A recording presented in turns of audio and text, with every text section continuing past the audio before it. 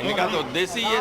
Well, joining with me is K. Suresh, sir. What all issues had been raised by the Congress party and the opposition parties in the all-party meeting is in Lok Sabha and Rajya Sabha convened by Parliamentary Affairs Minister Honorable Rajnath Singh ji was chaired the meeting. We raised number of issues, UP Kanwar Yatra problems, and also repeated terrorist attack in Jammu and Kashmir. We want to discuss in the House, NEET exam like a scam. Also want to discuss in the House, price rise and unemployment raising. There are a number of burning issues we raise in the all-party meeting to discuss in the House in various rules and occasions. So here all the members, opposition parties demand, but Honorable Rajnath Singh ji is not given any assurance. No assurances have been given. Not given. They want to smooth running the House. That's only they want. In the all-party meeting, we had political parties from Bihar and Andhra Pradesh also demanding special category status for their respective states. Biju Janata Dal has demanded for special category status for Odisha. We join issue with our other counterparts from other states as well, who feel there is a similar need required for their respective states.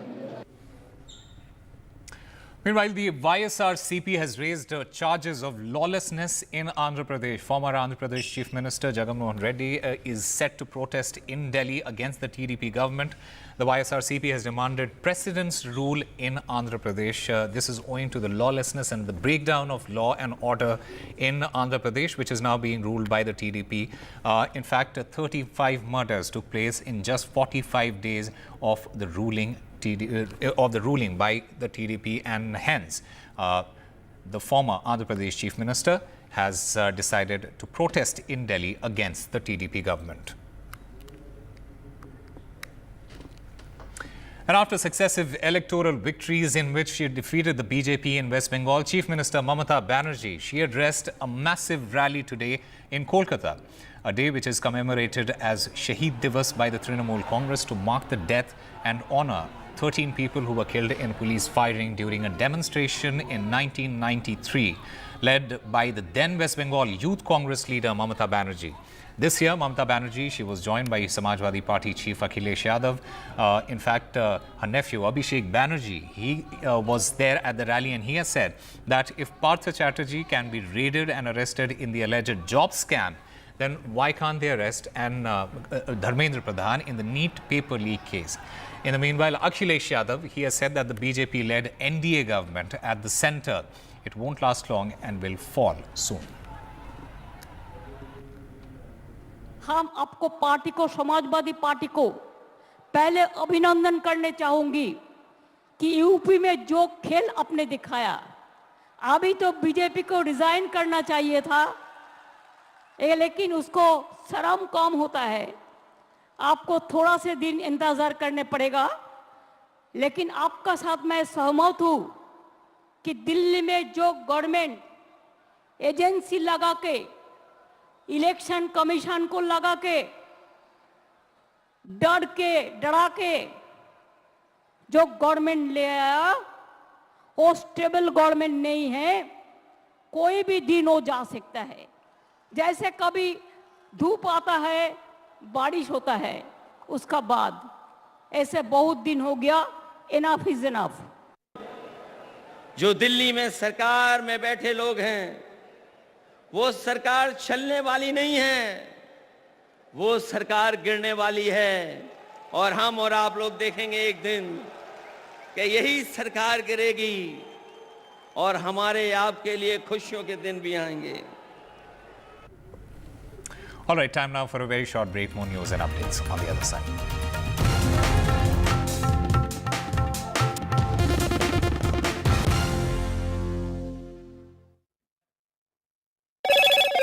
Hello, Moto. Motorola, India's best 5G smartphone brand.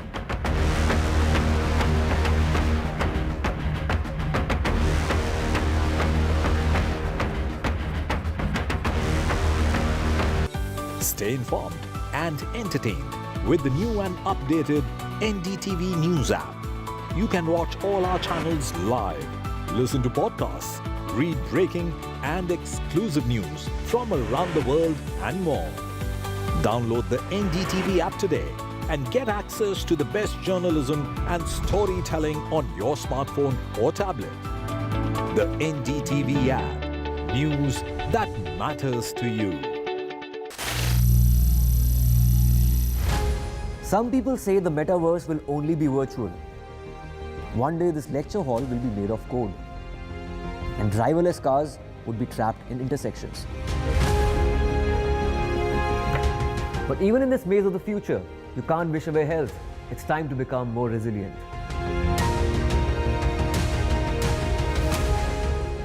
"10 years of Banega Swasth India, we have grown and achieved so many milestones.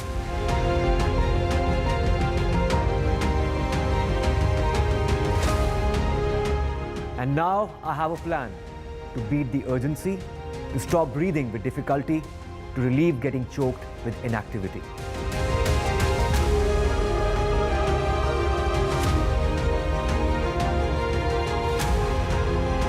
Energize our government, our environment, our society, and ourselves. Everyone, everywhere, every day.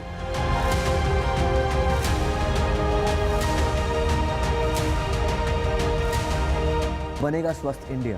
One world hygiene. Get ready for the ride of your life. NDTV brings you the NDTV Auto Show with me, Mugdha Mishra. From the fastest supercars to the sleekest new energy vehicles to your trusted daily ride, we cover it all.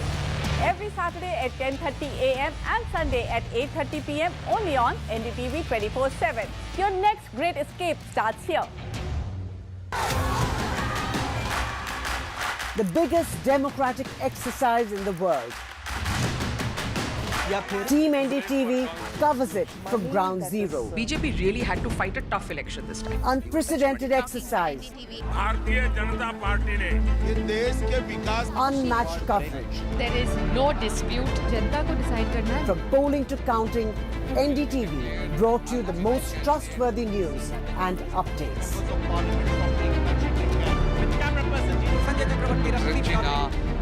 Elections mean NDTV. NDTV proudly upholds its legacy of trust and credibility. According to the prestigious Reuters Institute's Digital News Report 2024, NDTV is the top-most news platform in the country. Number one in both online and offline reach in India. Beating all its competition, NDTV stands for trust. Stay informed and entertained with the new and updated NDTV News app. You can watch all our channels.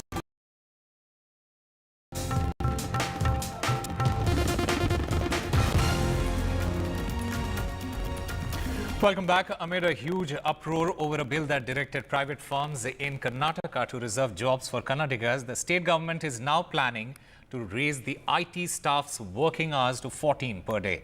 The Karnataka State IT Employees Union said on Saturday. According to the union, the proposal to amend the Karnataka Shops and Commercial Establishment Act to facilitate a 14-hour working day was presented in a meeting called by the Labour Department with various stakeholders in the industry. Now, if implemented, the extended work hours will have the biggest impact on Bengaluru, the state capital, known as the IT hub of the country. An elderly man and his wife, they have been arrested in Pune for allegedly assaulting a woman who was traveling on a scooter with 2 children yesterday. In a shocking incident of road rage, Swapnil Kekre, who was allegedly angry because he wasn't given space to overtake, pulled the woman's hair and punched her twice with such force that her nose started bleeding extensively. A case was registered against Swapnil Kekre after Jerlyn De Silva, a digital content creator, she posted a video narrating her ordeal. De Silva claimed she was on the Pashan Baner link road on a scooter with her children, and a man in a car had been speeding behind them for nearly 2 kilometers.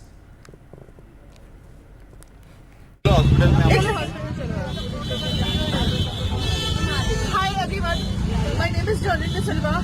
I was on the street of Barir Pasha Link Road. I was with 2 kids. There was an old man who was speeding through us for 2 kilometers, and I was somehow taking the vehicle from the left-hand side, not wanting to come into his way. This guy overspeeds, risks life of so many people, and takes a left turn, takes me on the side. He gets out of the car very furiously. He gives me like 2 punches. He pulls me completely, like he pulls my hair. I had 2 kids. He didn't care about the kids. And this is how it is at the moment. And yeah, I just want to say, how safe is the city? Where is this going? Why are people behaving like maniacs? I had 2 kids on me. कुछ भी हो सकता था. Or I don't know where all of this is going. I just want that this man should get, the cops should just punish him for what he did. There was a lady who helped me. There were people who were seeing. He punched me right in my face and I started bleeding immediately. So, yeah, I don't know what to say. And Bangladesh's top court on Sunday scaled back but did not abolish a contentious quota system for civil service job applicants after the scheme's reintroduction last month that precipitated deadly nationwide civil strife. The Supreme Court has said that the High Court verdict was illegal. Attorney General A.M. Aminuddin, he told the news agency AFP, referring to an earlier ruling that reintroduced the quotas. He added that 5% of civil service jobs would remain reserved for the children of Independence War veterans and 2% for other categories. So the Bangladesh Supreme Court scaling back the 71 veterans skin quotas, calling the High Court order on job quota illegal and cutting the quota for kin of 1971 veterans to 5% from 30%. And Vishal Vivek joins us on the phone line to get us more on this story. Vishal, the Bangladesh's Supreme Court, it has scaled back the kin quota, but it has not entirely abolished it. What does it mean in the larger context? So what that means is, it has, as you mentioned, it has scaled back from 30% to 5%. So it has significantly brought down the number, but as you mentioned, it has not abolished it. It could be taken in the context of the whole situation, as in the public, the people who are protesting, they could feel some sense of relief, but what they will do, what kind of, the talks happen over the period of time, over the next few days, that will give us more, bigger picture of what's to come, because as we've been reporting in the last few days, at least 150 people have been killed in the violent protests between, the clashes between police and paramilitary personnel, clashes between police and the protesters, mostly student protesters, who have been protesting against this, kin quota that we've been reporting. So this whole protest started because the people, the students, they wanted the kin quota to be, abolished, because they feel it's unfair. They are okay with the other quotas, but they were particularly concerned with the skin quota.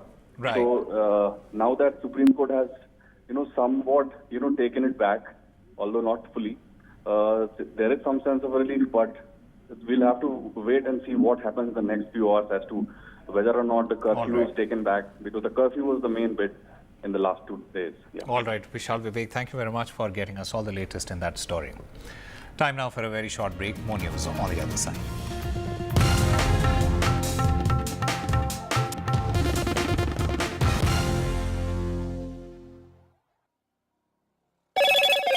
Hello, Moto. Loan मिलेगा या नहीं, ये आपके credit score पे depend करता है। तो आज ही पैसाबाजार.com पर जाइए और अपना क्रेडिट स्कोर चेक कीजिए फ्री में, क्योंकि लोन की जरूरत कभी भी किसी को भी पड़ सकती है। बस एक्टिंग करा लो इनसे। पैसाबाजार.com, क्रेडिट स्कोर चेक, आदत अच्छी है। Stay informed and entertained with the new and updated NDTV News app. You can watch all our channels live, listen to podcasts, read breaking and exclusive news from around the world and more. Download the NDTV app today and get access to the best journalism and storytelling on your smartphone or tablet. The NDTV app. news that matters to you. Some people say the metaverse will only be virtual. One day this lecture hall will be made of code, and driverless cars would be trapped in intersections. But even in this maze of the future, you can't wish away health. It's time to become more resilient.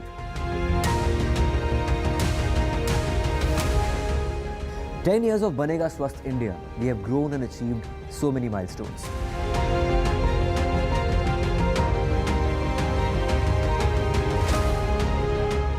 And now I have a plan to beat the urgency, to stop breathing with difficulty, to relieve getting choked with inactivity.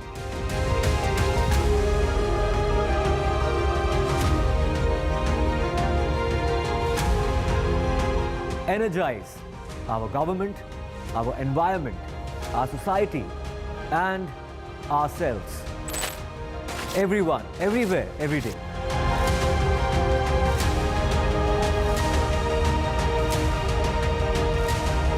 Banega Swasth India. One world hygiene.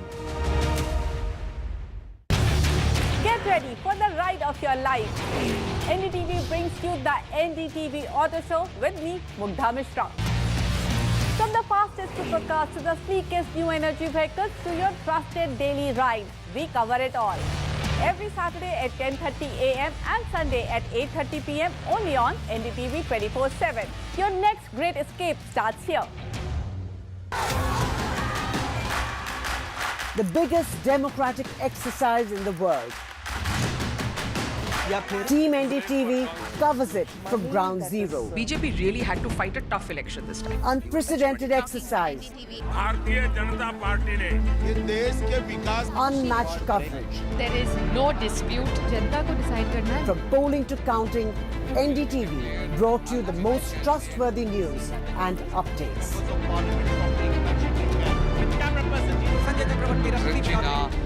Elections mean NDTV. NDTV proudly upholds its legacy of trust and credibility. According to the prestigious Reuters Institute's Digital News Report 2024, NDTV is the top-most news platform in the country. Number one in both online and offline reach in India, beating all its competition.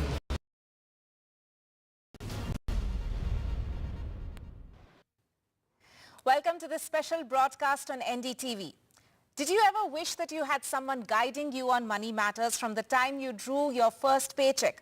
I know I did, and there is a new financial playbook to guide you through it. Scott Galloway's The Algebra of Wealth, a simple formula for success, actually gives us a formula to work with, which is easy to adopt, but requires building the right muscles from a young age to master it. Joining me now is the author of the book, Scott Galloway. Scott, thanks for speaking to NDTV. Thanks for having me, Tanama. Right. So, Scott, I have your book right here with me, and I've gone through it, all the chapters actually, and I want to pick your brain further on it. So, to begin with, please share with our viewers, what is the algebra of wealth and how to apply it in the simplest possible way in our daily lives? Sure. So thanks again for having me. So it's a basic equation, and that is the first is focus, and that is try and find something that you're really good at. Young people are often told to find their passion. I think oftentimes they mistake a hobby for their passion. My view is they should find their talent, something they're really good at. Maybe could be someday in the top 10% in an industry, and this is the key part, that has a 90+% employment rate. The romance industries, acting, modeling, sports, the arts tend to be very low paying and have high unemployment rates. So if you can find something you're good at and then totally focus on it, go all in, don't have side hustles, such that you can establish currency in the marketplace and start making some money. You have to make some money to become wealthy. And then you apply stoicism, and that is recognize that some things you can control, some things you can't. What is in your control is how much money you spend. Try and develop a savings muscle. Try and spend less than you make, such that you can deploy an army of capital that goes out at night and makes money for you while you're sleeping. The third thing is to recognize and appreciate the value of time and how fast it goes. Our species has a difficult time understanding how fast time will go. And finally, diversification, and that is you don't need to be a hero. You don't not need to find an NVIDIA. You don't need to find the needle in the haystack. You can buy the whole haystack. And 10% a year returns, which the NASDAQ and the S&P have done since 2008, may sound boring, but that means every 7 years you're doubling your money. Every 14 years your money is going up fourfold. So find your talent, focus on it, appreciate how fast time will go, spend less than you make, and try and diversify your investment portfolio. Right. In fact, you use these terms, focus, stoicism, time and diversification, as you just elaborated on. Now, which one, according to you, is the bigger challenge in today's world, or what do you think most people struggle with? I think, well, in your 20s, let's be honest, it's really hard to find something you're really good at that you can make good money at. It takes time. Most people don't find it initially. I don't know if you always wanted to be in broadcast journalism your whole life, but when I was younger, I thought I was going to be an athlete. Then I thought I was going to be a doctor. Then I thought I was going to be an investment banker. And I finally landed in teaching and in analytics. So don't be hard on yourself if it takes you some time as a young person to find your talent and your focus. It's also, quite frankly, very difficult in a capitalist economy to save any money because every day you have very intelligent people with godlike technology convincing you to upgrade from economy to first class, to book a bigger room, that there's 5 people looking at this hotel room, and if you don't book it, you might lose it. So it is very difficult to save money in this era. And then as you get older and you make some money, I would say that the difficult thing to do is to diversify, because people are under the impression that if they believe in something and they have conviction, that they should go all in on something, and that's what the popular press tells them. So at every stage of life, there are challenges here. This is not easy, but it's doable. Mm-hmm. Right. In fact, your book is peppered with a lot of personal experiences that you've drawn upon while writing it. Now, you also mentioned it in your previous answer that it's important to find what you're good at, basically your talent. And you also specify that talent is greater than passion and one should pursue what one is good at rather than what probably pumps our blood more. Now, most people find that very difficult. So in order to actually find out what they're very good at a young age. So if you could tell us, how can a young person determine, spotting their talent before they step into the job scene, how can that be made easier, or what are some of the things that they can practice from a very young age before they actually hit the job market? Well, the first is to recognize where you're going to need to be to make a living in any industry. If you want to be a football player, you need to be in the top 0.1%. And so if you think you're going to make a living in football, you need to be honest with yourself about whether you are getting signals that you could be in the top 0.1%. The other thing is to workshop a variety of different things. Most people do not start in the career that they end up in. So work hard at something, stick with it, apply yourself, but have an honest conversation after 2 or 3 years around whether or not it really suits you and if you're really good at it. And then also, I think it's very hard to read the label from inside of the bottle. Hard to read the label from inside of the bottle, Tanama, and I would suggest assembling what I call a kitchen cabinet, and that is 3 or 4 people who know you, who you respect, who are smart, and most importantly, will give you honest feedback even when it's painful, and ask them questions. Am I in the right job? Am I doing well? Because sometimes young people get discouraged and think this is hard. I don't like it. It must not be my passion. No, sometimes that's just work, and most people's first jobs are not that enjoyable. So 1, workshop a series of different careers if one isn't getting you anywhere. 2, recognize that some industries you need to have a higher bar for how good you are. And then finally, assemble a kitchen cabinet to give you honest advice along the way. Right. Now, another thing while I was reading your book which struck me is you've also advocated that knowing when to quit is very important. Another thing that a lot of people struggle with, because either they don't find the courage to do so or they feel that they are going to be branded as a failure. So how do you destigmatize that? Well, it's to recognize that people think success is a line that's straight and upward to the right. It's not. Success for most people is a jagged line or a squiggly line. So 1, again, forgive yourself. Recognize that almost every successful person has endured failure. The only thing I can promise any young person is that throughout their life they will have a series of joyous events and they will also face tragedy. And success is mostly a function of luck, when and where you're born, but it's also a function of your ability to endure failure. I've had companies go bankrupt. I've had a divorce. I've had a lot of personal failure. I've lost people I love. But the key to my success has been my ability to mourn and to move on.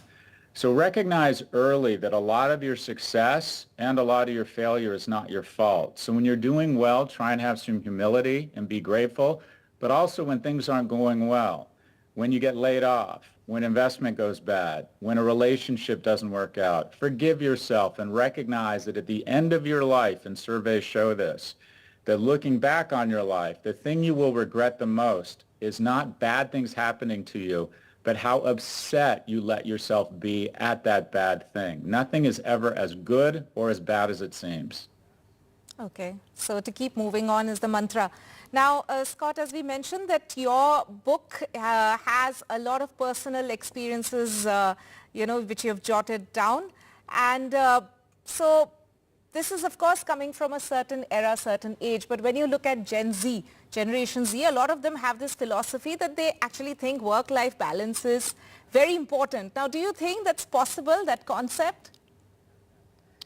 Well, it is, but what I would suggest is you have an honest and sober conversation around what is required to achieve your goals. So when I survey my students around where they expect to be economically, say by the age 30 or 35, the majority of them, Tanima, expect to be in the top 1%. And most of the evidence shows that if you expect to be in the top 10%, much less the top 1% in terms of influence and economic reward, that you will pretty much have to do nothing but work for a good 1 or 2 decades.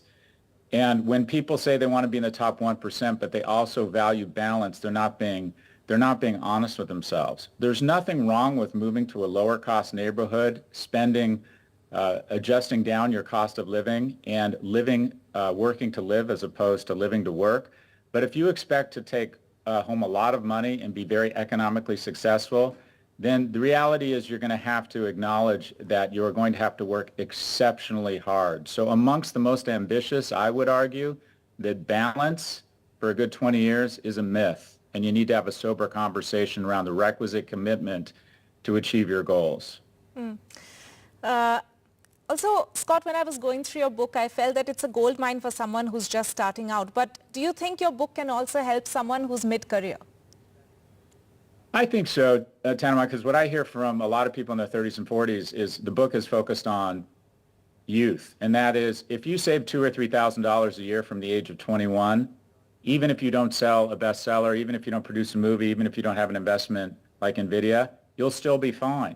But a lot of people wake up in their 40s and haven't started saving and say, is it too late for me? And the reality is with today's technology, if you're 35, you're probably going to live another 60 years. You're probably going to work another 40 years.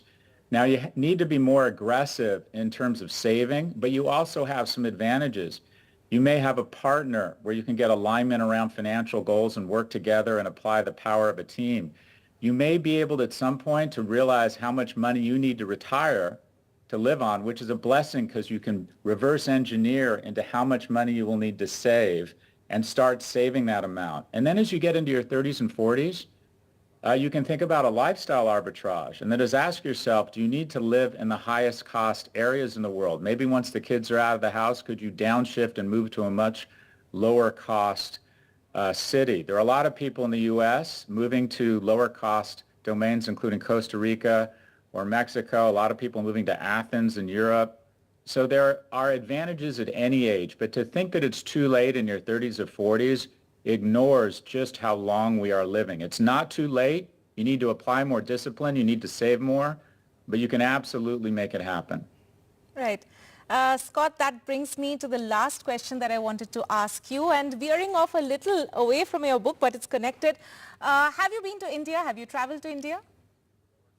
India is the most important, relevant country in the world I haven't been to, but I plan to fix that problem in the next couple of years. I moved to London, and I'm very excited to come to India. All right. So my question basically was that what can the West learn from India or from the Eastern way, how we handle money? Do you think there's a distinct difference based on what you've read?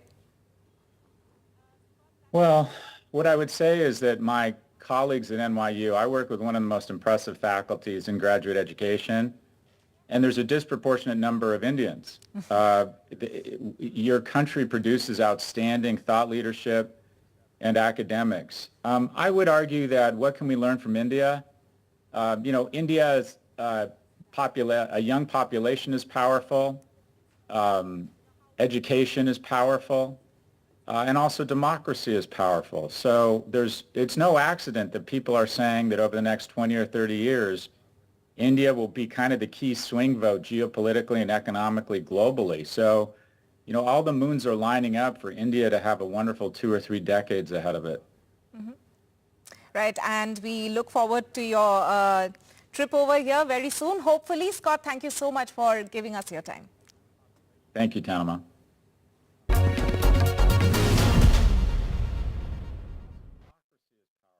Loan मिलेगा या नहीं ये आपके credit score पे depend करता है। आज ही जाइए पैसाबाजार.com पर और अपना क्रेडिट स्कोर चेक कीजिए फ्री में, क्योंकि लोन की जरूरत किसी को भी कभी भी पड़ सकती है। चल एक्टिंग थोड़ा भेल बनो। पैसाबाजार.com। Stay informed and entertained with the new and updated NDTV News app. You can watch all our channels live, listen to podcasts, read breaking and exclusive news from around the world and more. Download the NDTV app today and get access to the best journalism and storytelling on your smartphone or tablet. The NDTV app. News that matters to you. Some people say the metaverse will only be virtual. One day this lecture hall will be made of code, and driverless cars would be trapped in intersections. But even in this maze of the future, you can't wish away health. It's time to become more resilient.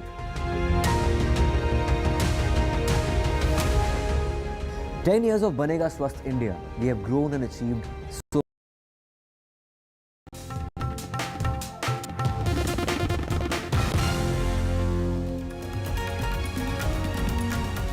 Hello and welcome. You're watching NDTV 24/7. I'm Shah. Our top story at this hour that we are tracking is the Mumbai rain. Heavy rain has in fact lashed parts of Mumbai, and fresh spell of rain it has lashed the parts of Mumbai city and adjoining areas. Now visuals have been coming in from Eastern Express Highway, from Andheri, etc. And overnight and continuing morning rain has brought Mumbai to a standstill, disrupting public transport services and causing inconvenience to countless commuters. In fact, Mumbai has received heavy showers in the past couple of hours, and waterlogging has been reported in Mumbai city. Heavy to very heavy rain is also expected in the coming 2 to 3 hours. In fact, as far as air travel is concerned, air travel has been impacted as heavy rain has lashed Mumbai. Airlines in the meanwhile have issued advisory for all the flyers, and like I mentioned, heavy to very heavy rain is expected in next 2 to 3 hours. In fact, Air India has posted on their platform saying that it's an important update.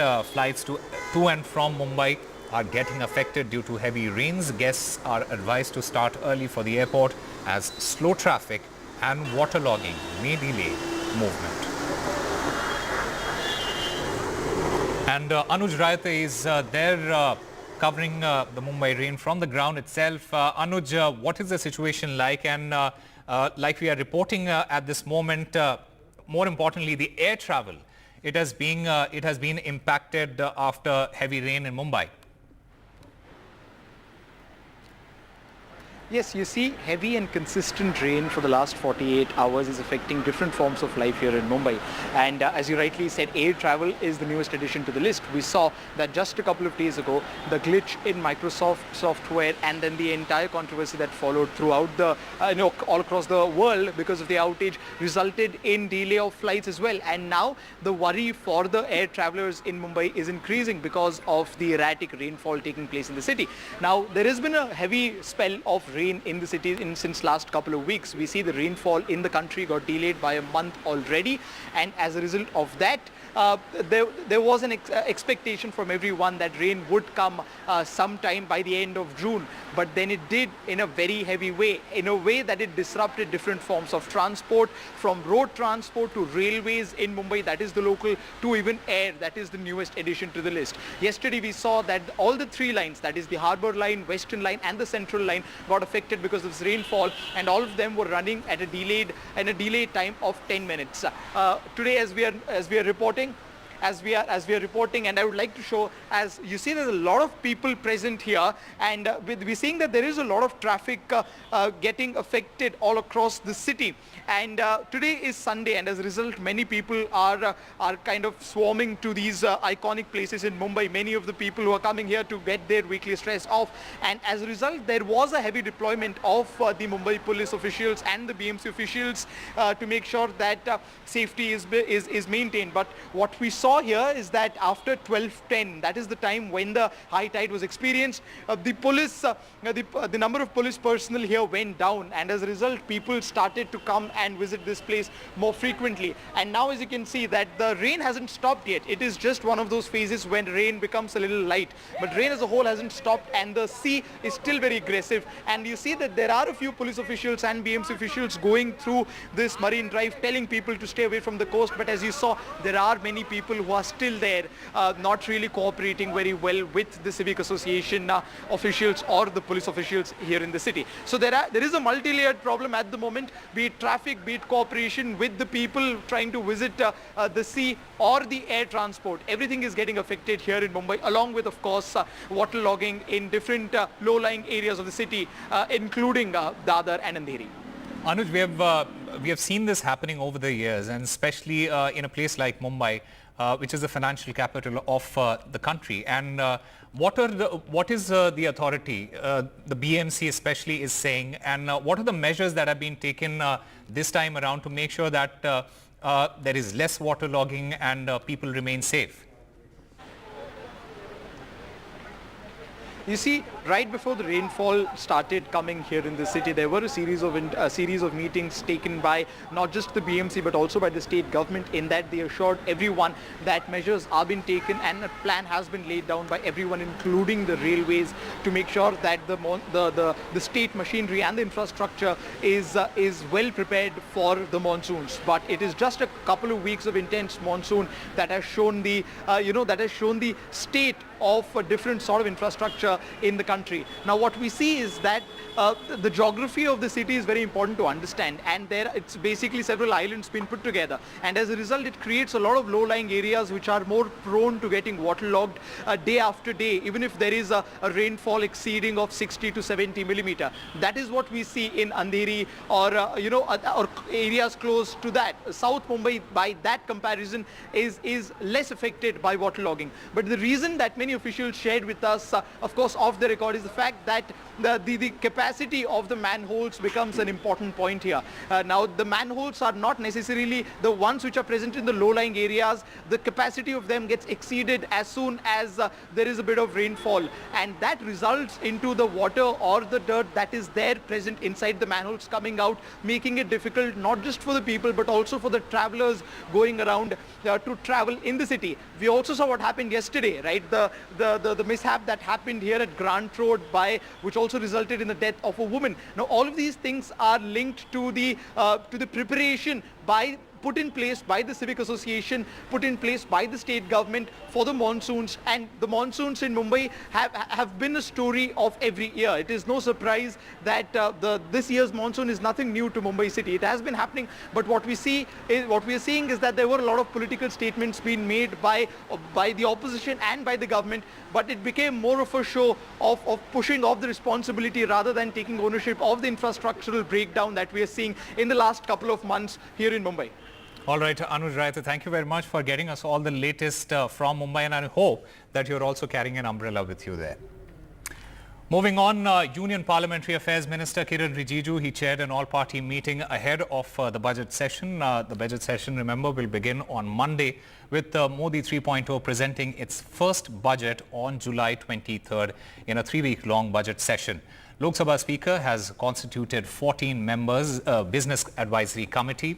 In the meeting, government's agenda is a union budget and which is going to be presented on the 23rd, and the budget for Jammu and Kashmir. Now, while the opposition, they wanted to discuss NEET exam fiasco, Manipur, rising unemployment and rural distress, the BJD, the Biju Janata Dal, YSRCP, they have demanded special status for Odisha and Andhra Pradesh respectively. Now, RJD in the meanwhile has demanded special package for Bihar. Floor leaders का बैठक हुई और इस budget session से पहले एक पारंपरिक हमारा बहुत उपयोगी चर्चा हुई। मैं सबसे पहले जितने पॉलिटिकल पार्टीज के पार्लियामेंट में फ्लोर लीडर्स हैं उनको धन्यवाद देना चाहूँगा जो आज मीटिंग में पार्टिसिपेट करके बहुत अच्छे सुझाव भी दिए हैं। कुल मिलाकर के 44 पार्टीज का भारतीय जनता पार्टी को मिला करके 44 पॉलिटिकल पार्टीज का पार्टिसिपेशन आज ऑल पार्टी मीटिंग में हुई। All right, with respect to the opposition's demands, sources have told NDTV that Samajwadi Party has raised the Kamar Yatra issue. In that particular meeting, the Congress, in fact, has raised the Deputy Speaker post issue, which has been vacant. YSRCP has raised the law and order issue in Andhra Pradesh. In fact, the YSRCP has also sought special status for Andhra Pradesh, while the RJD has demanded a special package for Bihar.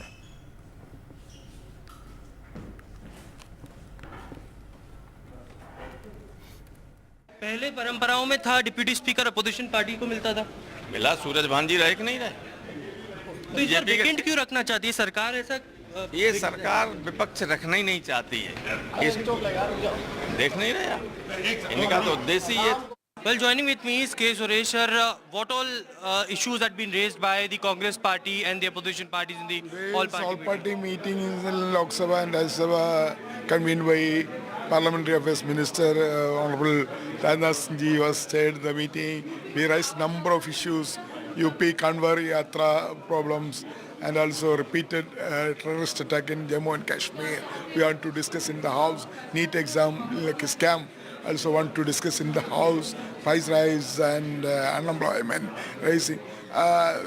There are a number of burning issues we raise in the all-party meeting to discuss in the House in various rules and occasions. So here all the members, opposition parties demand, but Honorable Taxation is not given any assurance. No assurances have been given. Not given. They want to smooth running the House. That's only they want. In the all-party meeting, we had political parties from Bihar and Andhra Pradesh also demanding special category status for their respective states. Biju Janata Dal has demanded for special category status for Odisha. We join issue with our other counterparts from other states as well, who feel there is a similar need required for their respective states. And after successive electoral victories in which she defeated the BJP in West Bengal, Chief Minister Mamata Banerjee, she addressed a massive rally today in Kolkata, a day which is commemorated as Shaheed Divas by the Trinamool Congress to mark the death and honor 13 people who were killed in police firing during a demonstration in 1993, led by the then West Bengal Youth Congress leader Mamata Banerjee. This year, Mamata Banerjee, she was joined by Samajwadi Party Chief Akhilesh Yadav. In fact, her nephew Abhishek Banerjee, he was there at the rally, and he has said that if Partha Chatterjee can be raided and arrested in the alleged job scam, then why can't they arrest Dharmendra Pradhan in the NEET paper leak case? In the meanwhile, Akhilesh Yadav, he has said that the BJP-led NDA government at the centre, it won't last long and will fall soon. हम आपको party को, Samajwadi party को पहले अभिनंदन करने चाहूंगी कि UP में जो खेल आपने दिखाया, अभी तो बीजेपी को रिजाइन करना चाहिए था, लेकिन उसको शर्म कम होता है। आपको थोड़ा से दिन इंतजार करने पड़ेगा, लेकिन आपका साथ मैं सहमत हूं कि दिल्ली में जो गवर्नमेंट एजेंसी लगा के इलेक्शन कमीशन को लगा के डरा के जो गवर्नमेंट ले आया वो स्टेबल गवर्नमेंट नहीं है। कोई भी दिन हो जा सकता है। जैसे कभी धूप आता है, बारिश होता है, उसका बाद ऐसे बहुत दिन हो गया। Enough is enough. जो दिल्ली में सरकार में बैठे लोग हैं, वो सरकार चलने वाली नहीं है, वो सरकार गिरने वाली है। और हम और आप लोग देखेंगे एक दिन कि यही सरकार गिरेगी और हमारे आपके लिए खुशियों के दिन भी आएंगे। All right, time now for a very short break. More news and updates on the other side.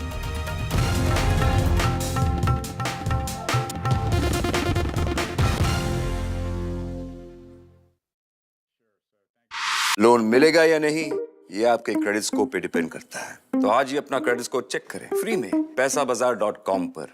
Loan की जरूरत कभी भी किसी को भी पड़ सकती है। ठीक से एक्टिंग नहीं। पैसाबाजार.com।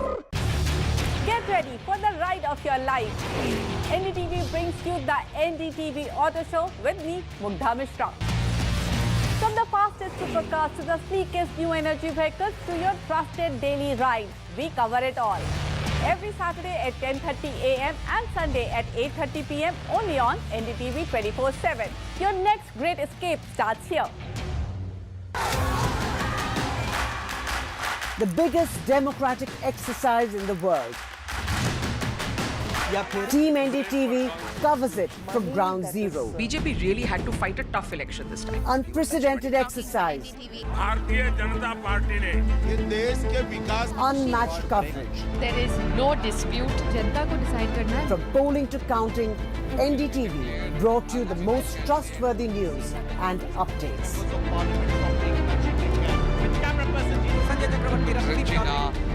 Elections mean NDTV. NDTV proudly upholds its legacy of trust and credibility. According to the prestigious Reuters Institute's Digital News Report 2024, NDTV is the topmost news platform in the country. Number one in both online and offline reach in India. Beating all its competition, NDTV stands for trust.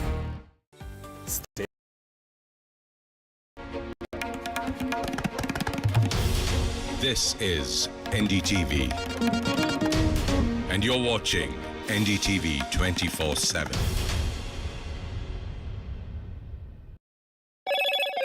Hello, Moto.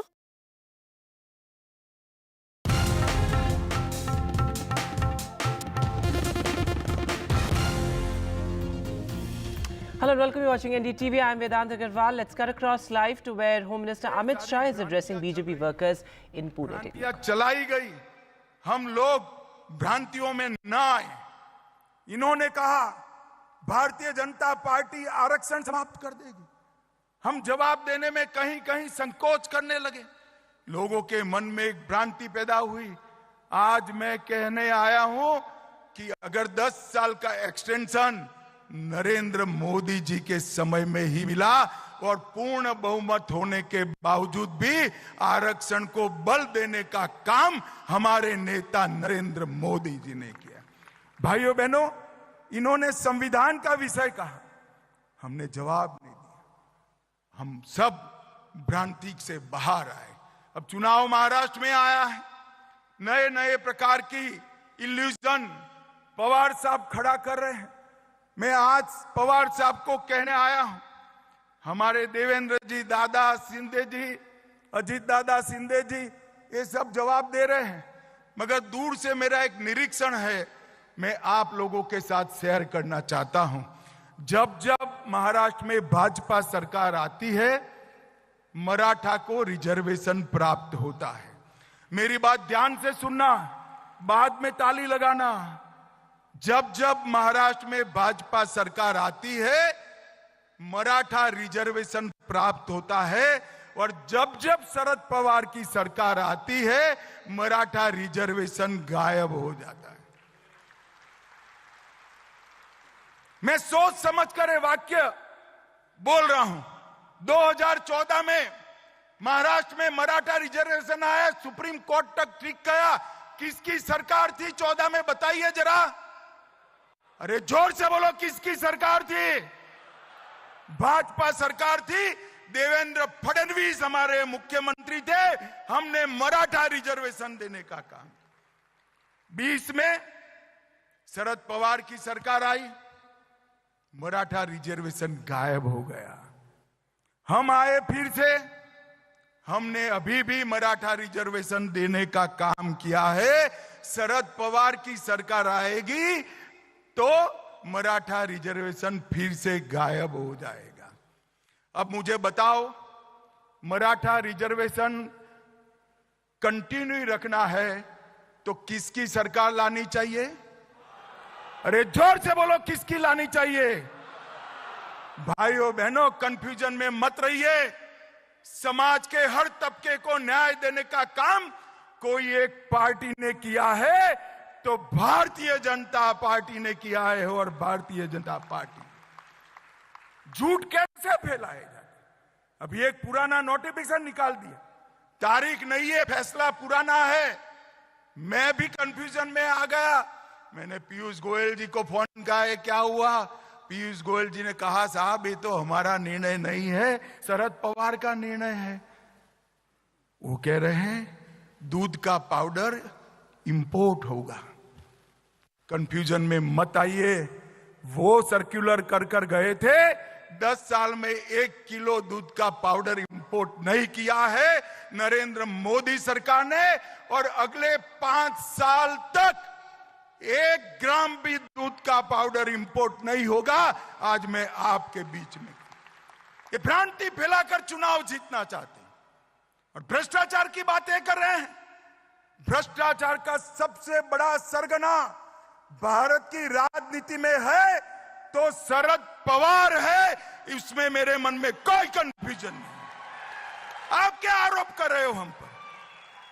इस देश में कोई भी सरकार में भ्रष्टाचार को संस्थागत करने का काम, इंस्टीट्यूशनलाइज करने का काम अगर किसी ने किया तो शरद पवार आपने किया है। मैं डंके की चोट पर कह कर दे, हम पर आप भ्रष्टाचार का आरोप लगा रहे हैं। और इस बार शरद पवार जी, मेरा ये बापट सभागृह में बैठा हुआ कार्यकर्ता ढंग से जान गया है आपके झूठ नहीं चलेंगे। मैं बता कर जाता हूं, चलेंगे क्या? अरे जोर से बोलो, चलेंगे क्या? चलेंगे क्या?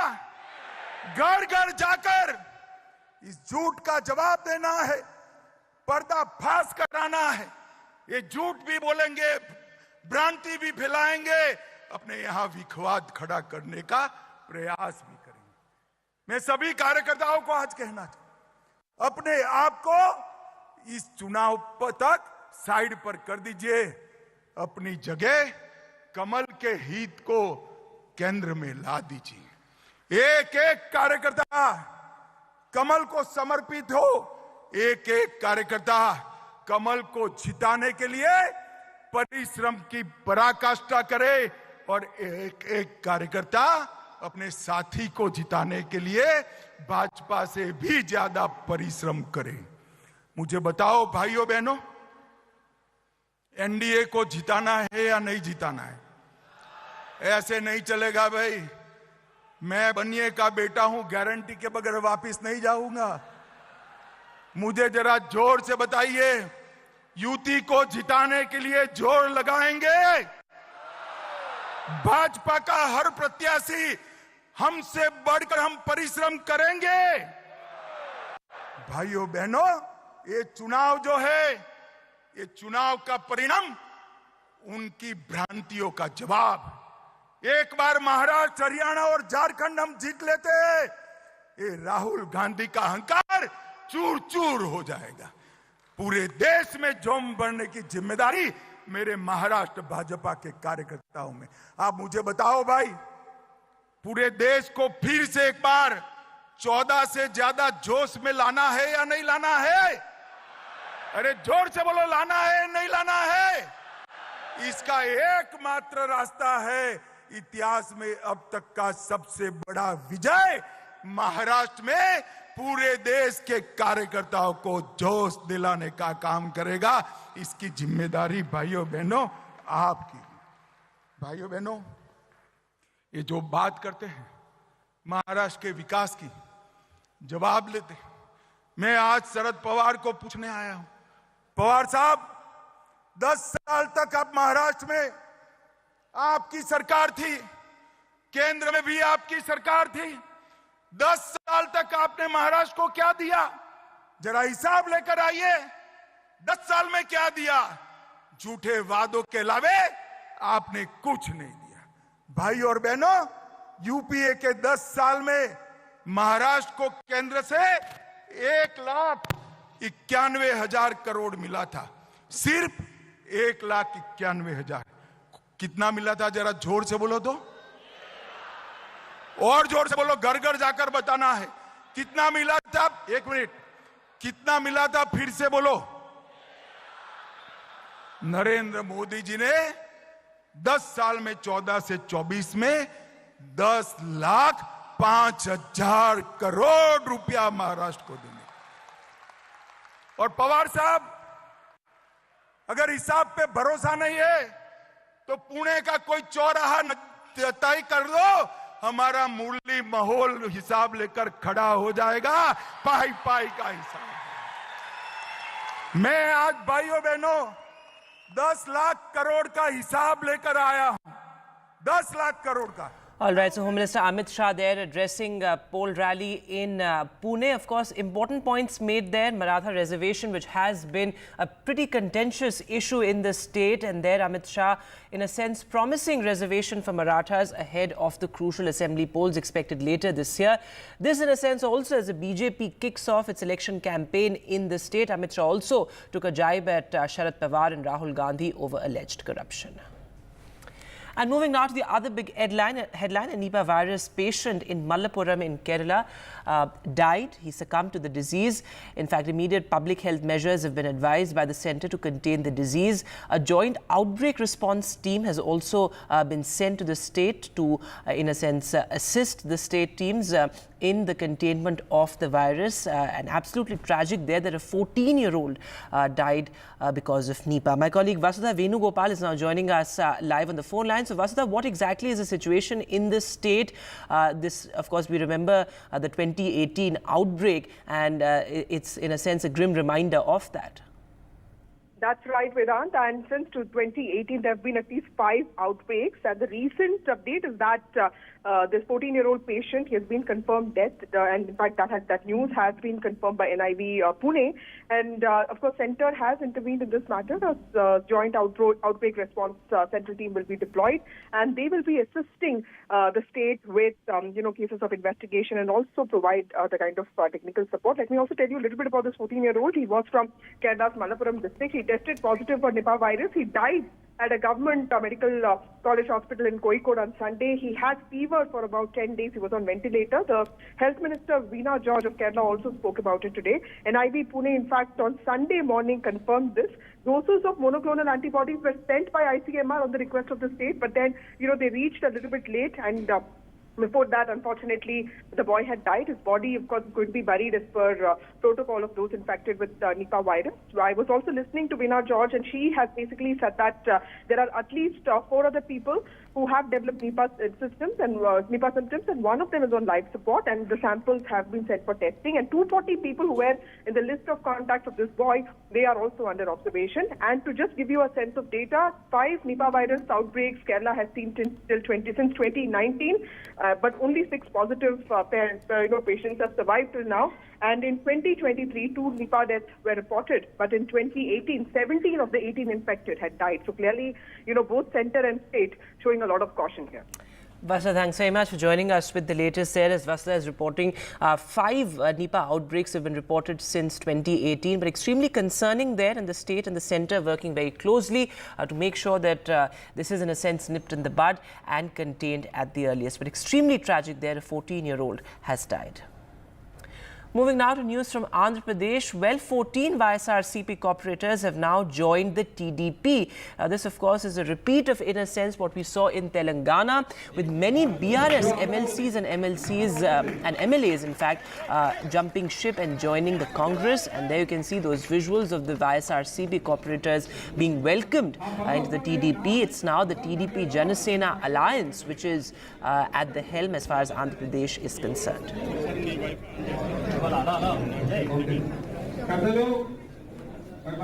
And amid this setback for Jagan Mohan Reddy, the former Andhra Pradesh Chief Minister is now protesting what he calls a breakdown of law and order in the state.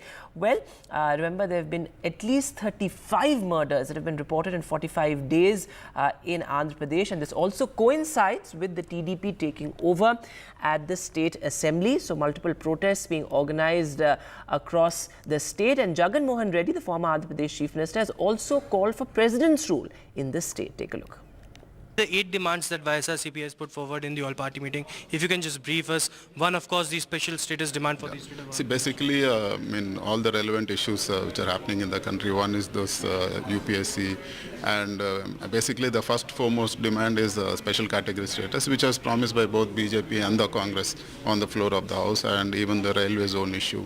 And Visakhapatnam steel plant, we don't want it to be privatized because one, it's a great government asset, and we just need to allot iron ore mine for that. So for that, the valuation of the whole asset goes up, and it's an asset for the country. So we are opposing the privatization of Visakhapatnam steel plant. Very strong allegations by the YSRCP. They just stepped out of the all-party meeting, said that in 45 days of your ruling, there have been 31 murders, complete lawlessness in the state of Andhra Pradesh, and therefore they need to demand to implement President's rule in Andhra Pradesh. How do you respond to such allegations? These are all fake allegations, fake numbers that are being put across. We want, our Chief Minister wants discussion in State Assembly, which is going to start from tomorrow. If any of these issues they want to raise, they can raise in the State Assembly. Instead of raising it in the State Assembly, they are running away from the issue. And well, now the big political headline. We are counting down to the stormy monsoon session of the Parliament. This is a new Parliament with a humbled BJP and a stronger opposition. And ahead of the crucial monsoon session, the Parliamentary Affairs Minister Kiran Rijiju addressed or chaired, in a sense, the all-party meeting. And it's also going to be crucial because, remember, this is a budget session as well. It's on the 23rd of July, that is Tuesday, when Finance Minister Nirmala Sitharaman will be presenting the budget. This is Modi 3.0's first budget, so it's going to be extremely important. All eyes on whether there's going to be tax cuts or tax relief. But at this crucial all-party meeting, the focus very much was on the agenda. Of course, apart from the budget, Jammu and Kashmir is on the priority list, and so is a NEET fiasco as well as the Manipur issue. Listen in to what the Parliamentary Affairs Minister had to say. Floor leaders का बैठक हुई और इस budget session से पहले एक पारंपरिक हमारा बहुत उपयोगी चर्चा हुई। मैं सबसे पहले जितने पॉलिटिकल पार्टीज के पार्लियामेंट में फ्लोर लीडर्स हैं उनको धन्यवाद देना चाहूँगा जो आज मीटिंग में पार्टिसिपेट करके बहुत अच्छे सुझाव भी दिए हैं। कुल मिलाकर के 44 पार्टीज का, भारतीय जनता पार्टी को मिला करके 44 पॉलिटिकल पार्टीज का पार्टिसिपेशन आज ऑल पार्टी मीटिंग में हुई। So, well, the opposition plans to raise issues such as the NEET fiasco and also the Manipur issue, but the Deputy Speaker's chair continues to be a point of contention between the opposition and the Treasury benches, with the opposition saying that this must not be vacant this time around as well. Take a look at what some of the opposition leaders had to say. पहले परंपराओं में था deputy speaker opposition party को मिलता था। मिला, सूरज भांजी रहे कि नहीं रहे? तो इस बार वैकेंट क्यों रखना चाहती है सरकार? ऐसा ये सरकार विपक्ष रखना ही नहीं चाहती है। देख नहीं रहे आप? इनका तो उद्देश्य ही है। Party meeting in Lok Sabha and Rajya Sabha convened by Parliamentary Affairs Minister Honorable Taxation was chaired the meeting. We raised number of issues, UP Kanwar Yatra problems, and also repeated terrorist attack in Jammu and Kashmir. We want to discuss in the House, NEET exam like a scam.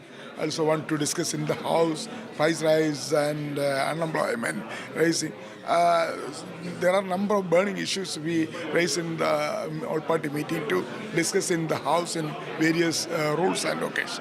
So here all the members, opposition parties demand. And Aishwarya Jain is now joining us live on the phone line. So Aishwarya, you're reporting extremely interesting details of this all-party meeting. And Gaurav Gogoi also reportedly raised the issue of the Deputy Speaker's chair inside the meeting as well. What was the government's response? Well, certainly it is the Congress party who sought the Lok Sabha Deputy Speaker's position for the opposition. They said that the party leader Gaurav Gogoi stated that the opposition should be allowed to raise issues in the Parliament, and Parliamentary Affairs Minister Kannadigas sought cooperation from every party for the smooth running of the two houses, while it was Samajwadi Party who raised the issue of Kamad Yatra entries order issue and stated that the rules should be taken back as this may lead to distort the law and order situation in the state. And this is a clear communal order that the party had, that the government in Uttar Pradesh had given out. It was also, certainly the special status demand that was raised by the political parties, specifically pertaining to Bihar's JDU and the LJP and the RJD as well. It was the YSRCP leader who demanded special category status for Andhra Pradesh. Strangely, the TDP leader kept quiet in the matter, but it was certainly, from Bihar to Andhra Pradesh, the special status demand and the special package demand was raised. BJD, interestingly, who will be sitting after 25 years in the opposition and stated that they are an independent party, not an alliance, the India bloc and the NDA, had also demanded for a special package from the centre. Now, all of these demands were heard by the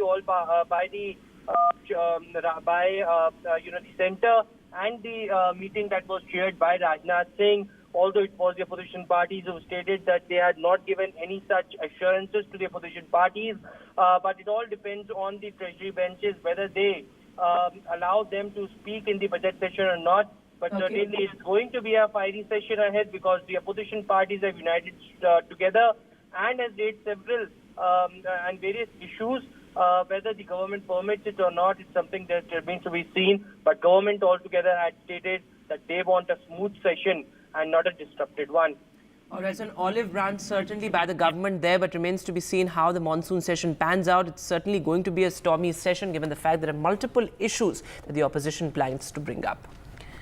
But moving now to news from West Bengal, well, after a spectacular state victory in the Lok Sabha polls as well as a by-poll victory, West Bengal Chief Minister Mamata Banerjee addressed a massive rally on Shaheed Divas to mark the death and to honour the 13 people who were killed in the police firing during a demonstration back in 1993.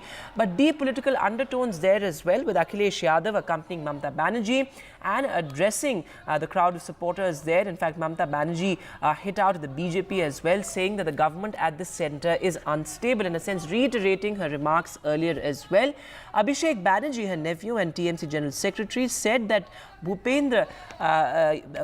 Bhupendra Yadav, who is Education Minister, should be arrested over the NEET fiasco. Listen in. हम आपको party को, Samajwadi party को पहले अभिनंदन करने चाहूंगी कि UP में जो खेल आपने दिखाया, अभी तो बीजेपी को रिजाइन करना चाहिए था, लेकिन उसको शर्म कम होता है। आपको थोड़ा से दिन इंतजार करने पड़ेगा, लेकिन आपका साथ मैं सहमत हूं कि दिल्ली में जो गवर्नमेंट एजेंसी लगा के, इलेक्शन कमीशन को लगा के, डरा के जो गवर्नमेंट ले आया, वो स्टेबल गवर्नमेंट नहीं है। कोई भी दिन हो जा सकता है, जैसे कभी धूप आता है, बारिश होता है, उसका बाद ऐसे बहुत दिन हो गया। Enough is enough. जो दिल्ली में सरकार में बैठे लोग हैं, वो सरकार चलने वाली नहीं है, वो सरकार गिरने वाली है। और हम और आप लोग देखेंगे एक दिन कि यही सरकार गिरेगी और हमारे आपके लिए खुशियों के दिन भी आएंगे।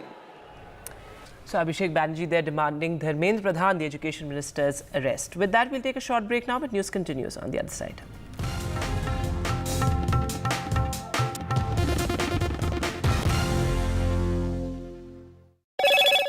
Hello, Moto. लोन मिलेगा या नहीं ये आपके क्रेडिट स्कोर पे डिपेंड करता है। तो आज ही पैसाबाजार.com पर जाइए और अपना क्रेडिट स्कोर चेक कीजिए फ्री में, क्योंकि लोन की जरूरत कभी भी किसी को भी पड़ सकती है। बस एक्टिंग करा लो इनसे। पैसाबाजार.com, क्रेडिट स्कोर चेक, आदत अच्छी है। Stay informed and entertained with the new and updated NDTV News app. You can watch all our channels live, listen to podcasts, read breaking and exclusive news from around the world and more. Download the NDTV app today and get access to the best journalism and storytelling on your smartphone or tablet. The NDTV app. News that matters to you. Some people say the metaverse will only be virtual. One day this lecture hall will be made of code, and driverless cars would be trapped in intersections. But even in this maze of the future, you can't wish away health. It's time to become more resilient.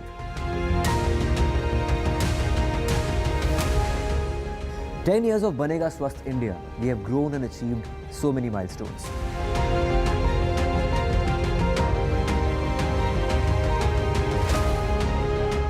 And now I have a plan to beat the urgency, to stop breathing with difficulty, to relieve getting choked with inactivity.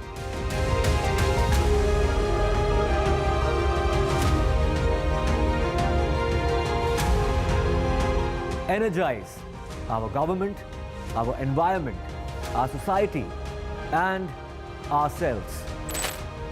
Everyone, everywhere, every day.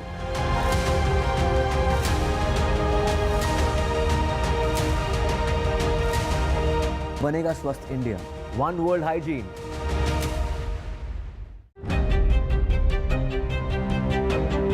Hello and welcome to India Sense, where I speak with global opinion makers. The United States has made a strategic decision over the last 20 years to move closer to India. So a $7 trillion economy seems a perfectly conceivable number. If you want to be a national party, it's that you sort of accept the way the world is rather than want to endlessly hark back to how it was. Modi is promoting the digitization of the economy, which is accelerating growth in the country. Get ready for the ride of your life. NDTV brings you the NDTV Auto Show with me, Mugdha Mishra. From the fastest supercars to the sleekest new energy vehicles to your trusted daily ride, we cover it all. Every Saturday at 10:30 a.m. and Sunday at 8:30 p.m. only on NDTV 24/7. Your next great escape starts here. The biggest democratic exercise in the world. Team NDTV covers it from ground zero. BJP really had to fight a tough election this time. Unprecedented exercise. Unmatched coverage. There is no dispute. जनता को decide करना है. From polling to counting, NDTV brought you the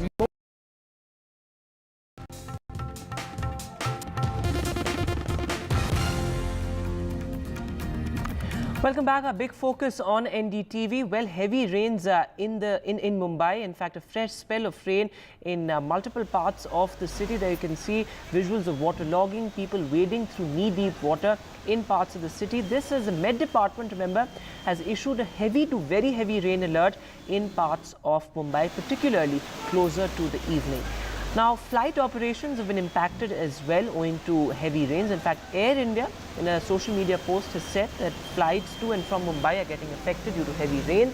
Guests are advised to start early for the airport as slow traffic and waterlogging may delay movement. So, flight operations thrown out of gear, airlines there preparing over expected delays. My colleague Anuj is now joining us live on the broadcast. So Anuj, what is the situation where you are? You're reporting from Santa Cruz. Flight operations have been impacted badly. Yes, I'm currently here in Santa Cruz, and Santa Cruz is one of the several regions in the city which have experienced over 130 millimeters of rainfall in the last 7 hours. The BMC put out a data which showed the amount of rainfall received by different regions in the city from 8 a.m. till 2 p.m. And as we saw and as we reported earlier as well, that this rain has been going on since Saturday morning, but last night saw a bit of absence of rain, especially during the dawn time. But then right since the morning today, that is 8 a.m. till now, we are seeing an incessant downpour here in Mumbai. There are other regions as well, like Bandra and Kurla complex, that is the BKC, Dadar, Sion, which have also experienced a similar amount of rainfall. Now, as you said before, the flight operations as a whole haven't taken a hit, but then there are several airlines which are taking precautionary measures. A couple of flights were diverted from Amritsar and Delhi, which were coming to Mumbai to Ahmedabad because of the weather conditions here, and the Air India has also put out a post asking people to leave early for their flights. As we saw earlier as well, that besides the usual waterlogging places in Mumbai, the traffic, the speed of the traffic has gone down, because as you can see, it's a very hazy atmosphere around me, and that reduces or affects the visibility of the drivers, resulting in a general slowness as far as the traffic is concerned. Now, you see that the rainfall in the city was delayed by a month, and when it hit a couple of weeks ago, we saw a huge amount of rainfall on the Sunday night leading up to a Monday, amounting to 300 millimeters. After that, of course, the rainfall decreased for a bit, but since last few days it has picked up the pace again. Last 3 days have seen on an average 100 millimeters of rainfall, and especially last couple of days have seen a huge amount of rainfall, not just in Mumbai, but in close by suburban areas and the overall Konkan region as well. We've also seen as many as 37 cases of wall collapses, of electricity circuit cut, and also trees falling. Now, that also talks a lot about the kind of preparation that was put in place by the state government and by the BMC leading up to the monsoon preparations here in the Mumbai city. Yesterday's mishap is still fresh, and that has also put people on a red alert as far as those living in the older buildings are concerned. And the Chief Minister has also put out a precautionary measure for people, asking them only to get out of the houses if it is extremely necessary. Anuj, thanks very much for joining us with the latest there from Mumbai. So, as Anuj is reporting, airlines taking precautionary measures. An advisory has been issued by the government as well, not to step out of your homes unless it's absolutely necessary. With that, we'll take a short break now, but news continues on the other side.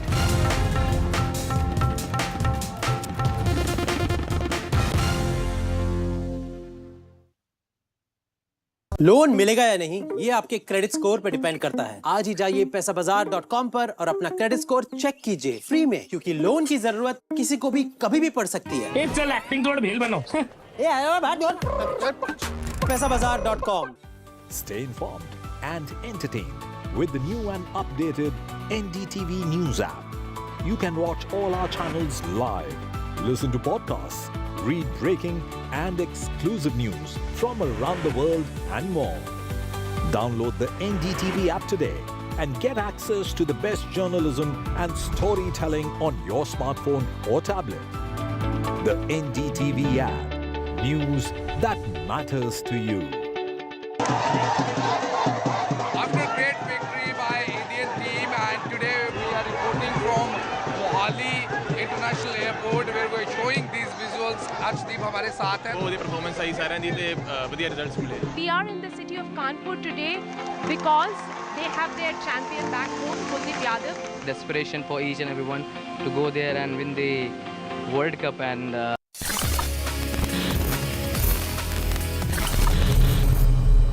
Hello friends and welcome back to another fresh episode of Tech with TG. This is that show जहाँ पे हम बात करते हैं about technology around us. Currently जो हम use कर रहे हैं हो सकता है technology of the future. Basically everything tech all your way in Tech with TG. And this episode is very special. It's very difficult for a parent to pick their favorite child, but still मैं बोल रहा हूँ कि ये episode बहुत special है. उसका एक reason है. We are talking about smart stuff. अब देखो स्मार्टफोन्स हम सभी के पास में हैं, स्मार्ट वॉचेस बहुत कॉमन हो गई हैं, we got smart rings now, smart earphones, basically smart everything, but one more thing that you have heard a lot, I think वो होगा स्मार्ट सिटीज के बारे में. तो तो आज का जो एपिसोड है, I am not gonna talk about what exactly is a smart city. हम थोड़ा बहुत उसके बारे में बात करेंगे, but basically we are just imagining what a smart city could be. यहाँ पे the team behind the show, we have basically, हमने ना सारी अपनी लगाम खोल के अपनी इमेजिनेशंस को एक नई उड़ान दे दी है. तो आई वुड से कुर्सी की बेटी बांध लीजिए, because this episode is all about the smart cities और the imaginary smart cities of future, कि आखिर ये क्या हो सकती हैं और हमें कैसा एक्सपीरियंस दिलवा सकती है. Guys, very fun episode. Stay tuned to know more about the smart cities of future. Hello guys, my name is Gaurav, aka Technical Guruji. You are watching Tech with TG. तो जल्दी से आगे बढ़ते हैं, चलिए शुरू करते हैं.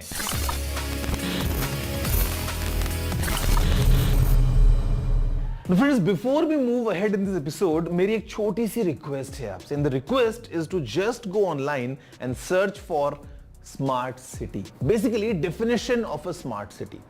And I'm sure you would get lots of complex information. आपको बहुत सारी चीजें सुनने को मिलेंगी, पढ़ने को मिलेंगी. And I would recommend just forget about all of that. उसको delete कर दो. Because basic idea of a smart city is to uplift the life and the lifestyle of the people living in that city.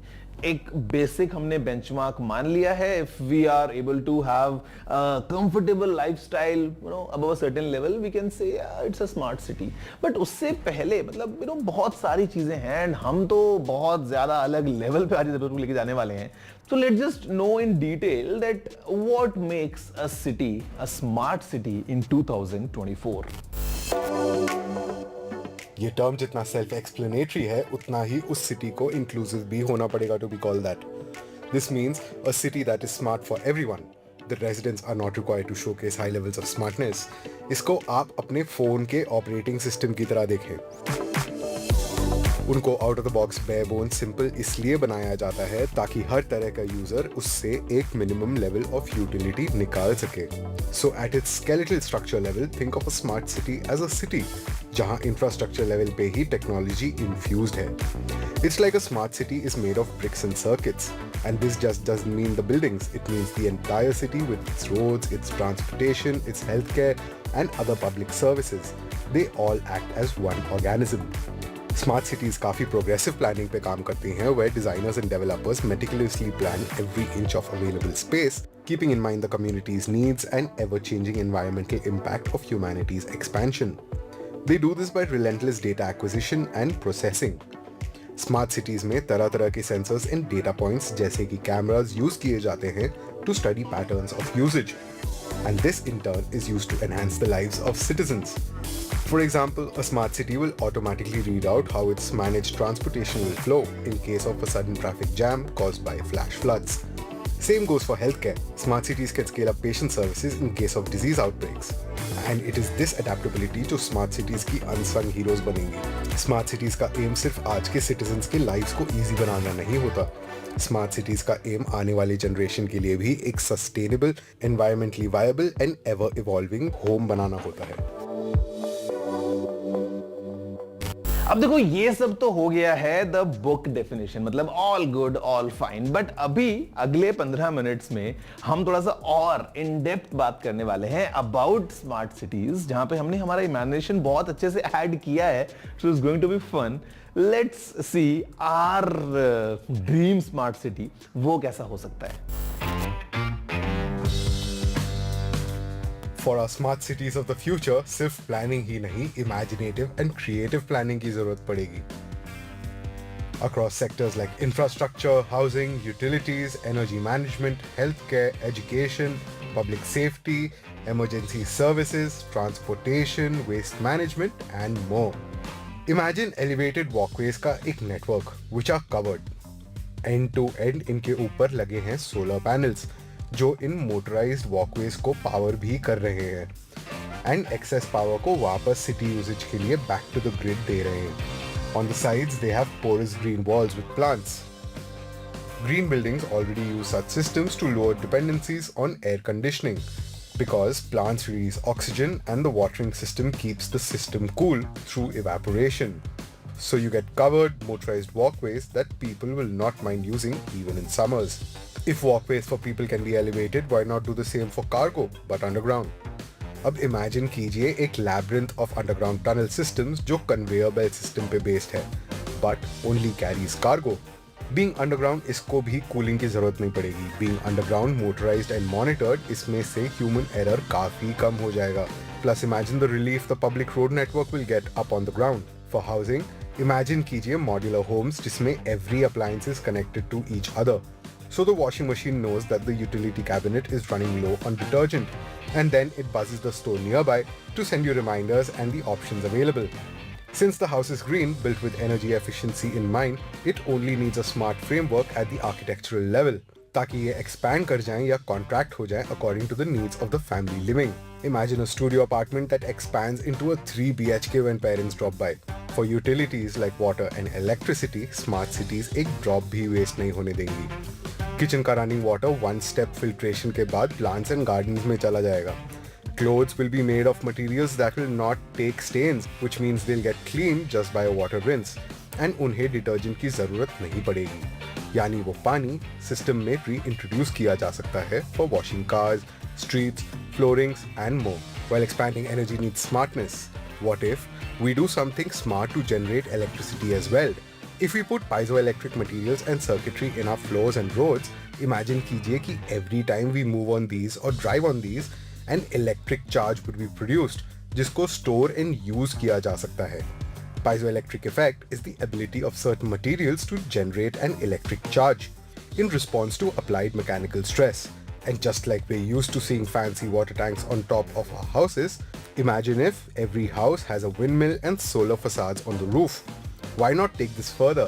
Imagine lightweight walls or facades with kinetic mechanisms जो हवा से sway करती है, and yes, उससे भी we harvest energy. These houses, इनको design ही ऐसे किया जाए कि minimal wastage and maximum recovery हो। घरों में dedicated chutes होंगे for garbage, no need for vehicles and humans collecting them. Automated systems will filter them, recyclable material automatically recycle हो जाएगा, and hopefully by then we will become completely independent from unrecyclable materials like plastic. Food waste will automatically be segregated into animal food and remains would be sent to vermicompost, यानी come back into the system as an organic fertilizer. Streets के waste को automated robots collect करके इसी centralized system में ingest कर देंगे. These robots and drones will actually be part of the public safety and emergency services network. Public safety cameras powered by AI would be running frame-by-frame analysis of what's happening on the roads and streets, and will quickly deploy safety, police and medical systems in case of accidents and misfortune. Imagine ये system इतना smart होगा कि minor incidents में सिर्फ first aid kit and major incidents में number of ambulances deploy कर देगा based on the scale of the emergency. Smart cities would be an overall boon to healthcare. Telemedicine would be the norm, alleviating a lot of the stress जो currently hospitals and doctors को physically झेलना पड़ता है. And imagine the whole population wearing ultra smart health sensors जो continuously monitor करते हैं सबके vitals. And centralized AI algorithms जो irregularities को monitor करते रहती हैं. And falls या heart attack जैसे scenarios में खुद ambulances को deploy कर देती हैं. Without needing any human intervention. Now that's smart. Friends, I am sure आपको क्या लग रहा है, मतलब सुबह उठने से लेकर रात को सोने तक सब कुछ स्मार्ट हो गया, अब क्या? नाउ ब्रेक के बाद जब मैं आऊंगा, we will talk about 3 important factors जो इतना जल्दी दिमाग में आते नहीं है but are very crucial for a smart city. अब देखो, हम तो इमेजिन कर रहे हैं, तो why don't you also start imagining about a smart city of your own, कि अगर आप अपना एक स्मार्ट सिटी डिजाइन करेंगे तो उसमें क्या क्या नई चीजें ऐड कर सकते हैं. If you have any crazy ideas, let us know by just writing at tg@ntv.com. मैं आपसे मिलता हूं ब्रेक के बाद, discussing in detail about these important factors in a smart city. See you soon after a short break.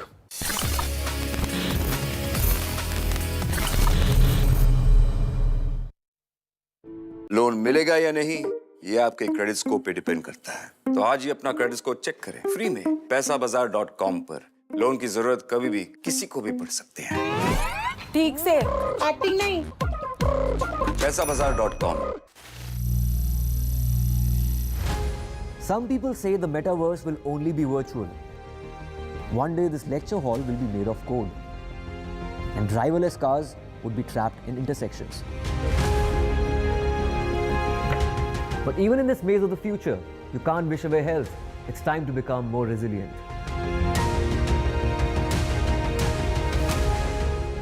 "10 years of Banega Swasth India, we have grown and achieved so many milestones."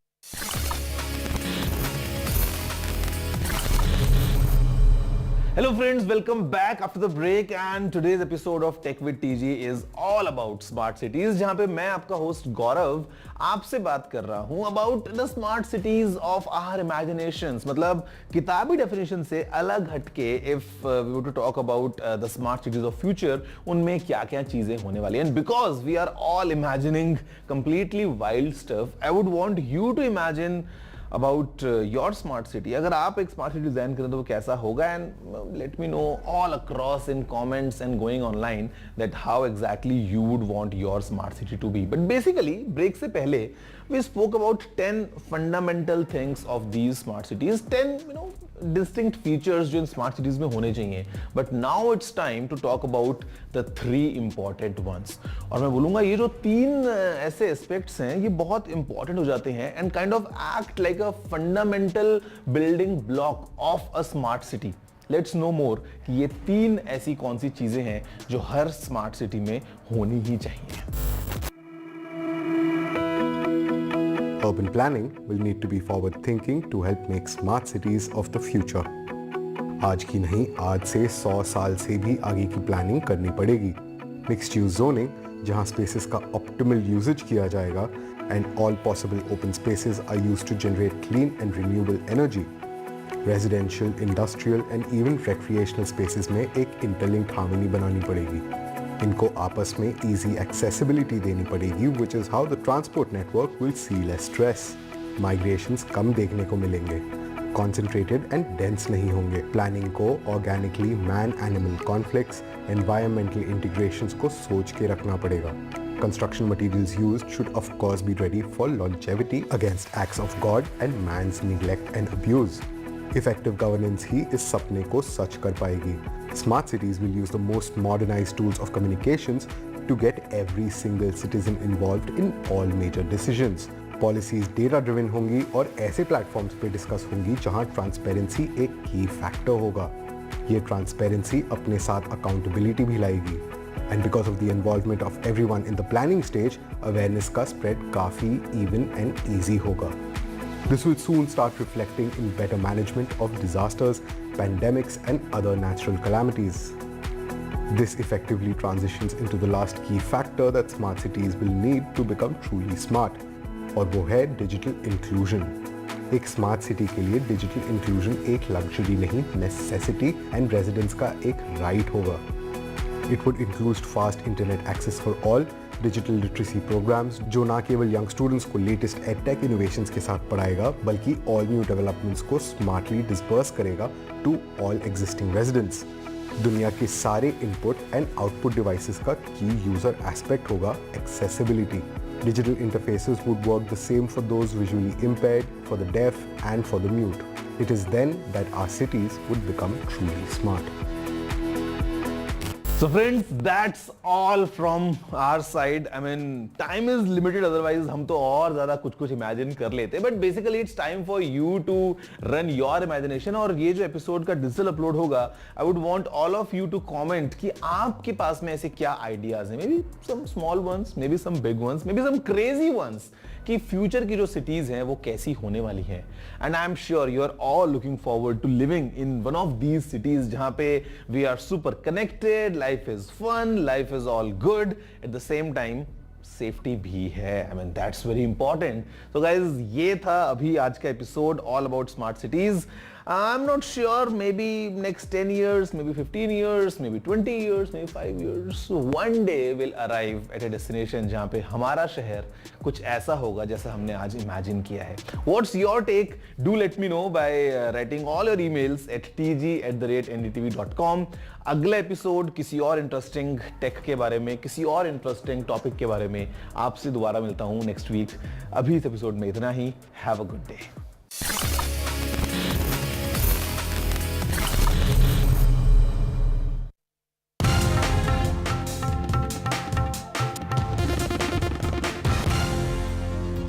Nipah virus patient in Malappuram in Kerala died. He succumbed to the disease. In fact, immediate public health measures have been advised by the centre to contain the disease. A joint outbreak response team has also been sent to the state to, in a sense, assist the state teams in the containment of the virus. And absolutely tragic there that a 14-year-old died because of Nipah. My colleague Vasudha Venugopal is now joining us live on the phone line. So Vasudha, what exactly is the situation in this state?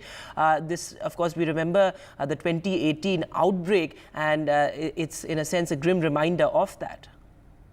That's right, Vedant. And since 2018, there have been at least 5 outbreaks. And the recent update is that this 14-year-old patient, he has been confirmed dead. And in fact, that news has been confirmed by NIV Pune.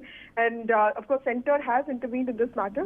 A joint outbreak response central team will be deployed, and they will be assisting the state with cases of investigation and also provide the kind of technical support. Let me also tell you a little bit about this 14-year-old. He was from Kerala's Malappuram district. He tested positive for Nipah virus. He died at a government medical college hospital in Kozhikode on Sunday. He had fever for about 10 days. He was on ventilator. The Health Minister, Veena George of Kerala, also spoke about it today. NIV Pune, in fact, on Sunday morning confirmed this. Doses of monoclonal antibodies were sent by ICMR on the request of the state, but then, they reached a little bit late, and before that, unfortunately, the boy had died. His body, of course, is going to be buried as per protocol of those infected with Nipah virus. So I was also listening to Veena George, and she has basically said that there are at least 4 other people who have developed Nipah symptoms, and one of them is on life support, and the samples have been sent for testing. And 240 people who were in the list of contacts of this boy, they are also under observation. And to just give you a sense of data, 5 Nipah virus outbreaks Kerala has seen since 2019, but only 6 positive patients have survived till now. And in 2023, 2 Nipah deaths were reported, but in 2018, 17 of the 18 infected had died. So clearly, both centre and state showing a lot of caution here.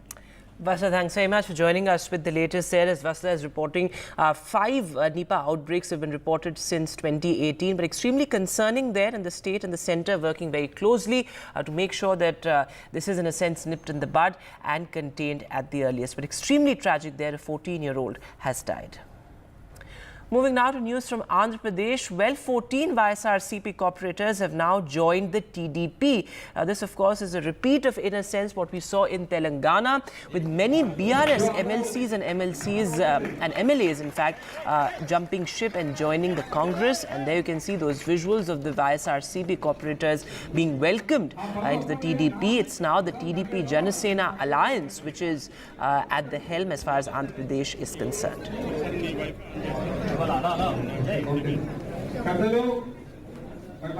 And amid this setback for Jagan Mohan Reddy, the former Andhra Pradesh Chief Minister is now protesting what he calls a breakdown of law and order in the state. Well, remember, there have been at least 35 murders that have been reported in 45 days in Andhra Pradesh, and this also coincides with the TDP taking over at the State Assembly. So multiple protests being organized across the state, and Jagan Mohan Reddy, the former Andhra Pradesh Chief Minister, has also called for President's rule in the state. Take a look. The 8 demands that YSRCP has put forward in the all-party meeting, if you can just brief us. One, of course, the special status demand for these. See, basically, all the relevant issues which are happening in the country. One is this UPSC, and basically the first foremost demand is special category status, which was promised by both BJP and the Congress on the floor of the House, and even the railway zone issue. And Visakhapatnam steel plant, we don't want it to be privatized because one, it's a great government asset, and we just need to allot iron ore mine for that. So for that, the valuation of the whole asset goes up, and it's an asset for the country. So we are opposing the privatization of Visakhapatnam steel plant. Very strong allegations by the YSRCP. They just stepped out of the all-party meeting, said that in 45 days of your ruling, there have been 31 murders, complete lawlessness in the state of Andhra Pradesh, and therefore they need to demand to implement President's rule in Andhra Pradesh. How do you respond to such allegations? These are all fake allegations, fake numbers that are being put across. Our Chief Minister wants discussion in State Assembly, which is going to start from tomorrow. If any of these issues they want to raise, they can raise in the State Assembly. Instead of raising it in the State Assembly, they are running away from the issue. And well, now the big political headline. We are counting down to the stormy monsoon session of the Parliament. This is a new Parliament with a humbled BJP and a stronger opposition. And ahead of the crucial monsoon session, the Parliamentary Affairs Minister Kiran Rijiju addressed or chaired, in a sense, the all-party meeting. And it's also going to be crucial because, remember, this is a budget session as well. It's on the 23rd of July, that is Tuesday, when Finance Minister Nirmala Sitharaman will be presenting the budget. This is Modi 3.0's first budget, so it's going to be extremely important. All eyes on whether there's going to be tax cuts or tax relief. But at this crucial all-party meeting, the focus very much was on the agenda. Of course, apart from the budget, Jammu and Kashmir is on the priority list, and so is a NEET fiasco as well as the Manipur issue. Listen in to what the Parliamentary Affairs Minister had to say. Floor leaders का बैठक हुई और इस budget session से पहले एक पारंपरिक हमारा बहुत उपयोगी चर्चा हुई। मैं सबसे पहले जितने पॉलिटिकल पार्टीज के पार्लियामेंट में फ्लोर लीडर्स हैं उनको धन्यवाद देना चाहूँगा, जो आज मीटिंग में पार्टिसिपेट करके बहुत अच्छे सुझाव भी दिए हैं। कुल मिलाकर के 44 पार्टीज का, भारतीय जनता पार्टी को मिला करके 44 पॉलिटिकल पार्टीज का पार्टिसिपेशन आज ऑल पार्टी मीटिंग में हुई। So, well, the opposition plans to raise issues such as the NEET fiasco and also the Manipur issue, but the Deputy Speaker's chair continues to be a point of contention between the opposition and the Treasury benches, with the opposition saying that this must not be vacant this time around as well. Take a look at what some of the opposition leaders had to say. पहले परंपराओं में था deputy speaker opposition party को मिलता था, मिला। सूरज भांजी रहे कि नहीं रहे? तो इस बार वेकेंट क्यों रखना चाहती है सरकार? ऐसा ये सरकार विपक्ष रखना ही नहीं चाहती है, देख नहीं रहे आप? इनका तो उद्देश्य ही है। Party meeting in Lok Sabha and Rajya Sabha convened by Parliamentary Affairs Minister Honorable Rajnath Singh ji was chaired the meeting. We raised number of issues, UP Kanwar Yatra problems, and also repeated terrorist attack in Jammu and Kashmir. We want to discuss in the House. NEET exam like a scam. Also want to discuss in the House. Price rise and unemployment rising. There are a number of burning issues we raise in the all-party meeting to discuss in the House in various rules and occasions. So they have here all the members, opposition parties demand. And Aishwarya Jain is now joining us live on the phone line. So Aishwarya, you're reporting extremely interesting details of this all-party meeting. And Gaurav Gogoi also reportedly raised the issue of the Deputy Speaker's chair inside the meeting as well. What was the government's response? Well, certainly it is the Congress party who sought the Lok Sabha Deputy Speaker's position for the opposition. They said that the party leader Gaurav Gogoi stated that the opposition should be allowed to raise issues in the Parliament, and Parliamentary Affairs Minister Kiran Rijiju sought cooperation from every party for the smooth running of the two houses, while it was Samajwadi Party who raised the issue of Kanwar Yatra entries order issue and stated that the rule should be taken back, as this may lead to distort the law and order situation in the state, and this is a clear communal order that the party had, that the government in Uttar Pradesh had given out. It was also, certainly the special status demand that was raised by the political parties, specifically pertaining to Bihar's JDU and the LJP and the RJD as well. It was the YSRCP leader who demanded special category status for Andhra Pradesh. Strangely, the TDP leader kept quiet in the matter, but it was certainly, from Bihar to Andhra Pradesh, the special status demand and the special package demand was raised. BJD, interestingly, will be sitting after 25 years in the opposition and stated that they are an independent party, not allied with the India bloc, and the NDA had also demanded for a special package from the centre. Now, all of these demands were heard by the centre and the meeting that was chaired by Rajnath Singh. Although it was the opposition parties who stated that they had not given any such assurances to the opposition parties, but it all depends on the Treasury benches whether they allow them to speak in the budget session or not. But certainly it's going to be a fiery session ahead because the opposition parties have united together and has raised several and various issues. Whether the government permits it or not, it's something that remains to be seen. But government altogether had stated that they want a smooth session and not a disrupted one. Or as an olive branch certainly by the government there, but remains to be seen how the monsoon session pans out. It's certainly going to be a stormy session given the fact there are multiple issues that the opposition plans to bring up.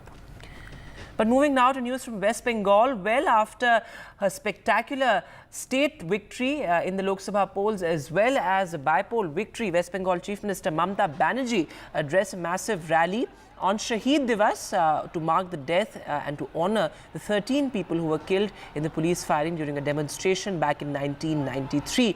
But deep political undertones there as well, with Akhilesh Yadav accompanying Mamata Banerjee and addressing the crowd of supporters there. In fact, Mamata Banerjee hit out at the BJP as well, saying that the government at the centre is unstable, in a sense reiterating her remarks earlier as well. Abhishek Banerjee, her nephew and TMC General Secretary, said that Mr. Bhupendra Yadav, who is Education Minister, should be arrested over the NEET fiasco. Listen in. हम आपको party को, Samajwadi party को पहले अभिनंदन करने चाहूंगी कि UP में जो खेल आपने दिखाया, अभी तो बीजेपी को रिजाइन करना चाहिए था, लेकिन उसको शर्म कम होता है। लोन मिलेगा या नहीं, ये आपके क्रेडिट स्कोर पे डिपेंड करता है। तो आज ही अपना क्रेडिट स्कोर चेक करें फ्री में पैसाबाजार.com पर। लोन की जरूरत कभी भी किसी को भी पड़ सकती है। ठीक से एक्टिंग नहीं। पैसाबाजार.com।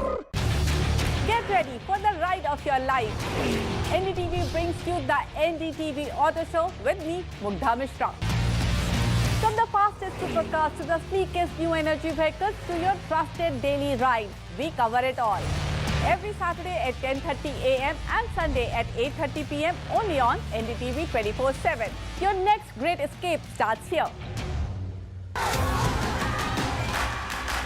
The biggest democratic exercise in the world.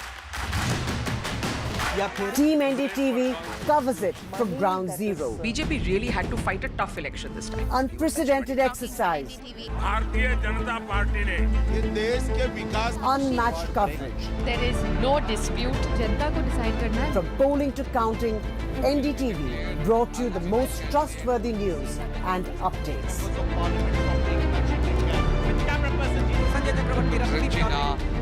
Elections mean NDTV. NDTV proudly upholds its legacy of trust and credibility. According to the prestigious Reuters Institute's Digital News Report 2024, NDTV is the top-most news platform in the country. Number one in both online and offline reach in India. Beating all its competition, NDTV stands for trust.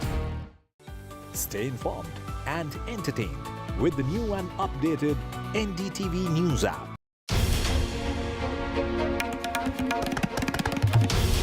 This is NDTV, and you're watching NDTV 24/7. Hello, Moto.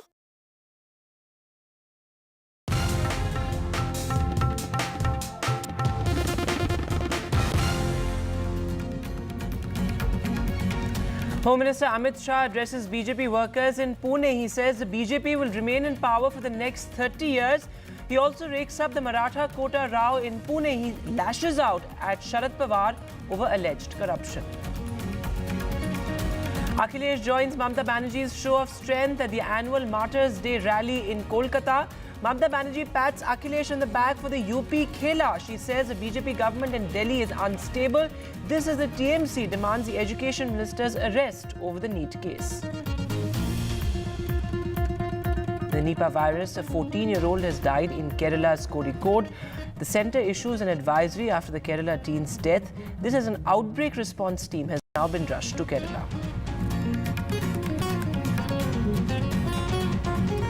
Another day of relentless rain in Mumbai. The Met Department issues a yellow alert for rains till the 24th of July. Some flights diverted to Ahmedabad. This is passengers advised to reach airports ahead of time amid expected delays. Bangladesh top court scraps job quota after unrest, overturns 30% reservation quota for war veterans, 93% jobs now open for candidates on merit. Remember, over 110 people had died in those violent protests.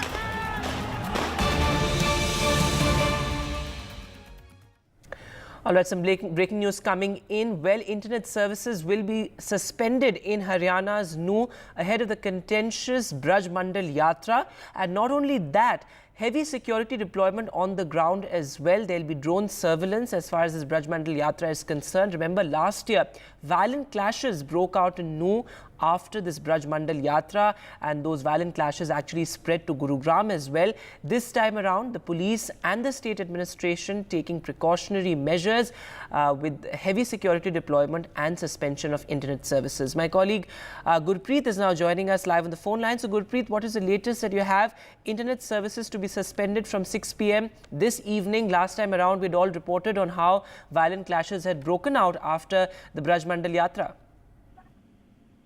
Well, of course, in a wake of this Braj Mandal Yatra, we have seen the order has just been issued by the Home Department saying that internet services will be suspended from 6 p.m. today to tomorrow 6 p.m. So all the precautions are being taken. We have seen that huge security had been deployed there. At the same time, to keep each and every moment under eye, they have also conducting surveillance through the drones also. Drones have also been deployed there beside the force on the national highway and other places where they feel these are the sensitive points.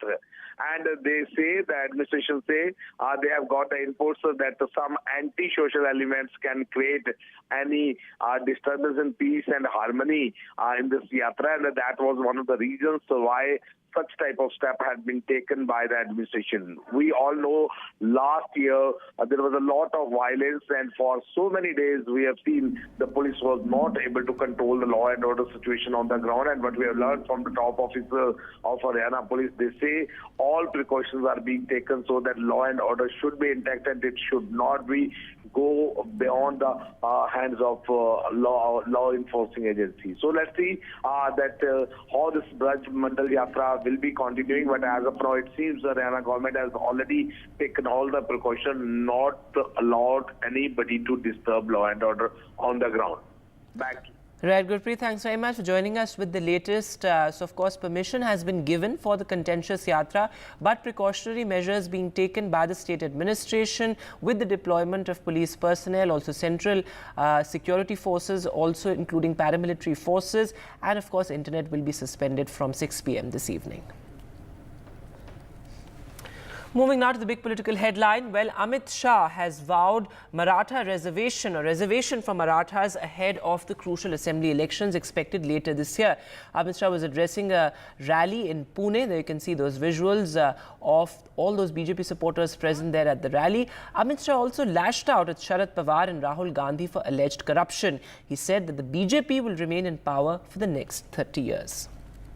जब जब महाराष्ट्र में भाजपा सरकार आती है, Maratha reservation प्राप्त होता है, और जब जब शरद पवार की सरकार आती है, मराठा रिजर्वेशन गायब हो जाता है।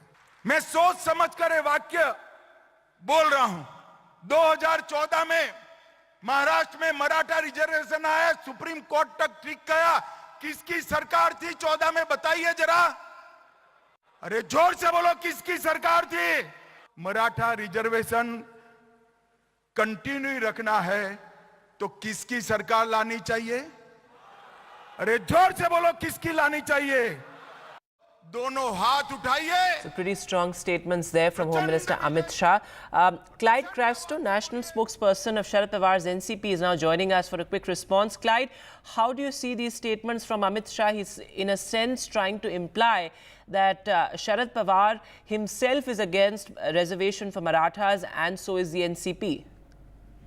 Mr. Amit Shah is known to make over-the-top statements because, they have lost the elections in Maharashtra. The Bharatiya Janata Party has been rejected by the people of Maharashtra.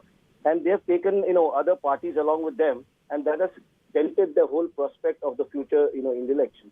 So he comes up with these kind of statements. The truth is, people of Maharashtra know that the Bharatiya Janata Party, when they were in government in Maharashtra, and even now when they are in government, along with Mr. Eknath Shinde and Ajit Pawar, they have failed to look at the reservation issue. The point here is, once they have failed, they are trying to divert the attention and put the attention on somebody else. Also, we heard Mr. Amit Shah saying that the institutionalization of corruption. The fact is, Bharatiya Janata Party has legitimized corruption. First they accuse leaders of corruption. Those political leaders, once they join the Bharatiya Janata Party, they all are given a clean sheet, and they are taken in their party. So this whole washing machine process of Bharatiya Janata Party giving a clean sheet is actually legitimizing corruption. So the truth is, Bharatiya Janata Party is legitimizing corruption. Okay. Ashpreet Khadial of the Congress is also with us. Ashpreet, your response to what Amit Shah said about Rahul Gandhi, he not only said that Rahul Gandhi in a sense has institutionalized corruption, but also that the Congress and Rahul Gandhi's arrogance will be crushed after the assembly elections in Maharashtra. Well, the Bharatiya Janata Party's arrogance has already been crushed by the people of India. They were expecting 400 plus and they could not even achieve the majority mark. So let's put a break to that. Second of all, as far as the Bharatiya Janata Party's stand on reservation is concerned, the Bharatiya Janata Party time and again tried to befool the people with their hollow promises. We all remember that in the last 10 years, they had all the chances, all the power to do the caste census. But the Bharatiya Janata Party did not do that. The first backstabbing incident. Second incident of backstabbing is when the RSS leaders, for example, Manmohan Vaidya, for example, Mohan Bhagwat Saab back in the day said that reservation should be reconsidered. RSS publicity chief Manmohan Vaidya Saab said that a reservation is against the principle of equality. And Mr. Golwalkar back in the day in his book Vicharadan said, he spoke against reservation as well. So the Bharatiya Janata Party only before the elections are due would make hollow promises, but after that never deliver. And if they had scored 400 plus, they would have done away with the reservation in the country, they would have done away with the constitution, they would have done away with the democracy. That's the reason as to why people have voted against the BJP. And the Bharatiya Janata Party, instead of indulging into propaganda and theatrics before elections, they should do they should indulge into governance. And, and if they had governance to show, if they had work to show, they wouldn't have had to make hollow promises. So our concern, our request with Mr. Modi is that instead of wasting the time of people with the hollow promises, you should by now have done caste census, and otherwise, the Bharatiya Janata Party would have had something to show. But as of now, they have nothing, and therefore the people would vote accordingly. All right, Ashpreet, thanks very much for joining us with that. Also, Clyde Castro of the NCP. So the war of words picking up, politics heating up ahead of the crucial assembly polls in Maharashtra. It certainly has been a surprise for the BJP, the kind of wipeout that we've seen in the Lok Sabha polls in the state. Moving now to news from West Bengal. Well, a show of strength by Chief Minister Mamata Banerjee and Akhilesh Yadav, who of course hit out at the BJP as well. In fact, Mamata Banerjee reiterated her claim that the BJP government or the NDA government at the centre is not stable. In fact, she also appreciated Akhilesh Yadav and the SP's performance as far as UP is concerned in the Lok Sabha polls. This is Mamata Banerjee's nephew Abhishek Banerjee also demanded the resignation and the arrest of Education Minister Dharmendra Pradhan over the NEET row. Take a look. हम आपको party को, Samajwadi party को पहले अभिनंदन करने चाहूंगी कि UP में जो खेल आपने दिखाया, अभी तो बीजेपी को रिजाइन करना चाहिए था, लेकिन उसको शर्म कम होता है। आपको थोड़ा से दिन इंतजार करने पड़ेगा, लेकिन आपका साथ मैं सहमत हूं कि दिल्ली में जो गवर्नमेंट एजेंसी लगा के, इलेक्शन कमीशन को लगा के, डरा के जो गवर्नमेंट ले आया, वो स्टेबल गवर्नमेंट नहीं है। कोई भी दिन हो जा सकता है। जैसे कभी धूप आता है, बारिश होता है, उसका बाद ऐसे बहुत दिन हो गया। Enough is enough.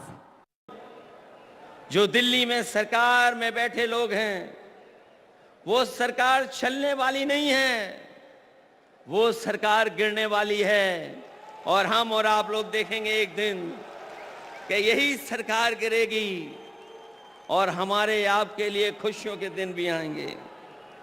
And moving now to the big political headline, well, we are counting down to the stormy monsoon session that begins tomorrow. And ahead of the Parliament session, Parliamentary Affairs Minister Kiren Rijiju called for an all-party meeting. There you can see those visuals from inside the all-party meeting. So the government calling for consensus as far as the monsoon session is concerned. Of course, the budget is going to be the top priority and the big focus as far as the monsoon session is concerned. Now remember, Nirmala Sitharaman will be presenting the budget on the 23rd of July, which is Tuesday. This is going to be Modi government's first budget after the Prime Minister took over for the third time. The focus is a lot on tax cuts and tax relief, but the opposition is planning to also raise issues such as the NEET and the Manipur violence issue. But listen in to what Parliamentary Affairs Minister Kiren Rijiju had to say. Floor leaders का बैठक हुई और इस budget session से पहले एक पारंपरिक हमारा बहुत उपयोगी चर्चा हुई। मैं सबसे पहले जितने पॉलिटिकल पार्टीज के पार्लियामेंट में फ्लोर लीडर्स हैं उनको धन्यवाद देना चाहूँगा जो आज मीटिंग में पार्टिसिपेट करके बहुत अच्छे सुझाव भी दिए हैं। कुल मिलाकर के 44 पार्टीज का भारतीय जनता पार्टी को मिला करके 44 पॉलिटिकल पार्टीज का पार्टिसिपेशन आज ऑल पार्टी मीटिंग में हुई। Government is taking the conciliatory approach. The opposition has said that a discussion on the NEET fiasco is a must. In fact, what we're being told is that Gaurav Gogoi also raised the issue of the Deputy Speaker's chair in the Parliamentary Committee meet, in that all-party meeting there in Parliament ahead of the monsoon session. In fact, the covered Yatra issue was also raised by the Samajwadi Party. Take a look. की तरफ से क्या कुछ demands रखी गई आज all party meeting में, क्या एश्योरेंसेस सरकार की तरफ से दिए गए? एश्योरेंस तो यहाँ पर नहीं था, लेकिन यहाँ पर हम लोगों ने बिहार को स्पेशल कैटेगरी स्टेटस का demand we have been raising for long. Our leader and Chief Minister Nitish Kumar has been raising this issue for past many years. He has hold a big rally in Patna Gandhi Maidan, even in Delhi Ramlila Maidan for special category status. तो हम लोग जरूर अपेक्षा करता है कि बिहार को मिलना चाहिए। अगर technically if there is any issue तो we have asked for the special package for Bihar. That is one demand. And other demand is the flood. Every year we face flood. It's all because of the water comes from international border from Nepal side. Kosi, Gandak, Kamla, all these rivers come from Nepal side. So center has to talk to Nepal. State can't talk to Nepal and talk to them and resolve this issue. वहाँ already बनना है high dam. This has been there for so many years. और जब तक नहीं होता है तब तक बिहार के इस टेरिटरी में क्या सॉल्यूशन हो सकता है, कोई बराज बन सकता है, कोई और चीज़ हो सकता है। जो इसके मिनस को अगर आप देखेंगे लास्ट 10 ईयर में 1000 of crore बिहार गवर्नमेंट है स्पेंड इस फ्लड मैनेजमेंट को लेके, वो और किसी काम में लगता। In the all-party meeting, we had political parties from Bihar and Andhra Pradesh also demanding special category status for their respective states. Biju Janata Dal has demanded for special category status for Odisha. We join issue with our other counterparts from other states as well, who feel there is a similar need required for their respective states. Well, ahead of the budget session, the centre convened an all-party meeting which was chaired by Defence Minister Rajnath Singh. It was Union Parliamentary Affairs Minister Kiren Rijiju who stated that government is ready for any sort of discussions but under the prescribed rules. The opposition parties, on the other hand, put up a strong stand by uniting together and raise different issues. Of course, the Congress party had demanded the Deputy Speaker's position as they clearly stated that this is a tradition of the parliamentary democracy to have a Deputy Speaker post for the largest opposition party, and that's the tradition that had been followed. The government should not vacant this position. On the other side, it was regional parties, specifically in Bihar, when we see RJD, JDU and the LJP demanding a special status for Bihar. It was BJD for Odisha who demanded a special package for the state, and also the YSRCP in the state of Andhra Pradesh also demanding a special status for the state. It was also the Kavad Yatra issue that was raised by Samajwadi Party and the Aam Aadmi Party, stating that the rule is something that can allow the law and order to be disrupted, and certainly that rule should be taken back by the government. But it was, of course, the government who stated that the government is planning to bring 6 bills, of course, one being the 90-year-old aircraft bill that would be replaced by a new one, and also the banking amendment bills as well. The most importantly, the government will try to pass the budget for the Jammu and Kashmir region as well. Now, the government had made it very clear that while they had urged the political parties to run the session very smoothly, it was major political parties who attended the meeting, but TMC skipped it because of the martyrs rally in the state of West Bengal, and the Trinamool Congress made it very clear that they had not boycotted it, but they had skipped this meeting because of this mega rally in the state of West Bengal. It remains to be seen now that whether the government allows these political parties to raise these different issues in the upcoming session of the Parliament, and will run this session very smoothly, or we will see again disruption coming in the upcoming session of the Parliament. So it's going to be one stormy session starting from tomorrow. But moving now to heavy rains in Mumbai. Well, the city has been brought to its knees yet again because of heavy rain. In fact, a very heavy rain alert has been issued by the Met Department for parts of Mumbai as well. There you can see visuals from Andheri, Marine Drive, Dadar, and near Santa Cruz as well. People wading through knee-deep water there. In fact, the rain is only expected to get more intense closer to the evening. In fact, flight operations have been hit as well. Multiple airlines have come out with advisory advising passengers to be on time as far as their flights are concerned. There you can see those visuals coming in from Mumbai. Similar visuals were seen across Mumbai last week as well. Air India has also advised its passengers to be on time, and ahead of time, in fact, given the rain situation. And with that, we'll take a short break now, but news continues on the other side.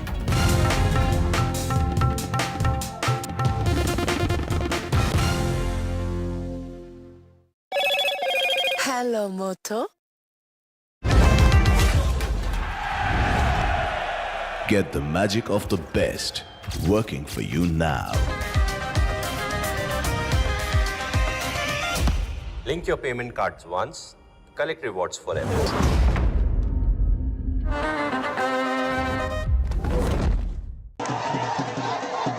After great victory by Indian team, and today we are reporting from Mohali International Airport, where we are showing these visuals. Arshdeep हमारे साथ हैं. The performance सही सारे हैं दीते बढ़िया results मिले. We are in the city of Kanpur today because they have their champion back home, Kuldeep Yadav. Desperation for each and everyone to go there and win the World Cup, and we did it.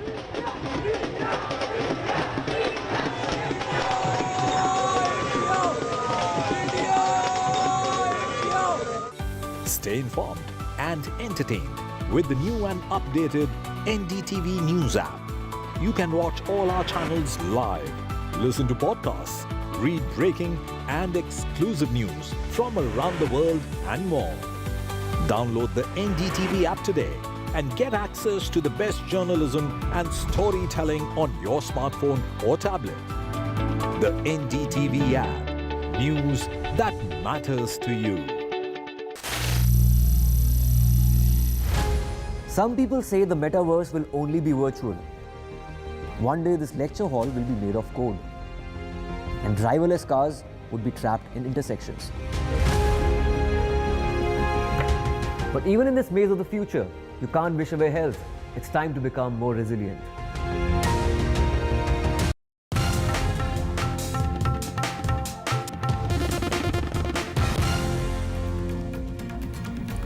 Welcome back. The latest in the NEET controversy. After the Supreme Court order, the National Testing Agency published city and centre-wise results of the NEET 2024 examination, and there was a rare number of students that scored overwhelmingly high marks. But now the government has shared data to counter the stories coming out of Quota, also Sikar in Rajasthan, where many students got above 700 marks, and the government says that toppers are spread across the country and not limited to a few centres. This, as the Supreme Court says, that the focus right now needs to be to determine the extent of the paper leak and the NEET irregularities.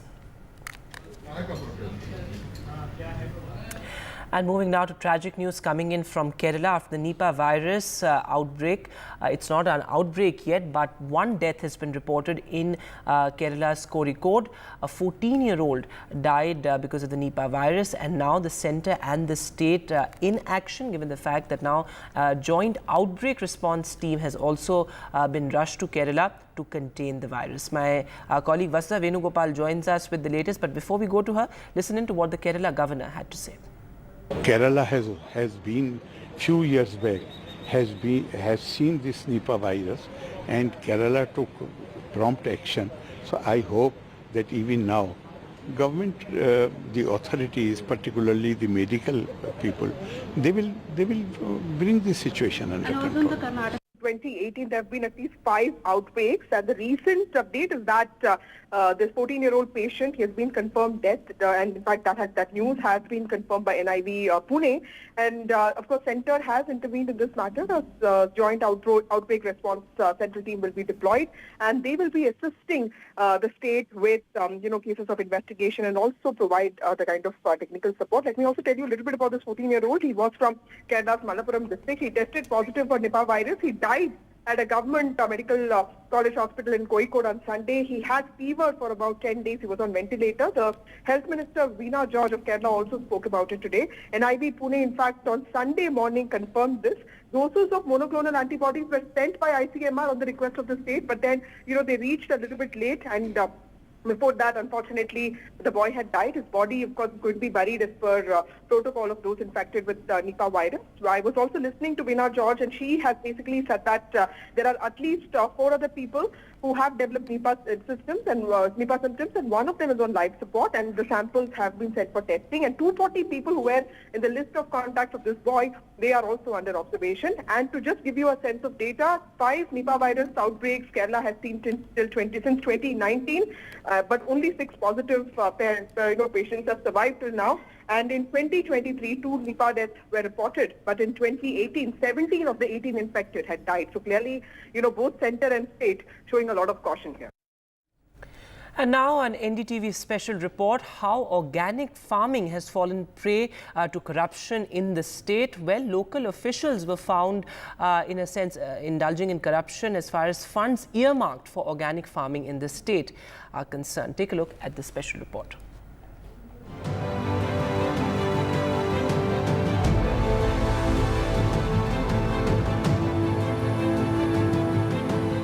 These fields could have been lush with organic vegetation, but crores of rupees for this project were swindled and the green dream died a swift death. 5,000 farmers in various villages in Anuppur district were to receive vermicomposting beds, organic manure, worms, nets, literature and training. Accordingly, a sum of rupees 6.93 crore was allocated from the fund, with rupees 9,770 going to each farmer, covering costs of procuring material, training and soil testing. But there was no training and material provided was inadequate. When NDTV visited villages like Changeri and Baskhali in Kotma block and spoke to the farmers who were supposed to be benefited from the program, the findings were alarming. In Baskhali, the vermicompost beds, which are made of material similar to tarpaulin, were found to be spread out over roofs to protect houses from the rain. Net का सामान मिला था sir, मतलब 2 चीज़ मिला था, वो net और जो केचुला पालते हैं वो मिला था। अब बाकी कुछ सामान नहीं मिला था, बाकी लोगों को सब यही दिया गया सर, 2 सामान, बाकी कुछ नहीं मिला, नहीं कुछ नहीं मिला, न केचुला मिला न खाद ही बना उसका। वो जो कपड़ा वाला नेट है और ये खाद बनाया गया डोंगा मिले है, और हम ये कहें कि तुम खाद बनाया केचुला खाद, हम केचुला ही नहीं पाए तो खाद कहाँ से बनाई? ये से फिर हम दूसरा जगह से लाए तो फिर जाए खाद बनाए। Other farmers, Kamlesh, Sunita, Lalman and Hiralal, also echoed the complaints and added that they never received the soil testing reports, which would enable them to understand how much compost to use or what crops to grow. खाली पन्नी बांटे थे और हरे रंग का वो बाकी सामान नहीं मिला है। अब क्या कर किसको दिए हैं, क्या रखे हैं, क्या किए अपने को नहीं है ये सब idea. In Changeri, farmer Belan Singh Marco said he got no training and the nets and beds were left unused in the fields. पन्नी मिला था और क्या कहते हैं नेट मिला था, तार मिला था और इसमें खादा बनाने के लिए कचड़ा गोबर कुछ डालते रहे और इसमें बाकी सामान नहीं बताया गया था, है ना, और केचला उचला नहीं मिला था, इसलिए वो खाद नहीं बन पाया सही ढंग से, कोई काम नहीं आया। हो गया उसको फिर वो फट गया, फिर निकाल के अपना डाल दिए इधर उधर। In villages like Gohindra, Pathrodi, Manmadi and Perechua too, farmers reported receiving incomplete material and no training. Former district panchayat member Buddhasen Rathod said he was the first to raise these issues but no action was taken. इन्होंने मात्र जो है 4,000 रुपए का सामग्री दिया और बाकी लगभग 10,000 रुपया प्रति किसान ये हेरा फेरी करके और बंडर बांट कर लिया गया और किसानों को पूरी सामग्री नहीं मिला और इसकी हमने रिपोर्ट भी दिया, शिकायत भी किया, लेकिन उसमें जांच भी हुई, लेकिन अभी तक कोई कार्रवाई नहीं हो रही। NDTV tried to get the Deputy Director of the Anuppur Agricultural Department and the Atma Project Director's response by visiting their office, but they were unavailable and did not respond to phone calls. Letters of complaint have reached the Agriculture Department and Economic Offences Wing, but the Minister only learned about it from our questions. अभी collector Anuppur से बात कर लेंगे और उसकी हम वरिष्ठ अधिकारियों से जांच कराएंगे और जांच में जो भी दोषी होगा उसको हम कार्रवाई करेंगे। This scam is not only a betrayal of the farmers but also a setback to the dream of organic farming. The central government had designed this scheme to promote organic farming among the Baga, Saharia, Bharia tribal farmers of 20 districts in Madhya Pradesh. With Vinay Tiwari in Anuppur, in Bhopal, Anurag Dwari for NDTV.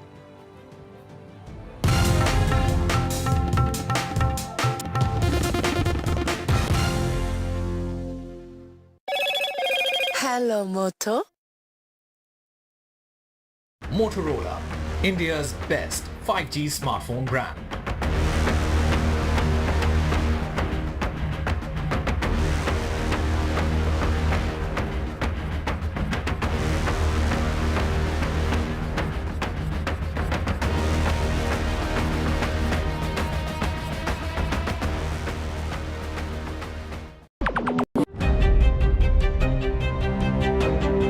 Hello and welcome to India Sense, where I speak with global opinion makers. The United States has made a strategic decision over the last 20 years to move closer to India.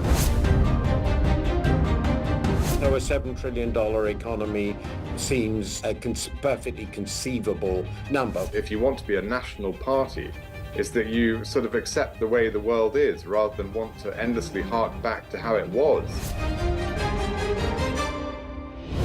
Modi is promoting the digitization of the economy, which is accelerating growth in the country.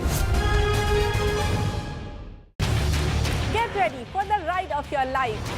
NDTV brings you the NDTV Auto Show with me, Mugdha Mishra. From the fastest supercars to the sleekest new energy vehicles to your trusted daily ride, we cover it all. Every Saturday at 10:30 a.m. and Sunday at 8:30 p.m. only on NDTV 24/7. Your next great escape starts here. The biggest democratic exercise in the world. Team NDTV covers it from ground zero. BJP really had to fight a tough election this time. Unprecedented.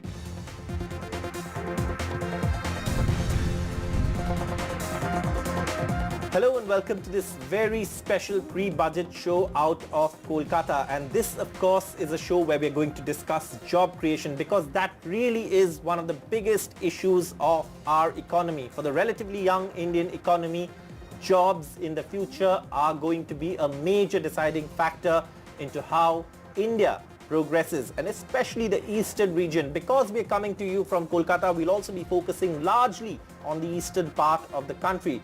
Before I start, let me introduce my guests. We have a very young panel as well, but they're all job creators in their own rights. Joining me first is, of course, Vikram Kinsara. He's the co-founder of Yellow Straw. Shubham Karnani, he's the director of Chemtex. Richa Sethia Mota, she's of course the managing director of Gypsy Management Private Limited.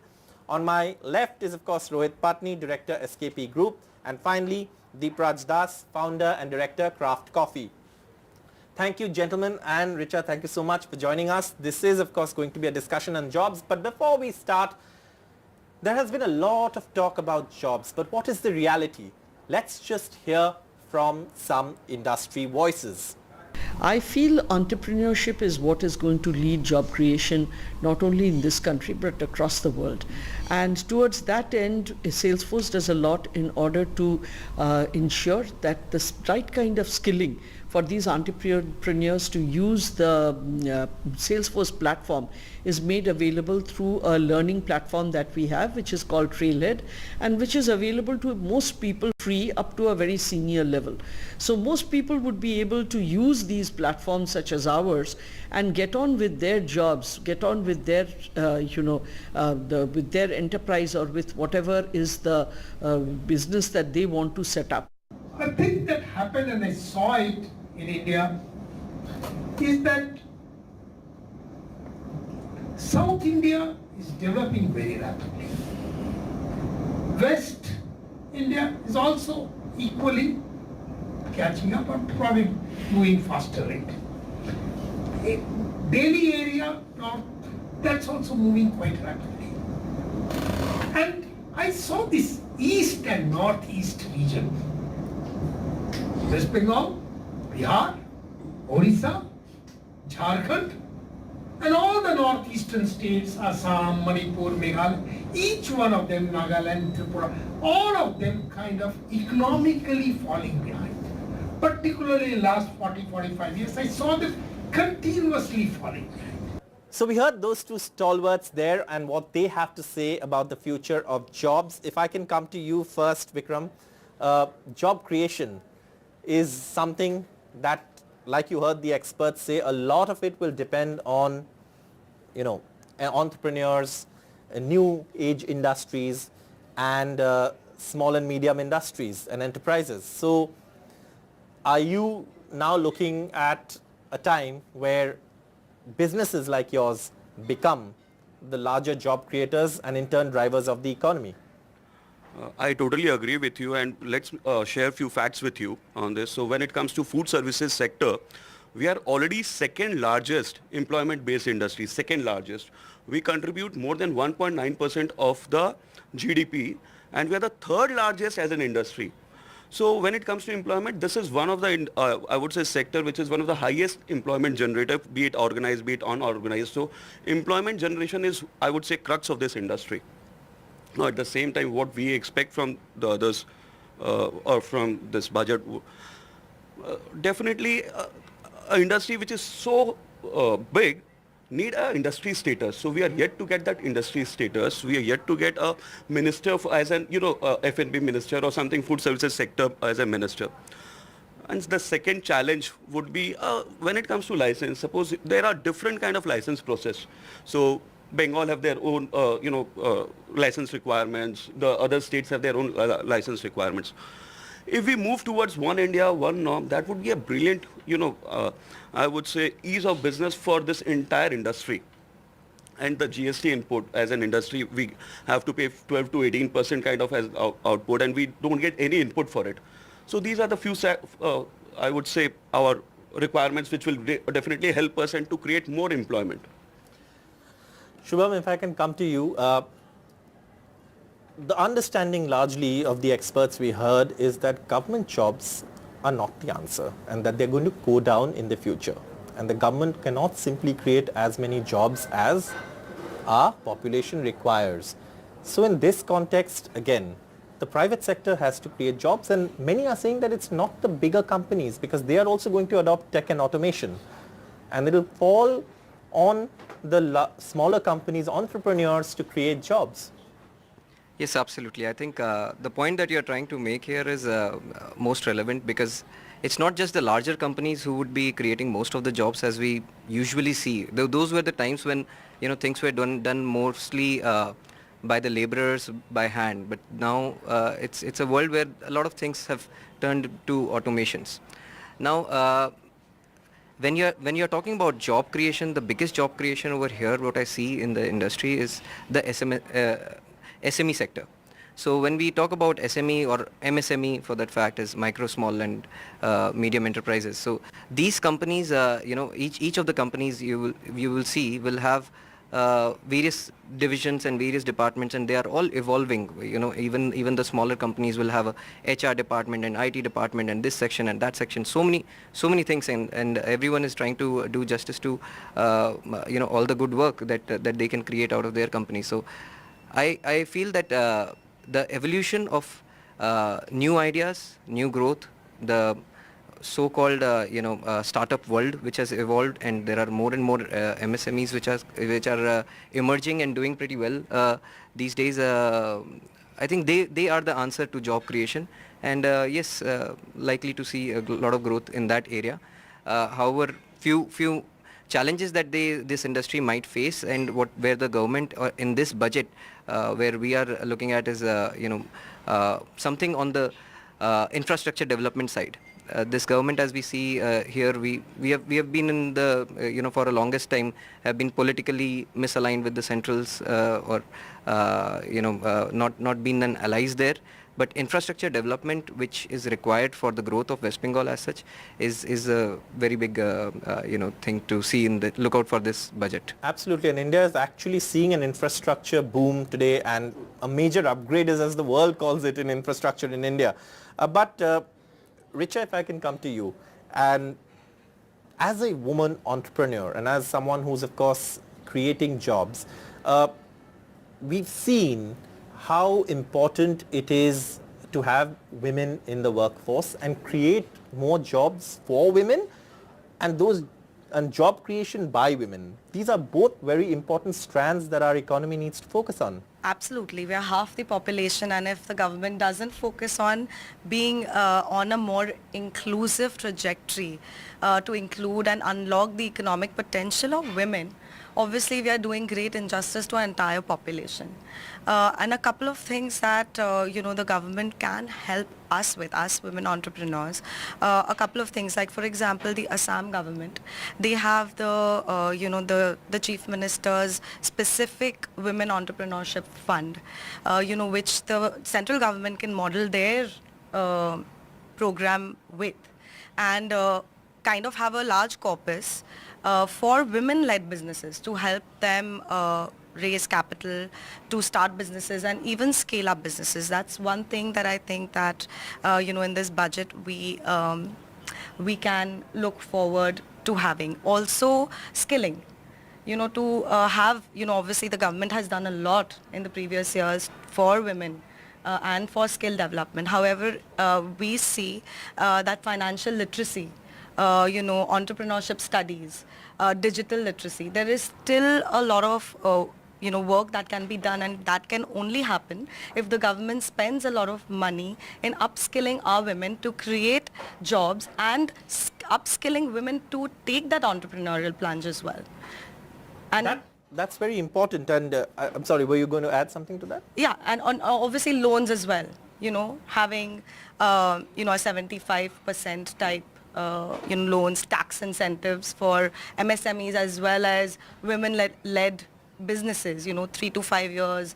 If we can have some rebates, incentives, I think that would help encourage more women take that plunge. Absolutely, and thank you so much for bringing that up, because Rohit, when I come to you, I was going to bring that up, that tax incentives for MSMEs, because MSMEs, whether this is the truth of this part of the country, that MSMEs are really the driving force of the economy in terms of Eastern India and Northeast India. So how do you see that part, that what kind of support do MSMEs need when it comes to the budget and also job creation? Yes, so to that, certainly we've seen in our understanding from the Prime Minister's approach also is that that it seems that the country is now, the government does not want to be remaining into business. And as you rightly said, and other panelists also mentioned, that it is going to be the MSMEs and the SMEs who are going to be the driving force. And for the East to grow, these are looking like as the potential job creators, etc. So for these to flourish, especially in this part of the country, which is now the laggard for the country, the tax incentives definitely make a very, very important space for making that extra margin, making those extra entrepreneurs come on board, make that attempt into converting their ideas into businesses. And with the tax incentives which are expected also through the budget this year, we really hope that we see that coming in a very good way. And before I move on, I'd like to ask you another question. That is, running a business, many say that because, like we've heard the experts, Professor Ashok Jhunjhunwala also who mentioned it, that we have a lot of catching up to do in this part of the country when it comes to the economic progress. And when I talk about economic progress in Eastern India and Northeastern India, that catching up is evidently a responsibility that will also fall on you. How do you see that, and what can the government do to ensure that this catching up that we're talking about? Absolutely, and it is evident that this part of the country definitely has a lot of catching up to do, and East is Bengal. East has Kolkata as its central fulcrum, and as has also been mentioned by Prime Minister on many occasions, that if you want India to grow, East has to grow. And with all the reasons that earlier also were mentioned, we definitely have a lot of catching up to do. And with the incentives, with the efforts, with all the entrepreneurs that are coming on board, we really have to make that extra effort and get the East into running. Deepraj, if I can come to you. The F&B industry, like he mentioned, is going to be a large sort of industry that creates, in terms of jobs, you can do 3 shifts if you want. It is already the second one. But 3 shifts, that's huge employment. Yeah. What are the challenges that you face, especially in India, in Eastern India, Northeast India? One challenge that we face in a very massive way that we all, I guess, touched upon, that is the tax implication for F&B industry. That actually hits us really hard. And I mean, a government is there to take care of that part. We can only, just request the government to take care of this aspect. But here we are talking about job creation, and if you have observed in the interim budget, the Srimati Nirmala Sitharaman has presented a few months back. She has mentioned 4 castes very clearly for the economic growth: the poor, the women, the youth, and the farmers. Now, the two of these 4 castes relevant to job creation are the women and the youth. Creating employment for them is the key for country's progress. Now, you only mentioned one thing which I really like, that it is not only the government's responsibility to create job. It is all of our responsibility, every industry's, every company's responsibility, every entrepreneur's responsibility to create job. And I think creating job, I mean, I take it very personally, creating job is my achievement and nothing else. Now, when I talk about creating job, so we are talking about employment. I think there is another aspect to it, another angle to look at it. Employability. I mean, we are creating employment. People are creating the government is creating employment. What about employability?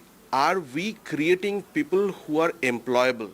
That's a huge challenge. Are we putting specific focus? I mean, the government putting specific focus where the skill set is being developed. The skill-based education and the skill-based training is the need of the hour. I mean, we have, the enrollment in schools are ever highest in this current year, ever highest, and last year also. but how is it helping us or the industry? We are missing out on skill sets, specific skill sets. So I would, request to the government to come up with courses or come up with, various opportunities more skilled people. Skill-based educations if they can launch. And now comes the entrepreneurial helping hand. I mean, if you ask us, we can collaborate with the government to introduce, skill-based training programs where government can affiliate the certifications and we can help them, and it will not take out anything from us. Absolutely. It is a joint collaboration and a joint effort, I think, should be given. All right. So, that's very important, because what we've seen is not only creation of jobs, but also creation of skilled, employable individuals. That's something that businesses need. That's something an economy needs. And of course, we'll continue this discussion. But before, we continue, we are at an F&B outlet also. We are at the Park Street Social. And what I'd like to ask all of you is that when you are creating jobs, what is the biggest challenge that you see in these parts of the country, specifically in Eastern India and Northeastern India? What is your biggest challenge that you feel as an entrepreneur, as a job creator in creating jobs? As rightly pointed out by Deep Raj, one of the biggest challenges is to get the skilled laborers. So freshers are always welcome, but whenever we go for the fresher hiring, the training period, what we have to give is at least 5 to 6 months to them. And this 5 to 6 months for a fresher, it takes a hell lot of toll on our business, because the industry attrition rate and everything for the fresher is very high.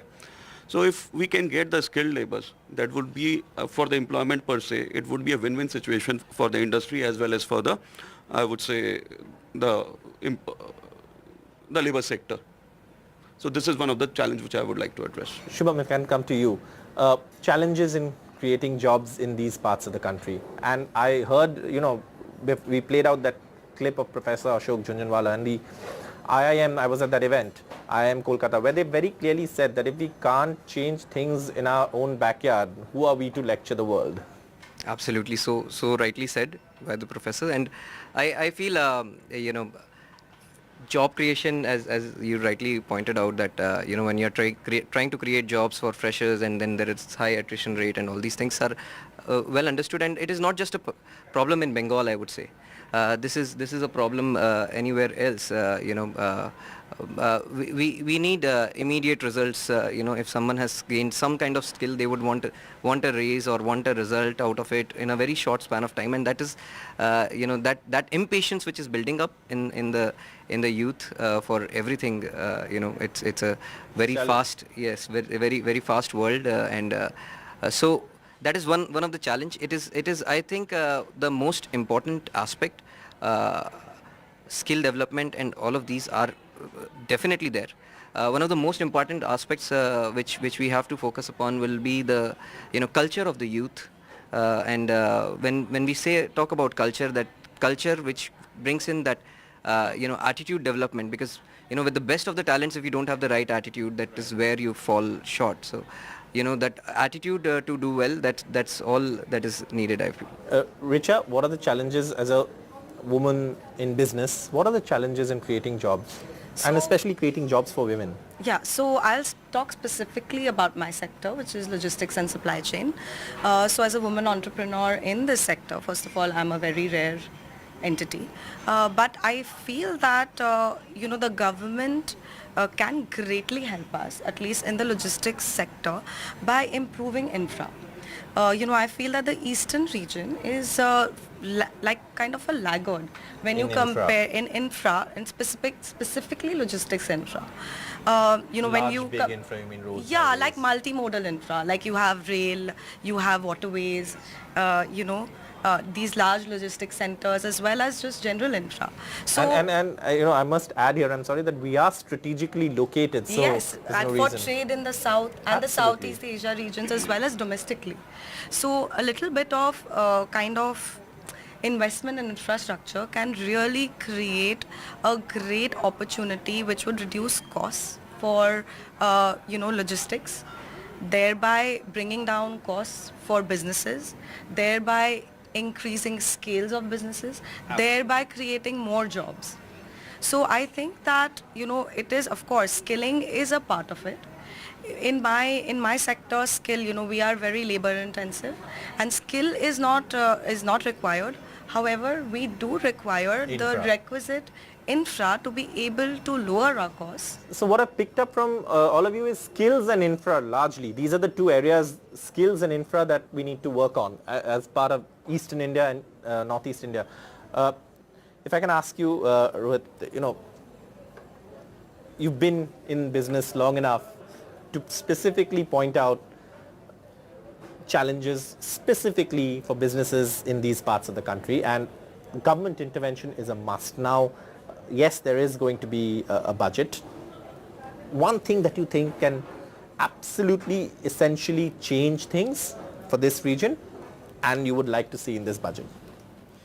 So with respect to the challenges, so I come from steel manufacturing industry, and obviously the country's steel presence is growing in terms of manufacturing. We are all growing right now, and there is a lot of skilled manpower that is needed at the base level. Not necessarily engineers, but the labor has to be skillful now, and we have over a period of time realized that with our increasing requirements, the levels at the small and medium enterprises our infrastructure to train people is not as high probably as Tata and SAIL and the larger industries have. So these incubation centers, these centers where in areas such as Durgapur, Asansol, in these smaller towns, which are absolutely strategically located next to the massive industry base here, I would love to see the government come into investing into infrastructure which is very skill oriented to the specific job of the furnaces, all of that. I was hoping somebody would say this, because it's not just about Kolkata, it's about these towns that you mentioned, Asansol, Durgapur, Guwahati, and all these places that can really, help these the region actually pull up and, progress faster than what it is doing. And as was earlier mentioned, that it does take a curve of probably 6 to 8 months, for which probably we do not have the necessary infrastructure for the training. But if the government has these central requirements of industry-based training for, say, steel, for food, for logistics, and train them and make them industry ready, then I think we have done. And I think the investment and the strategic hint is there for the government to start making investments there. Deepraj, very quickly before I conclude, one challenge that you would like to really see addressed in this budget. He of course mentioned industry status. Is there anything else that you can think of in terms of specifically this part of the country? Specifically this part of the country, one problem that I have observed is the participation of women workforce has reduced from 32% in 2005 to 19% in 2021. I think it's a high time for the government to look after this matter and try to find out the reason, because I myself did not understand why. Absolutely, that's a very good point, and Richa, I'll let you have the final word before we conclude. So, and just taking a cue from my friend here, for women, maternity is a big issue. Also infra in terms of, clean toilets. In the logistics sector, Absolutely. we have no women drivers because, on the highway, you're never going to find, toilets for women. So obviously there is a lot that can be done and a lot that we as entrepreneurs can do as well. But with the impending budget, I think that if, a couple of things are picked up, it would be very helpful. So we've heard from industry. It's been, of course, a very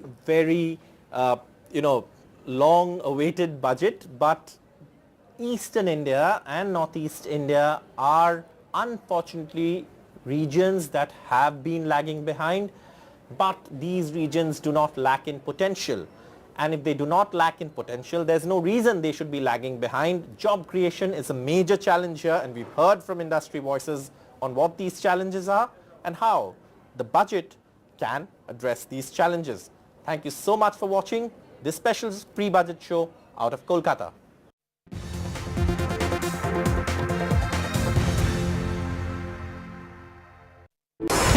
NDTV proudly upholds its legacy of trust and credibility. According to the prestigious Reuters Institute's Digital News Report 2024, NDTV is the top-most news platform in the country. Number one in both online and offline reach in India. Beating all its competition, NDTV stands for trust. Stay informed and entertained with the new and updated NDTV News app. You can watch all our channels live, listen to podcasts, read breaking and exclusive news from around the world and more. Download the NDTV app today and get access to the best journalism and storytelling on your smartphone or tablet. The NDTV app. News that matters to you. MSMEs are the backbone for the country's economy. They account for 45% of exports. Frequent changes in GST tariffs and norms has proven to become a very tough issue for the small micro units. The budget should be in a growth-oriented budget. So we should bring more manufacturers into the fold of GST. Particularly for micro and small-scale industries, kindly give us a export benefits incentive to us. But for a micro or small scale industry to go up, there should be a hand-holding mechanism which is definitely required.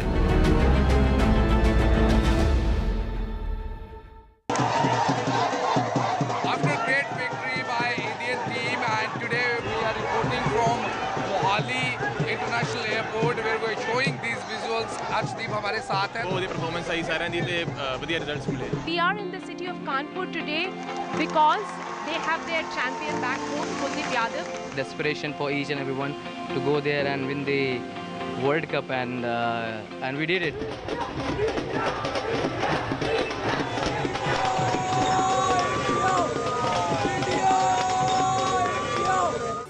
Stay informed and entertained with the new and updated NDTV News app. You can watch all our channels live, listen to podcasts, read breaking and exclusive news from around the world and more. Download the NDTV app today and get access to the best journalism and storytelling on your smartphone or tablet.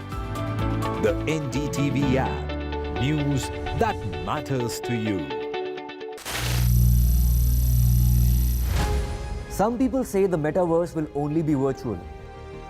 One day this lecture hall will be made of code, and driverless cars would be trapped in intersections. But even in this maze of the future, you can't wish away health. It's time to become more resilient.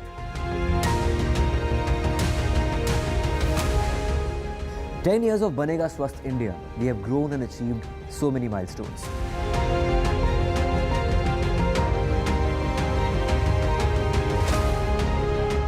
And now I have a plan to beat the urgency, to stop breathing with difficulty, to relieve getting choked with inactivity.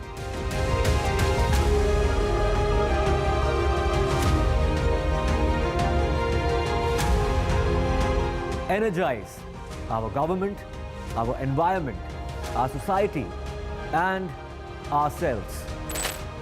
Everyone, everywhere, every day.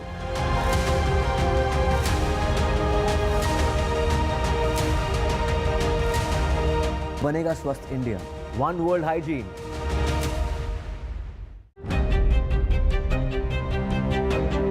Hello and welcome to India Sense, where I speak with global opinion makers.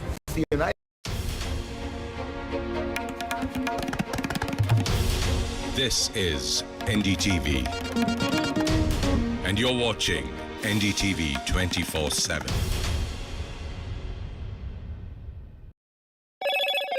Hello, Moto.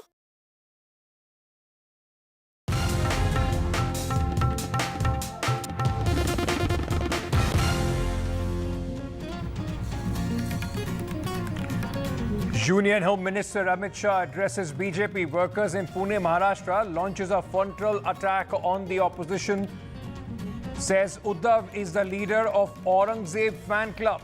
Uddhav breaks bread with those who back the 1993 convicts. Akhilesh Yadav joins Mamata Banerjee in a show of strength at annual Martyrs' Day rally in Kolkata. Mamata pats Akhilesh on the back for Uttar Pradesh's scale. Mamata Banerjee says BJP government in Delhi is unstable. Nipah virus scare again. A 14-year-old dies in Kerala's Kozhikode. Centre issues advisory after Kerala teen's death. Maximum City, Mumbai braces for rain mayhem. Airlines issue advisory to flyers to reach ahead of time. Some flights diverted from Mumbai to Ahmedabad. Bangladesh court scraps job quota after unrest, overturns 30% reservation quota for war veterans. 93% jobs now open for candidates on merit.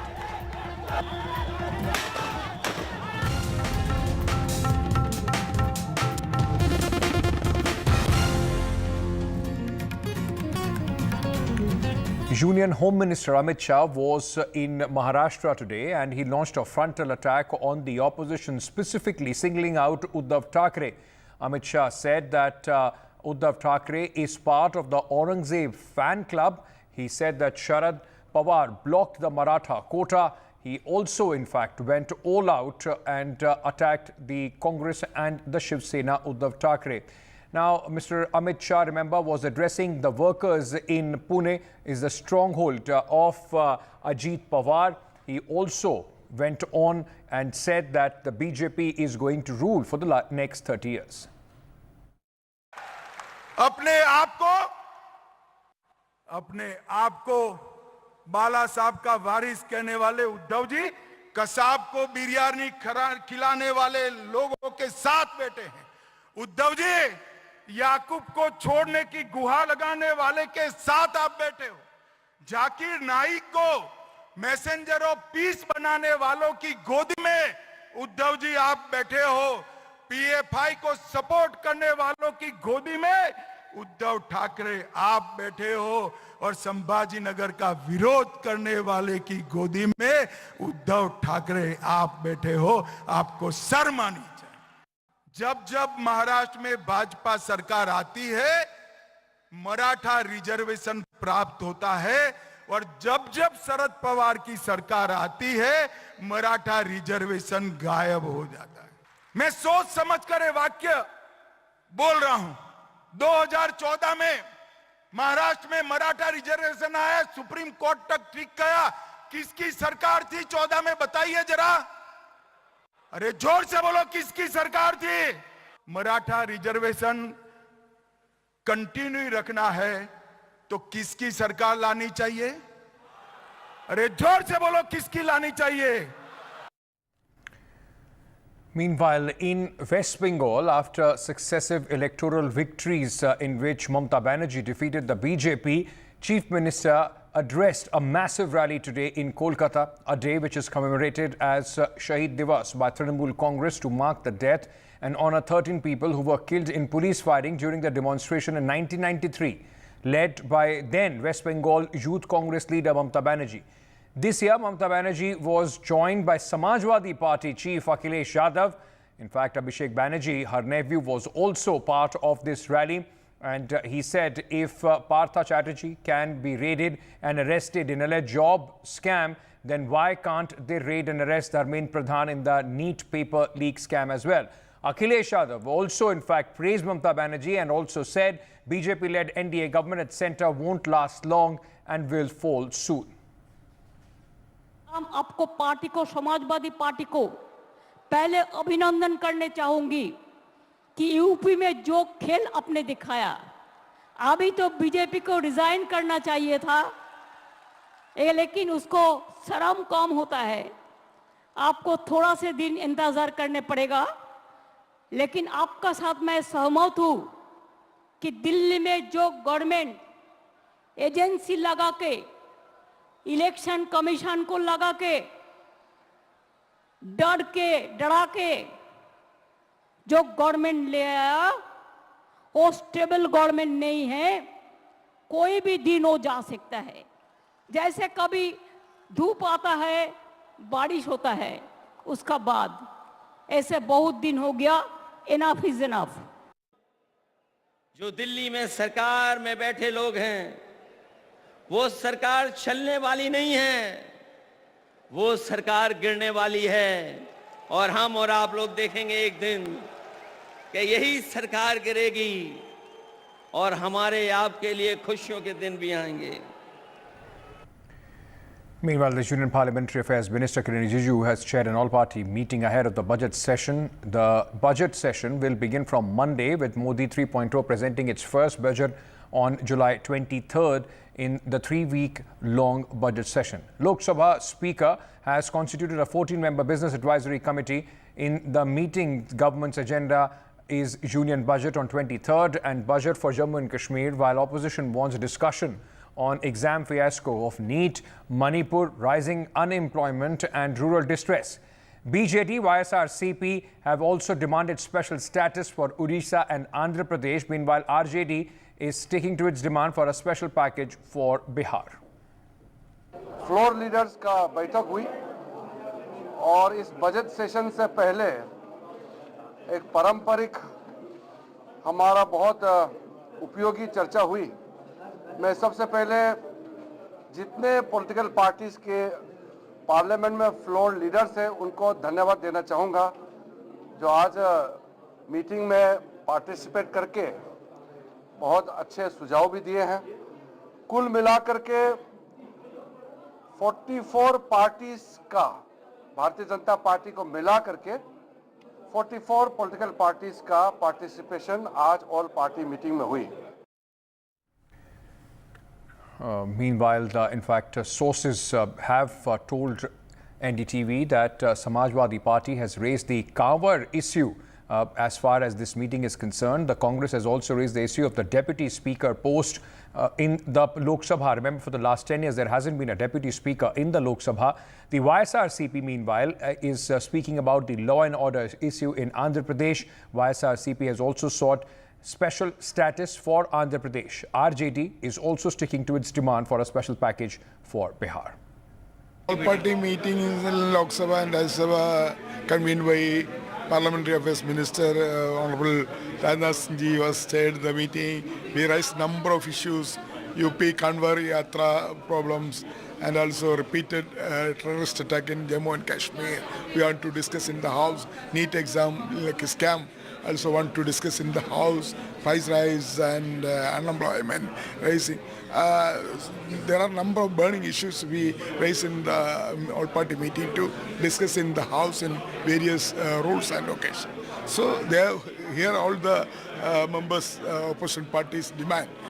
In the all-party meeting, we had political parties from Bihar and Andhra Pradesh also demanding special category status for their respective states.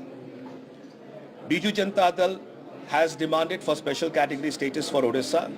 We join issue with our other counterparts from other states as well, who feel there is a similar need required for their respective states.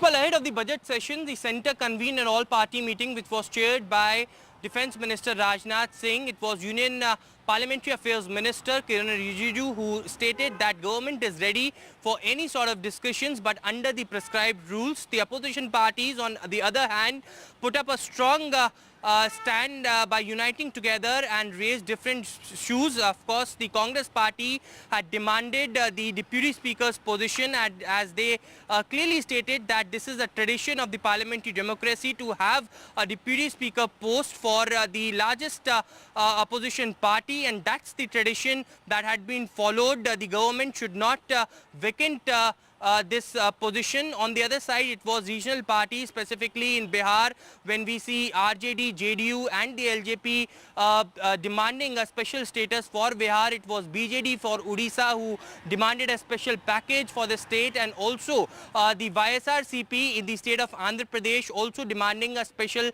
status for the state.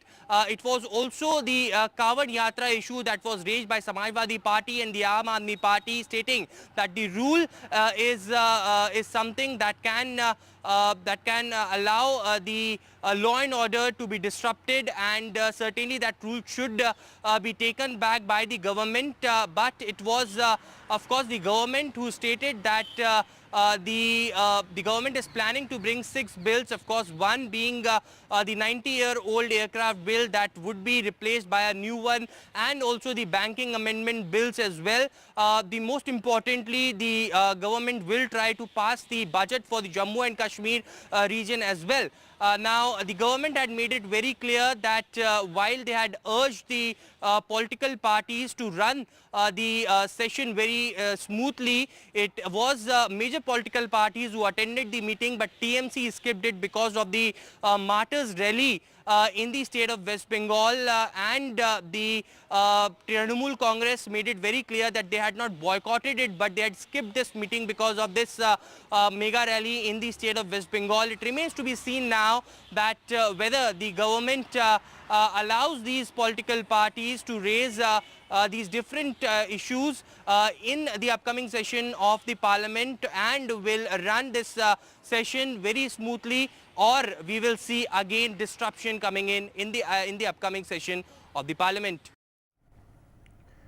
Meanwhile, the lawlessness and the breakdown of law and order in Andhra Pradesh, which is now ruled by TDP, brought in notice to all party meeting as well. 35 murders in 45 days of the ruling TDP. Now, TDP, according to the opposition, the YSRCP, has failed and doesn't deserve to rule the state, is what Jagan Mohan Reddy has said. Jagan Mohan Reddy will come to Delhi on Tuesday and will sit for dharna and will be, in fact, which will be on Wednesday. And Jagan Mohan Reddy will also display the photo exhibition of all the 35 murders.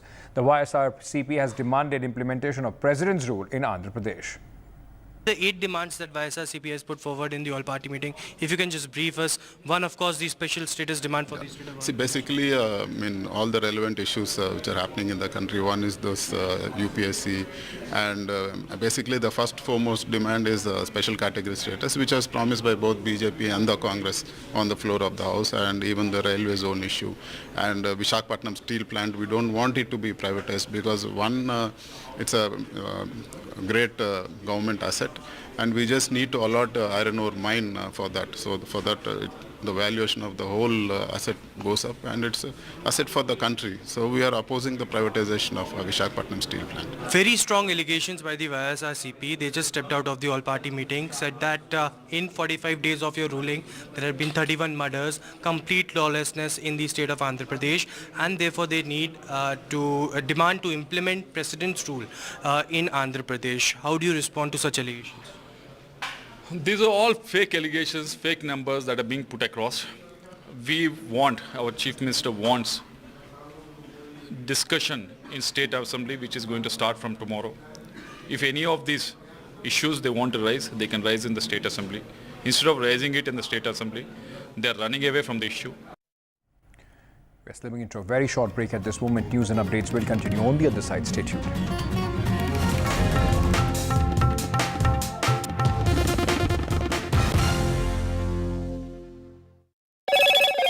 Hello, Moto. Get the magic of the best working for you now. Link your payment cards once, collect rewards forever.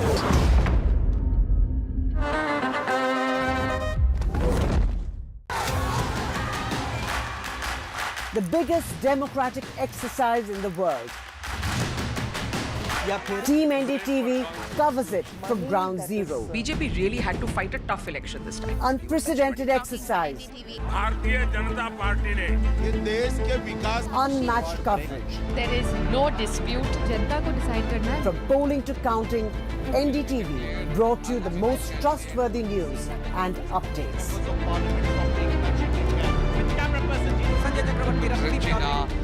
Elections mean NDTV. NDTV proudly upholds its legacy of trust and credibility. According to the prestigious Reuters Institute's Digital News Report 2024, NDTV is the top-most news platform in the country. Number 1 in both online and offline reach in India. Beating all its competition, NDTV stands for trust. Stay informed and entertained with the new and updated NDTV News app. you can watch all our channels live, listen to podcasts, read breaking and exclusive news from around the world and more. Download the NDTV app today and get access to the best journalism and storytelling on your smartphone or tablet. The NDTV app. News that matters to you.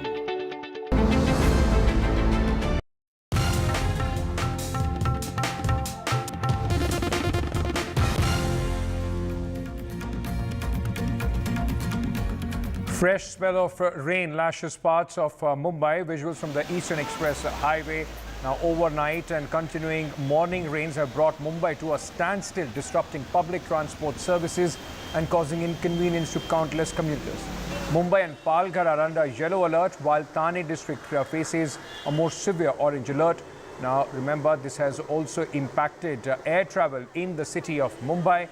With these heavy rains, airlines have issued advisory to flyers to in fact reach the airport at least 3 hours before the expected time of departure. Few flights were also diverted in the first half of the day.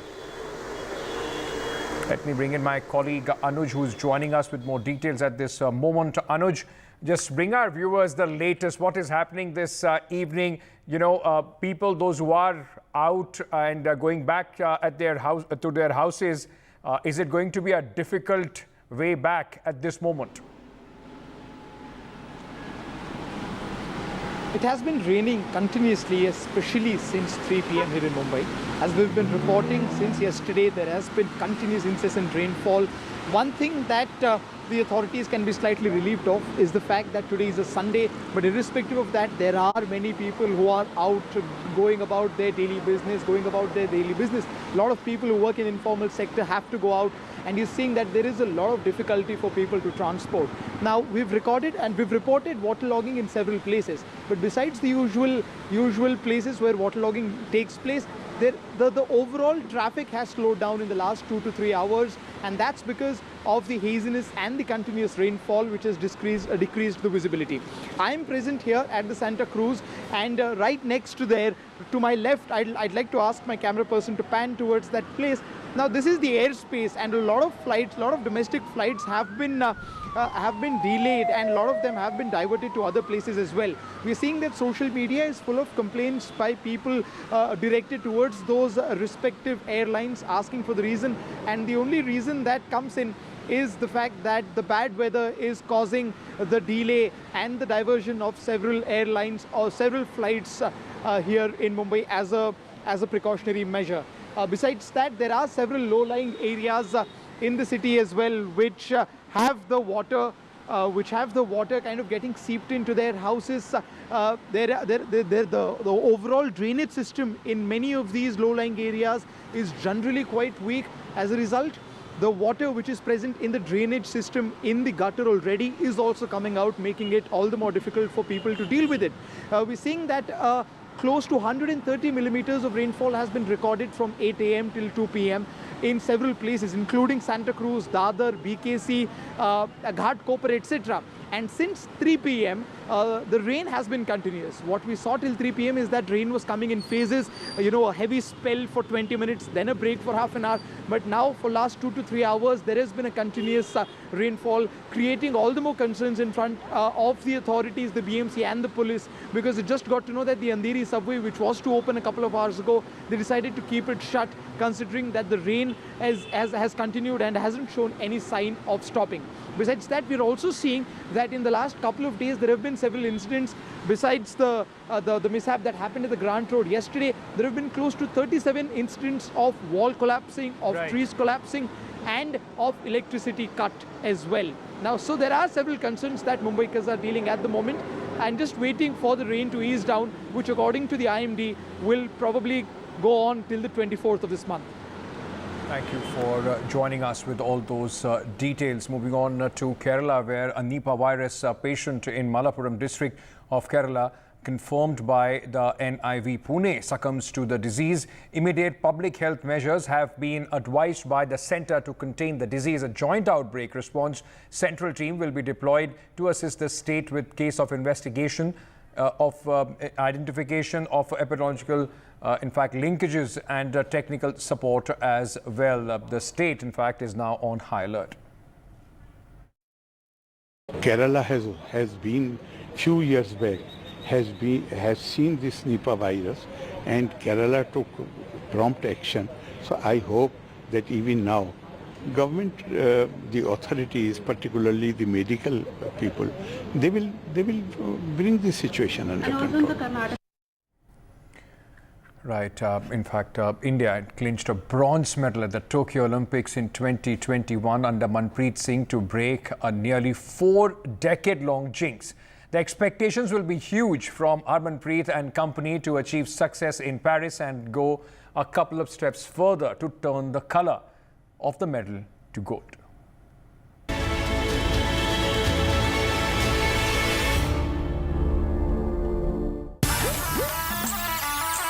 जब हम लोग अपनी अच्छी game खेलते हैं तो हम लोग किसी भी टीम को बीट कर सकते हैं.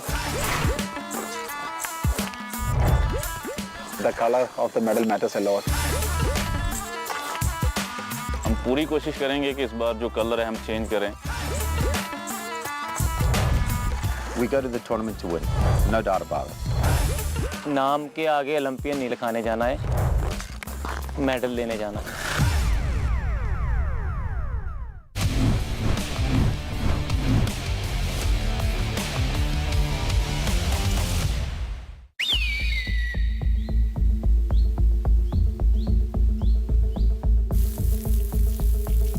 जब बच्चा एक टीम में आता है तो उसका यही ड्रीम रहता है ओलंपिक्स में मेडल जीतना है.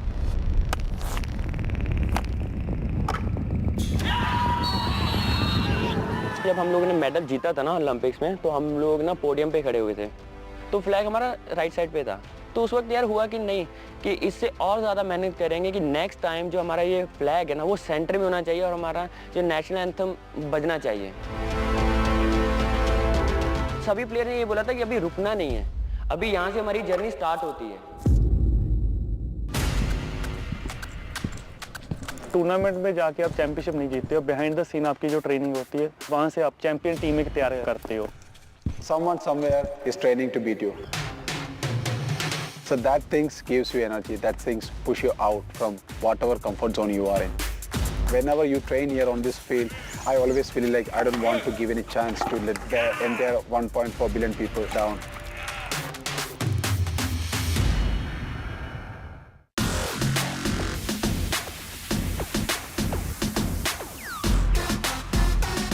हम लोगों ने एक चीज़ अच्छी की, हम लोगों ने टीम बॉन्डिंग को और ज़्यादा स्ट्रॉन्ग किया. हम लोगों ने एक दूसरे की बैक स्टोरी ना जानी कि हम लोगों ने वो कैसे स्ट्रगल करके यहाँ पे पहुँचे हैं.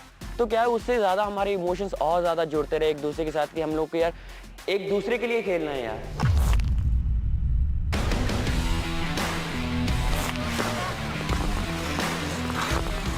There was a time when Indian hockey was dependable on individual players, and then the era changed. We started to getting into more into a team. That changes helped us to win in international level. जब ground में आते तो यही रहता है कि D की जो वाइड लाइन क्रॉस कर ली तो उसमें यही है कि कुछ ना कुछ हम हासिल करके आए.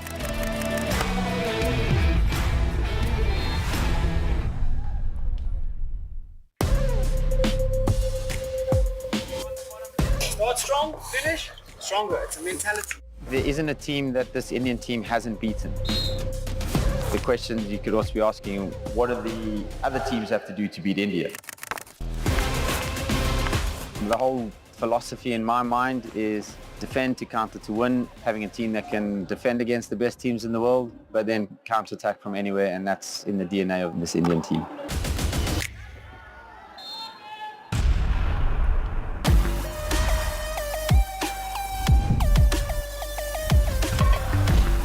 When you are there in the Olympics, you need to deal with two things. Once with your performance, second with the pressure. हम लोग 90% बॉडी का रन कर सकते हैं, बट ये माइंड अगर हमारा सेट नहीं है ना, हमारा कंट्रोल में नहीं है, तो हम लोग वहीं कहीं ना कहीं क्रूशियल मैचेस में आके वहाँ पे लूज कर सकते हैं. For me Olympic is everything, और ओलंपिक में गोल्ड मेडल लेकर आना एक अल्टीमेट गोल है मेरा, और इसके ऊपर कोई चीज़ नहीं है. हम पूरी कोशिश करेंगे कि इस बार जो कलर है हम चेंज करें और जो मेडल जीते हम इंडिया को डेडिकेट करें, जो हमारे सीनियर्स हैं उनको डेडिकेट करें, हमारी जो हिस्ट्री है, लेगेसी है, उसको एक और स्टेप ऊपर लेके जाएं। For me, it's all about working hard till Paris to play every matches. It's like your last match and just give 100% for your team. हमें और ज़्यादा मेहनत करनी पड़ेगी और ज़्यादा एक दूसरे की अंडरस्टैंडिंग और ज़्यादा बेहतर करनी पड़ेगी और जब ओलंपिक्स में जाएं एक ही माइंड में होना चाहिए कि हमें मेडल जीतना है।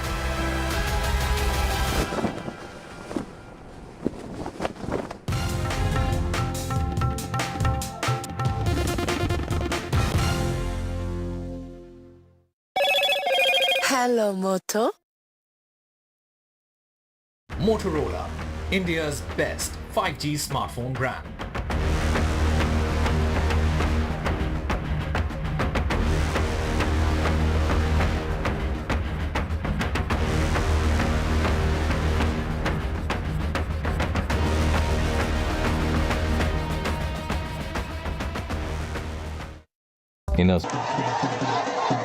After a great victory by Indian team, and today we are reporting from Mohali International Airport where we are showing these visuals. Arshdeep हमारे साथ हैं। वो परफॉर्मेंस सही सारा दी थे बढ़िया रिजल्ट्स मिले। We are in the city of Kanpur today because they have their champion back home, Kuldeep Yadav. The aspiration for each and everyone to go there and win the World Cup, and we did it.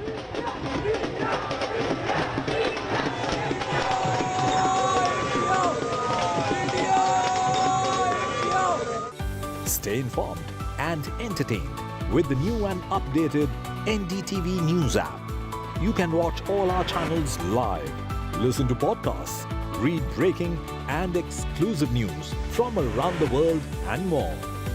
Download the NDTV app today and get access to the best journalism and storytelling on your smartphone or tablet. The NDTV app. News that matters to you. Some people say the metaverse will only be virtual. One day this lecture hall will be made of code, and driverless cars would be trapped in intersections. But even in this maze of the future, you can't wish away health. It's time to become more resilient.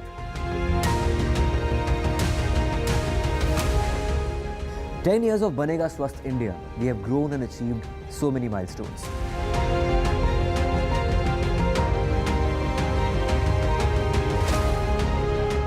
And now I have a plan to beat the urgency, to stop breathing with difficulty, to relieve getting choked with inactivity.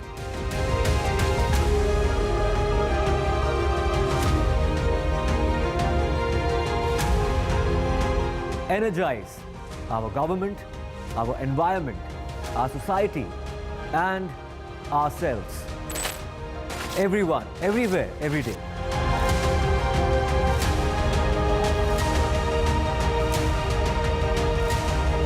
Banega Swasth India. One world hygiene.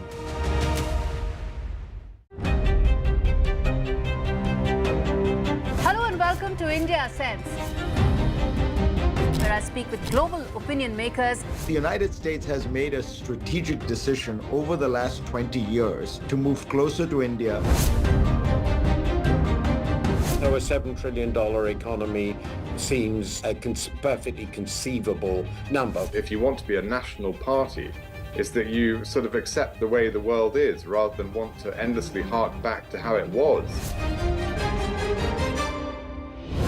Modi is promoting the digitization of the economy, which is accelerating growth in the country.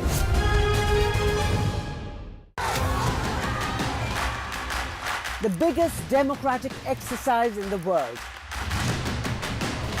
Team NDTV covers it from ground zero. BJP really had to fight a tough election this time. Unprecedented exercise. Unmatched coverage. There is no dispute. जनता को decide करना है. From polling to counting, NDTV brought you the most trustworthy news and updates.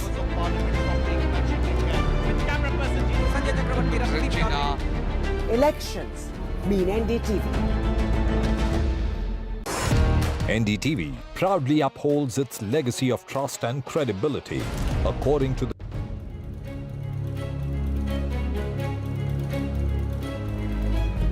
The countdown to the big B-Day or the Union Budget presentation by the Finance Minister Nirmala Sitharaman is right around the corner on 23rd July.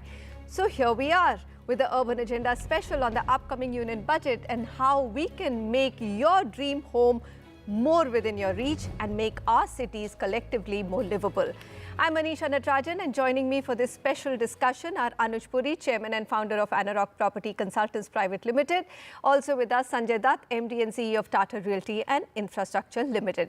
All right, before I go on to the discussion, here are some quick points on the announcements that were made in the interim budget that gave us a sense of the NDA government's focus on boosting real estate and urban infrastructure in particular. There was a large allocation of 11.11 lakh crore rupees for infrastructure capital expenditure in FY25, which was perhaps the most celebrated announcement across sectors, industry, economists and experts. Adoption of e-buses and promotion of electric buses for public transport networks to reduce urban pollution and promote sustainable mobility was another area of focus in the interim budget. The interim budget also committed to strengthening India's e-vehicle ecosystem by providing support for manufacturing as well as charging infrastructure. So that's another key point, and we will hear something about it, I'm sure, again. Expansion of existing airports and developments of new regional airports under Udan scheme was outlined, though the budgetary allocations for both was reduced in the interim budget. Let's see if that changes.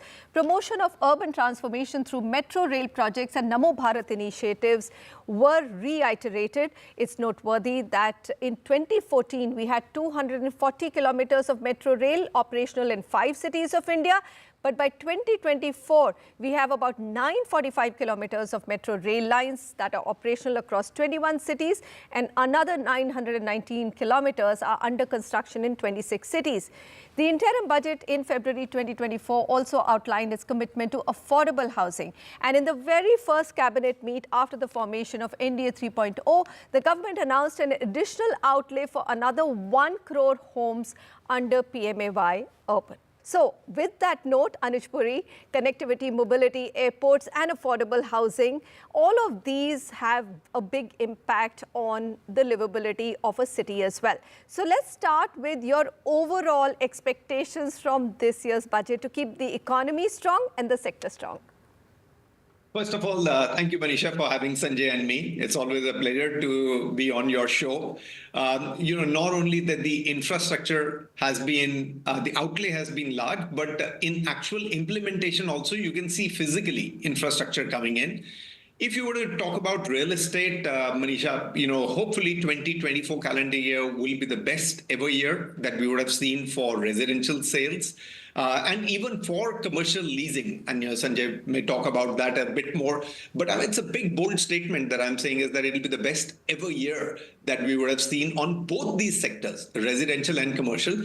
Yet, to answer your question, dil mange more. Can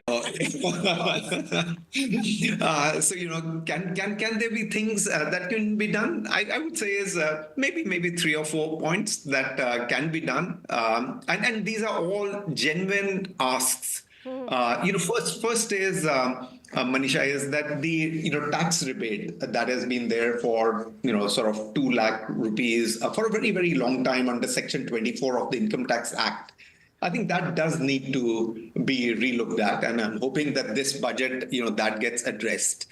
The second is, Manisha, a very nice thing what, the government had bought in pre-COVID called a Xiaomi fund, which was the stalled projects, largely in NCR and in many tier 2, tier 3 towns. These were funded by the government-sponsored real estate fund for completion, has been super effective. I mean, it's amongst one of the, really positive schemes that have been implemented really well. I do feel is that that funds needs more capital, maybe another 40, 50,000 crores to be able to complete. those stalled projects, because we've seen the way that it has positively impacted the confidence of the buyer, and the homeowners who had not got those projects, they've been able to get it. Correct. The third one, again to your point, Manisha, I do feel is somewhere, whilst PMAY has done very well and there is an additional allocation that has been given by the government, I do feel the private sector has been a laggard on the affordable housing.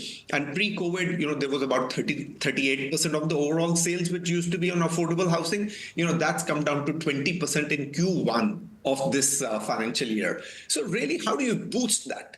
And that's where, 3 or 4 asks will be to boost affordable housing supply, from the private sector. And maybe as we go through the show, I will sort of enumerate those 3 or 4. We'll come back because that's an area of a deeper discussion on how do we boost that affordable housing. But yes, you've really outlined it well. So Sanjay, here's what I'm going to come. Yes, dil mange more. But the finance minister and all the experts are going to say housing sales are doing extremely well. Why are we going to tinker? Economy is clocking 8% plus growth. Fiscal deficits are well within targets. Tax collections are strong. If I look at all of these things, do I really need to increase the home loan rebates from 2 lakh to 5 lakh? Do I really need to make any big shifts? What would your answer be? My answer would be very clear, Manisha, that this is a big yes. And the reason is, Anuj and all of us know property is a cyclical business. And it's linked to a cycle when you see demand surge and supply follows. At some stage, it's not sustainable. And to sustain that growth, you need to ensure that you take certain steps today so that 3 years from now and 4 years from now, we don't suffer. So the key point is that how can you make this sustainable? I think one good news, Manisha, is for the first time in last 30 years of my professional journey, I've seen manufacturing sector coming in beside the services. And this is a big plus for tier 2, tier 3 and rural areas of the country. So we are not discussing those top metros in 14 cities. We're discussing 70, 80 cities or districts which are now progressing. And if that can continue, that would be a big boost to the sector. I think for affordable homes, I want to be very direct. I think they should make 2 lakh rupees exemption per annum to 5 lakh rupees straight away.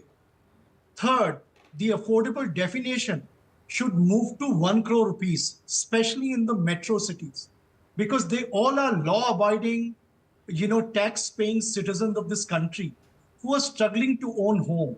And on the other side, even if we want to rent these properties, we are taxed. So that's another area, in my opinion. And the big ask for me is, and the word and an expression that I'm using very boldly today on the call, is unshackle real estate.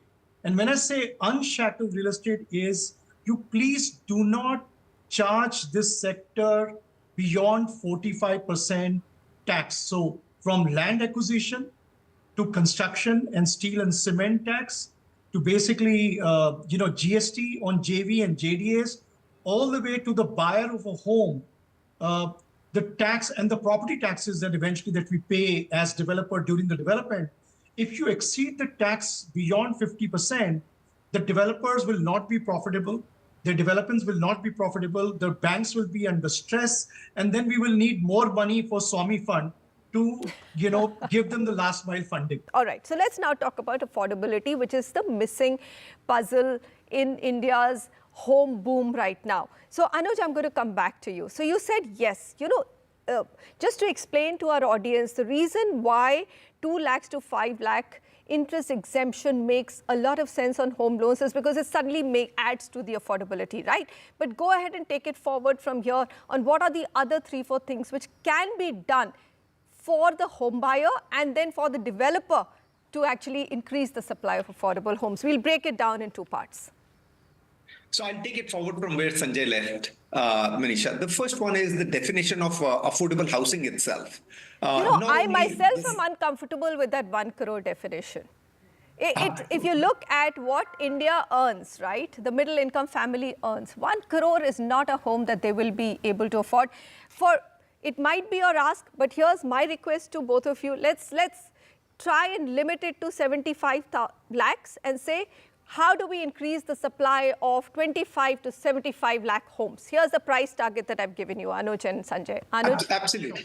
Yes, absolutely. I mean, we can do 75 lakhs, but, Manisha, 45 lakhs is today where the limit is. I mean, a city like Mumbai, to get 45 lakh rupee home is going to be a, challenge. Can it be done? I think as the infrastructure continues to get laid and larger land parcels get connected with the main city, it can be done. But today it may be tough to do 45 lakhs. Maybe we can have a separate definition for Mumbai. But then to have a blanket 75 lakhs, I don't think is a fair ask. And I don't think Sanjay is saying that either. I think Sanjay is also saying is that, do it city-wise, have a criteria that some of the cities which do demand that kind of, value, you will have to increase the value, and you can't have, sort of one brush paint all. At this moment in time, that is what is happening. So maybe, that 45 lakh needs to go to 60 or 75 lakhs, or for, a city like Mumbai, even touch 90 lakh, 1 crore, or limited to 75. But 45 lakhs is, to my mind, what is restricting. And that's why if you look at it, the data that we are producing actually is incorrect in a way, Manisha, that it is getting out of the affordable housing definition, yet the buyer is actually an affordable housing buyer. Because in 45 lakhs, that buyer is not getting anything. As a result of which we are saying is that he is not buying or she is not buying affordable housing. The moment you increase this definition from 45 lakhs to 75 lakhs, you will see the percentage, which was, as I said, is, before COVID in 2019. Should we not change the definition to mid-income housing and have a separate one for affordable? Like under the CLSS scheme, Anuj, you do have a mid-income housing. So now, because, luxury has now encompasses everything above 1 crore, then there is a premium category which encompasses everything above 45 lakhs to a crore, right? But there is no middle income. And actually what all three of us are talking about is a mid-income house for a mid-income family, correct? Yes. You are absolutely spot on, Manisha. It is the mid-income maybe the PMAY does the more affordable housing, and, we are wanting to address, the buyer who is in that 45 lakhs to 75 lakh rupee category. So that is where, that's the first thing that I'm saying is, second is you will need to bring in tax incentives for the developers under 80IB, because, they are today not incentivized to do these smaller homes. The bigger homes, the premium home, the luxury homes, are selling. And data is all showing that they are doing exceptionally well. Now, these are private developers. Many of them are listed as well. They have to look at their own stakeholders. Now, if somewhere they are able to make a higher margin in the luxury or the premium, why would they want to go into the affordable housing?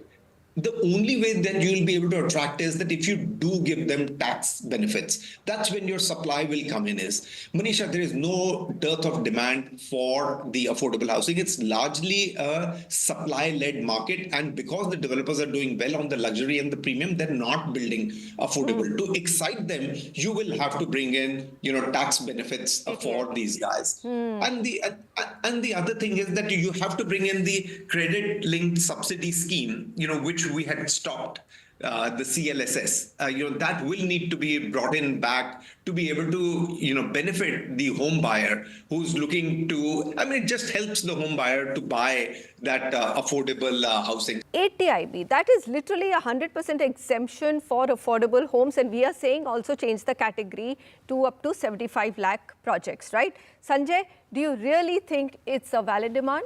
It's a valid demand. And I want to make one more point in addition to what Anuj said. We are looking at prices have gone up as if we bought the land at historical values. The new land parcels the developers are buying, Manisha, are buying now at 100% premium. So the raw material is costing more for the developer. And therefore, the point I was making is not sustainable. So I agree with Anuj that these incentives will help attract to affordable homes. All right. So we have Swami Fund still to discuss. Stay with us. It's an important conversation. We'll come back and talk about that.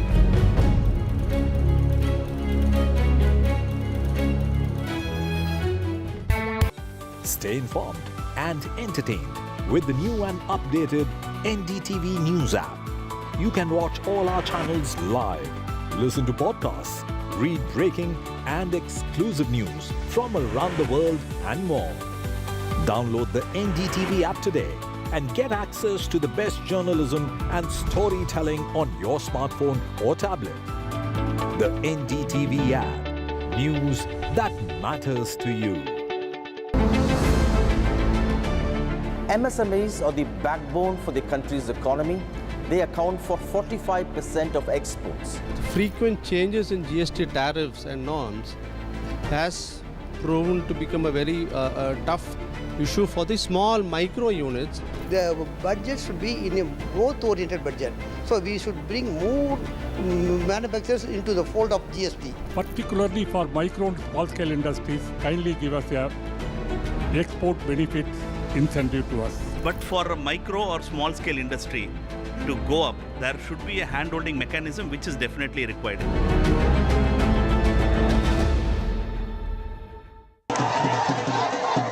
After a great victory by Indian team, and today we are reporting from Mohali International Airport where we are showing these visuals. Arshdeep हमारे साथ हैं. वो performance सही सारे दी थे बढ़िया results मिले. We are in the city of Kanpur today because they have their champion back home, Kuldeep Yadav. The aspiration for each and everyone to go there and win the World Cup, and we did it.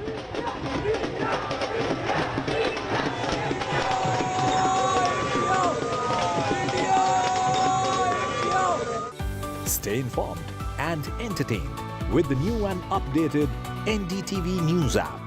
You can watch all our channels live, listen to podcasts, read breaking and exclusive news from around the world and more. Download the NDTV app today and get access to the best journalism and storytelling on your smartphone or tablet. The NDTV app. News that matters to you.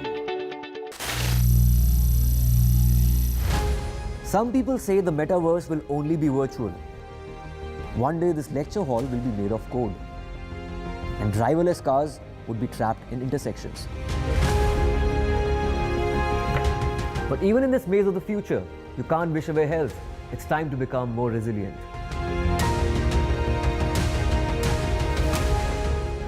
"10 years of Banega Swasth India, we have grown and achieved so many milestones.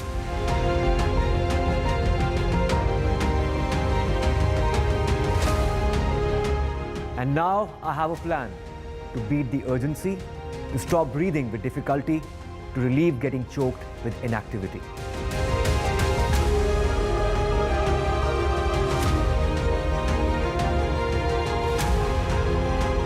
Energize our government, our environment, our society, and ourselves. Everyone, everywhere, every day.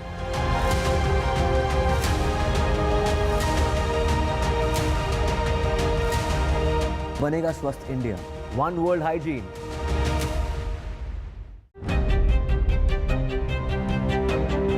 Hello and welcome to India Sense, where I speak with global opinion makers. The United States has made a strategic decision over the last 20 years to move closer to India.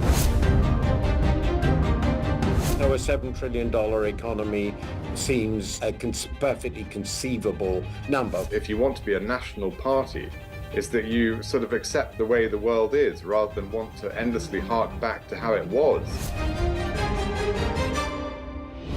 Modi is promoting the digitization of the economy, which is accelerating growth in the country.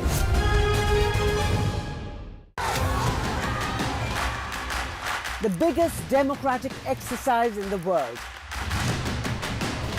Team NDTV covers it from ground zero. BJP really had to fight a tough election this time. Unprecedented exercise.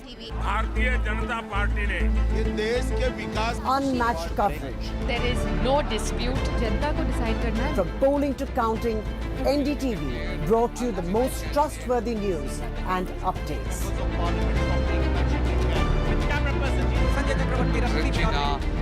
Elections mean NDTV. NDTV proudly upholds its legacy of trust and credibility, according to the prestigious Reuters Institute's Digital News Report 2024. NDTV is the top-most news platform in the country. Number one in both online and offline reach in India, beating all its competition.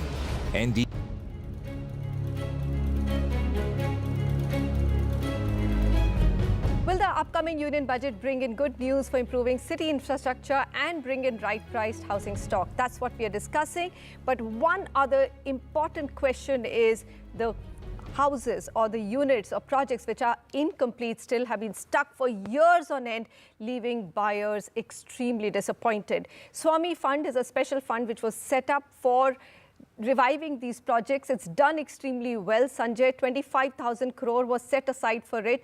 Anuj mentioned right at the top of the show that maybe we need another 50,000 crores allocated to a government-sponsored funds for reviving these projects. Tell me, will that work? Because even Xiaomi does not take in projects or fund projects which have nothing left in them. They also, at the end of it, do want to recover their capital and make some money. Manisha, first of all, the industry needs 100,000 crores fund. I'm not suggesting that's what we should set up, but we should definitely double it. Xiaomi Fund was last mile funding for affordable homes. I think we should extend that to bid housing at least, and that will also be very helpful.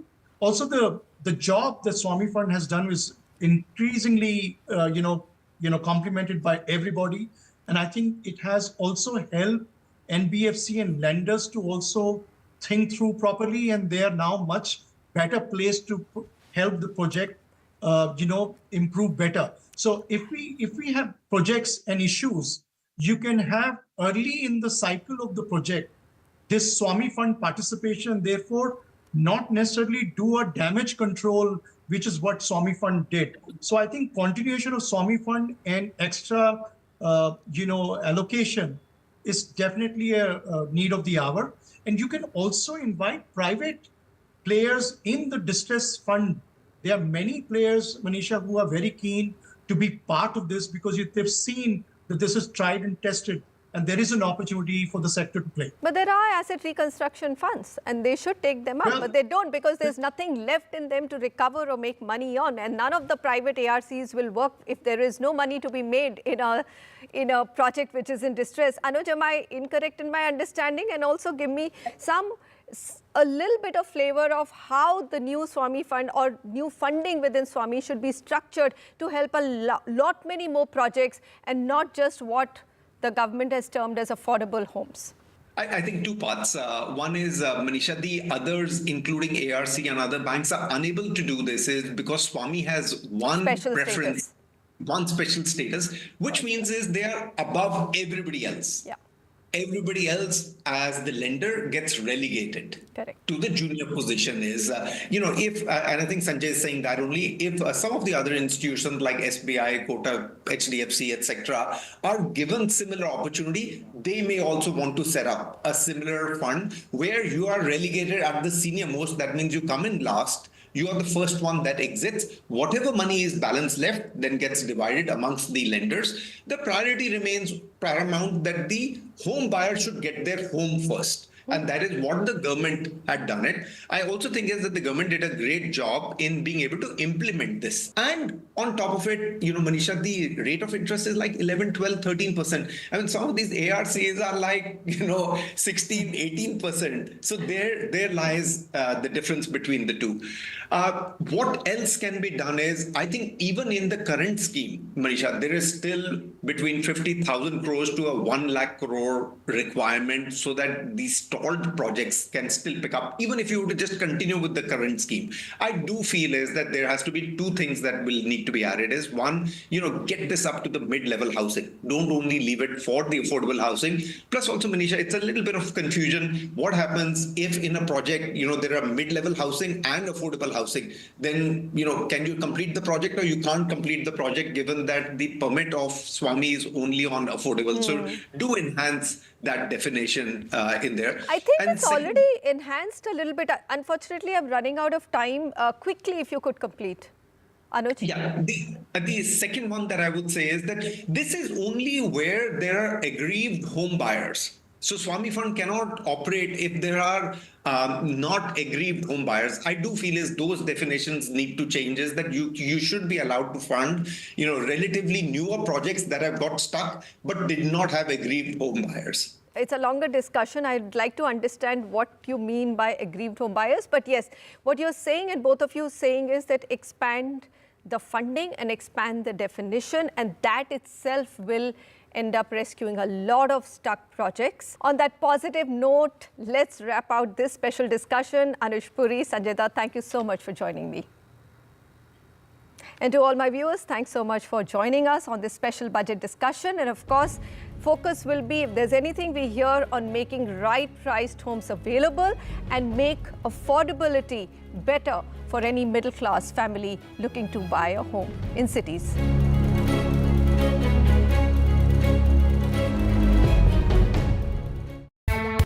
Stay informed and entertained with the new and updated NDTV News app.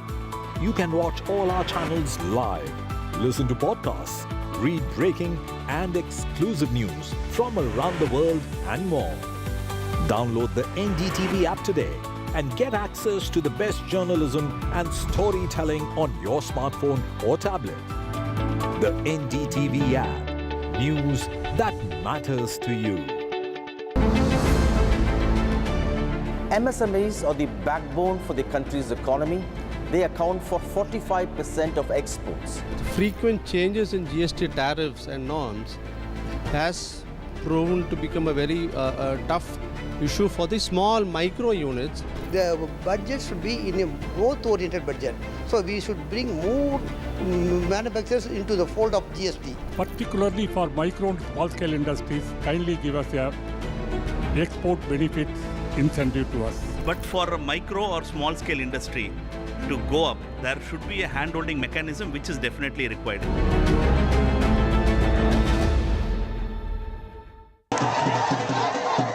After a great victory by Indian team, and today we are reporting from Mohali International Airport where we are showing these visuals. Arshdeep हमारे साथ हैं. बहुत performance आई सारे दी थे बढ़िया results मिले. We are in the city of Kanpur today because they have their champion back home, Kuldeep Yadav. The aspiration for each and everyone to go there and win the World Cup, and we did it.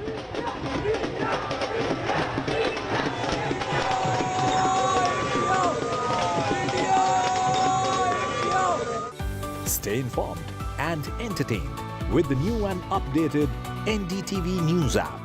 You can watch all our channels live, listen to podcasts, read breaking and exclusive news from around the world and more. Download the NDTV app today and get access to the best journalism and storytelling on your smartphone or tablet. The NDTV app. News that matters to you. Some people say the metaverse will only be virtual.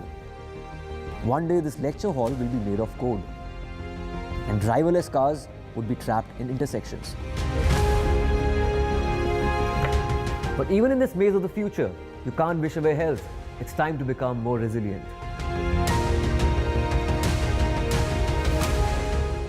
"10 years of Banega Swasth India, we have grown and achieved so many milestones.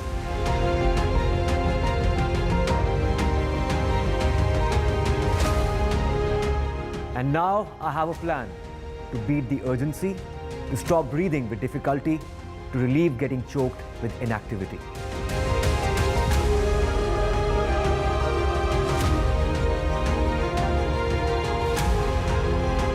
Energize our government, our environment, our society, and ourselves. Everyone, everywhere, every day.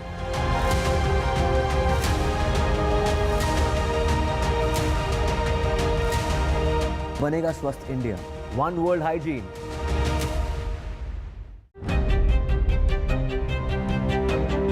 Hello and welcome to India Sense, where I speak with global opinion makers. The United States has made a strategic decision over the last 20 years to move closer to India.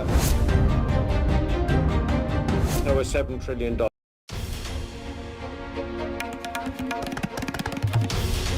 This is NDTV.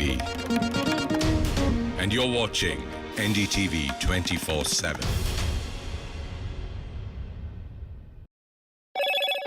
Hello, Moto.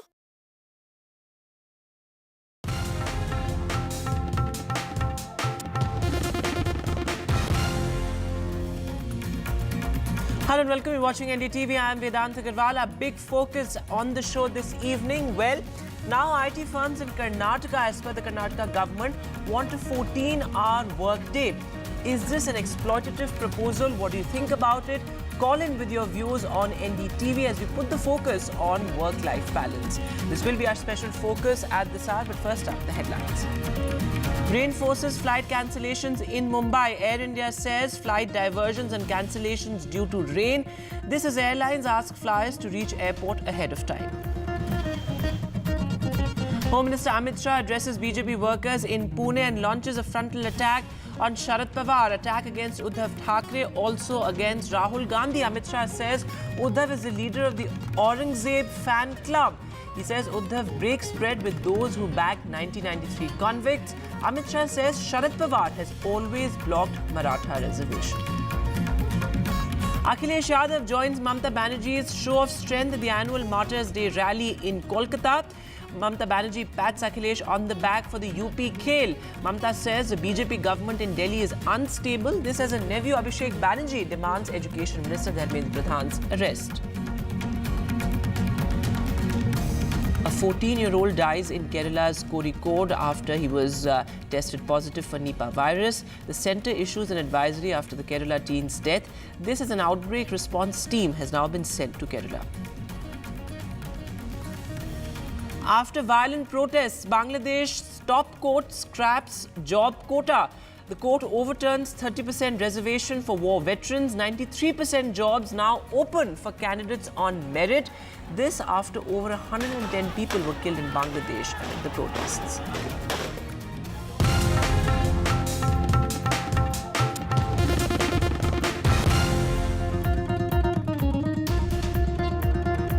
And our special focus on the show this evening, are you up for a 14-hour workday? Well, the Karnataka government has come up with yet another contentious proposal citing IT firms and their demand for a 14-hour workday. Of course, this comes after Narayan Murthy of Infosys and also Bhavish Agarwal of Ola had backed the 70-hour work week demand.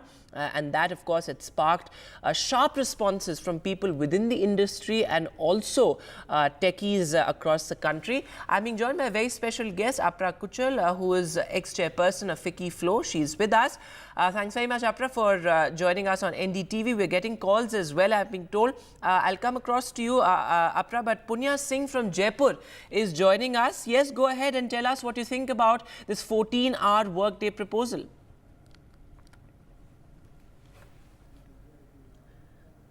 Punya, if you can hear me.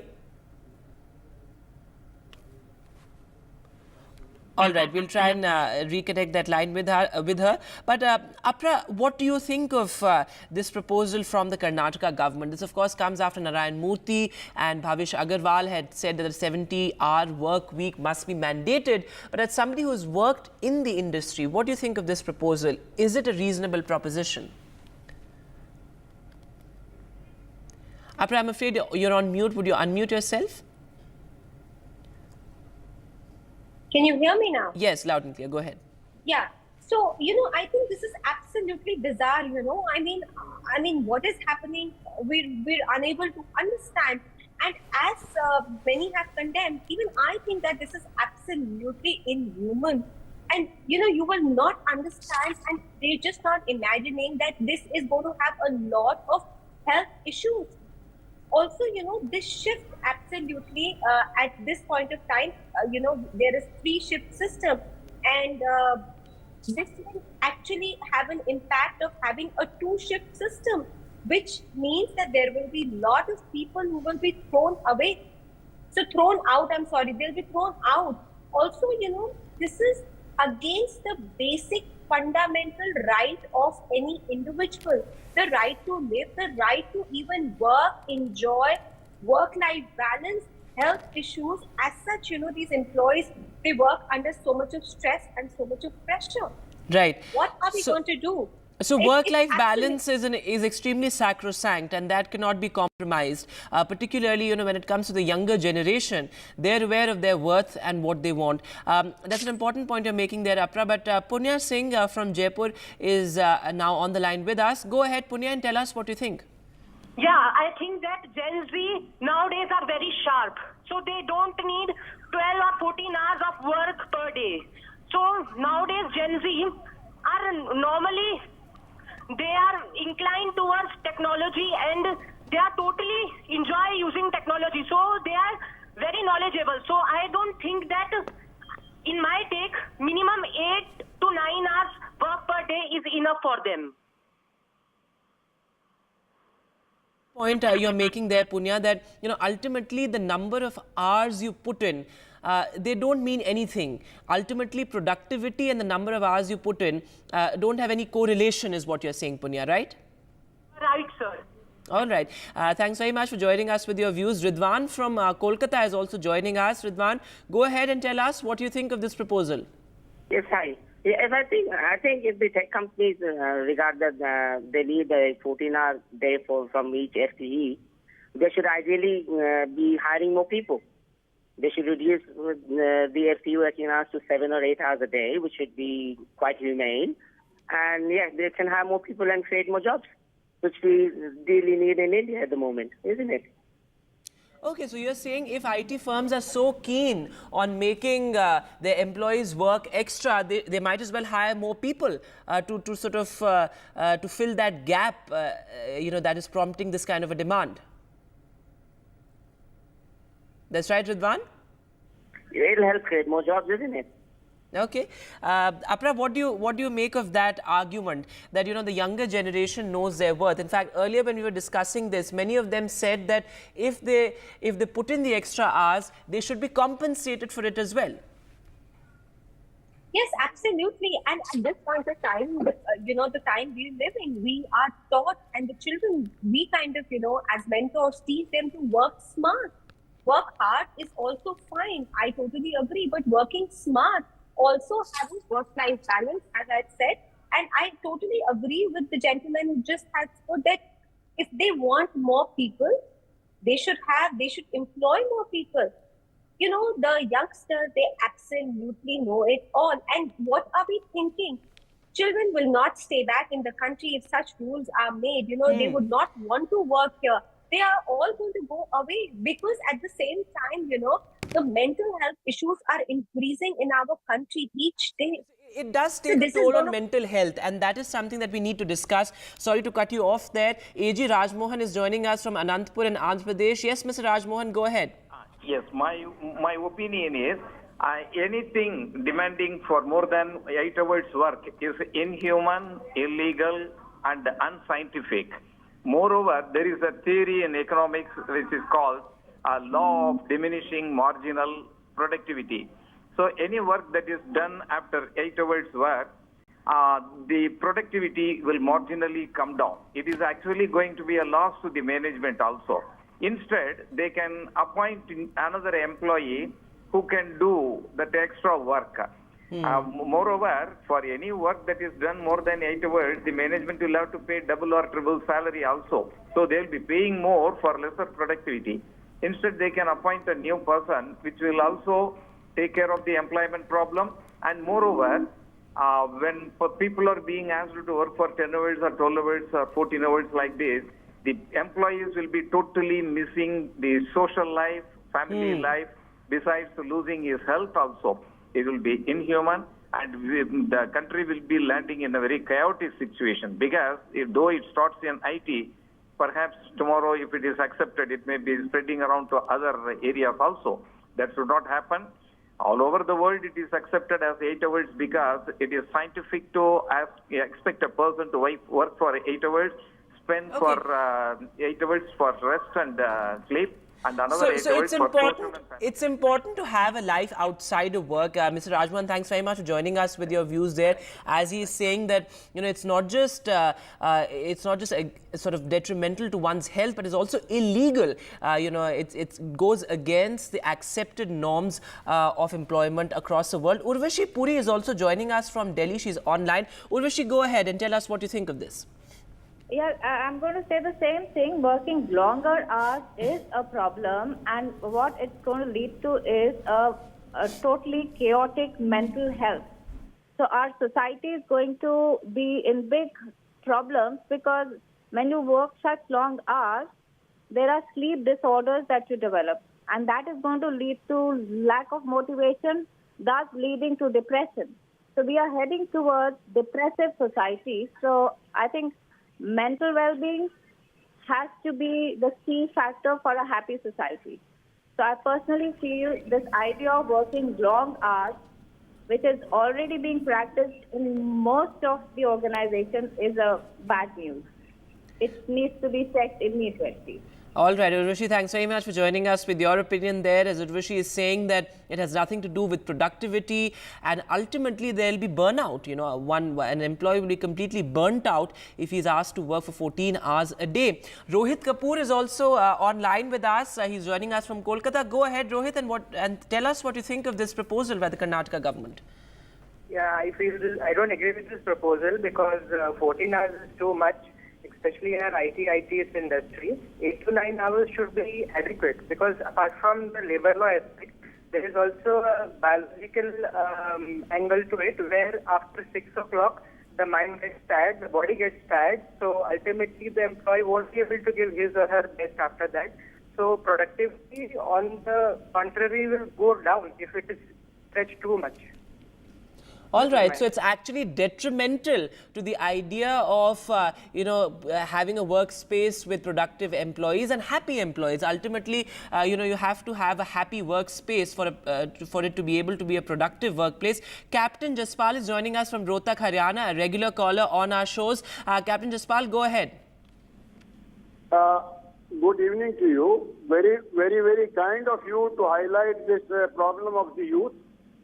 You know, Mr. Narayan Murthy and all others who are advocating this, they have gone old, or they are greedy, or they have a hidden agenda and look forward to some favors from the government. A young man, if they want him to work, should be given 800 rupees per hour for the extra work that they want. You see, I told him, your daughter, Narayan Murthy, your daughter did not listen to your advice. She had not gone to China, she had gone to UK. And if you give this advice to your son-in-law, he will lose his job in 72 hours. Sure enough, there was some harakari and exploitation of the labor, and you see the conservatives are now working under Manrega. This is just not acceptable. They think Indians have no rights, have no fundamental rights and no self-respect. Thank you. Bye. Captain Jaspal, always very impassioned. Great to have you on our shows. Thanks very much for joining us. Apra, from the point of view of somebody who has been in management positions, do you think that it's a tempting idea to have employees work for 14 hours or put in the extra hours? Do you think that is something that a company looks at as lucrative? See, times have really changed, Absolutely. Who does not like, employees working hard and employees working for longer hours? But times have changed. And as, somebody who's hiring people, we also know, what has been already said, that, law of diminishing marginal utility. You cannot just have them sitting there without having the productivity. The rate of productivity will absolutely decrease. And there is going to be burnout, and no sensible manager or no sensible leader would want employees to be just sitting till late without adding any productive value. Right. So, ultimately, and if you are, somebody with some sort of a vision, you'd look at sustainability, and what is really a sustainable proposition rather than having your employees work for extra hours. Absolutely. We must also know, last thing, that there is stress the workforce in India is absolutely already stressed. Yes. And we are increasing that. Yes. And we are thinking human beings and thinking employees. We don't want machines at our workplace. Mahadevan from Chennai is also joining us. Mahadevan, go ahead and tell us what you think of this proposal. Yeah, see, whichever government is bringing in, it's not a sane idea because, just now somebody was mentioning also that human productivity has to be, diligent.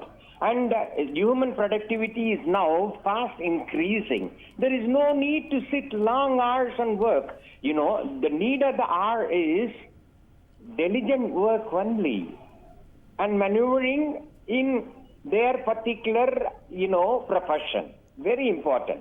What is the long hours? I don't understand. Which government has thought about it? It's absolutely insane idea from the government point of view. They must stop doing all these things. It has to be condemned, that's all. All right, Mahadevan, thanks very much for joining us with your views there. So, Apra, interesting there because, there's a lot of focus these days on value creation, on innovation. That seems to be a central idea as far as industry is concerned. In fact, our Prime Minister also talks about Anusandhan a great deal, innovation. Do you think that, demanding such long hours of employees, is it detrimental to the idea of innovation at the workplace as well? Absolutely. See, innovation comes with fresh ideas. Innovation comes with fresh mind. It does not come with a mind that is absolutely tired and lethargic. So that is why, so many offices have sports facilities or gym because they understand that if an employee is working, he or she also needs that hours of off or sports or gym or some kind of a, entertainment to keep the mind absolutely going. So this is detrimental to the whole idea of innovation. Absolutely. And, innovative ideas can be brought forth only when you have a life outside work and you come back refreshed. Ishwar Chauhan is joining us from London. Ishwar, go ahead and tell us what you think of this. I'm just saying something here actually because I'm watching your channel in London here. What I want to say that, when you present the main news, there's too much repetition on it. There are so many news flash coming every second is repeating in the bottom, the banners in the bottom of the television. And what happened, it is very irritating actually, and I don't know why. Right, so we take your feedback there and we'll try and incorporate that in our operations. Thanks very much for calling in.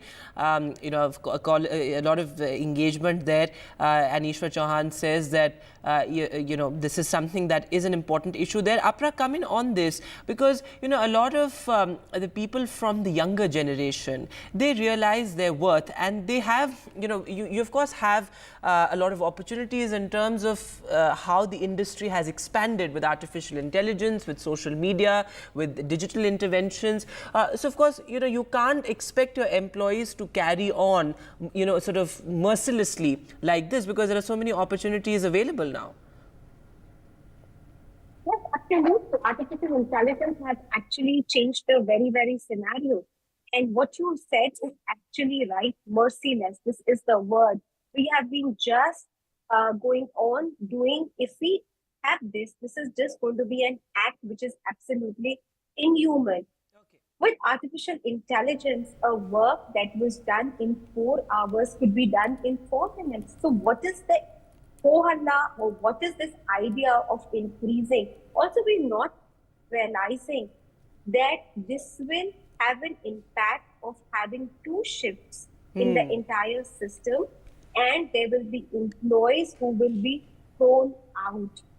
Yes, so that's an important point. Even logistically, this is not a very pragmatic solution to anything. Saroj Banerjee is joining us from Jamshedpur. Ms. Banerjee, go ahead and tell us what you think of this proposal. Yeah. Everybody is telling on favor of against that, but I think I might have a different view. Why I'm telling it's different because when we are a student, as a student, we have spent around more than 14-15 hours study. Then we crack IIT or engineering entrance. That means India has to grow. That I think we have to do something different. Now, if I get more than 5-6 as such, there are so many people. My simple example is like that. If I want to work hard, then India can grow. You have to grow first. everybody has to work more than 8 hours. It's not a very difficult job. Who are passionate workers.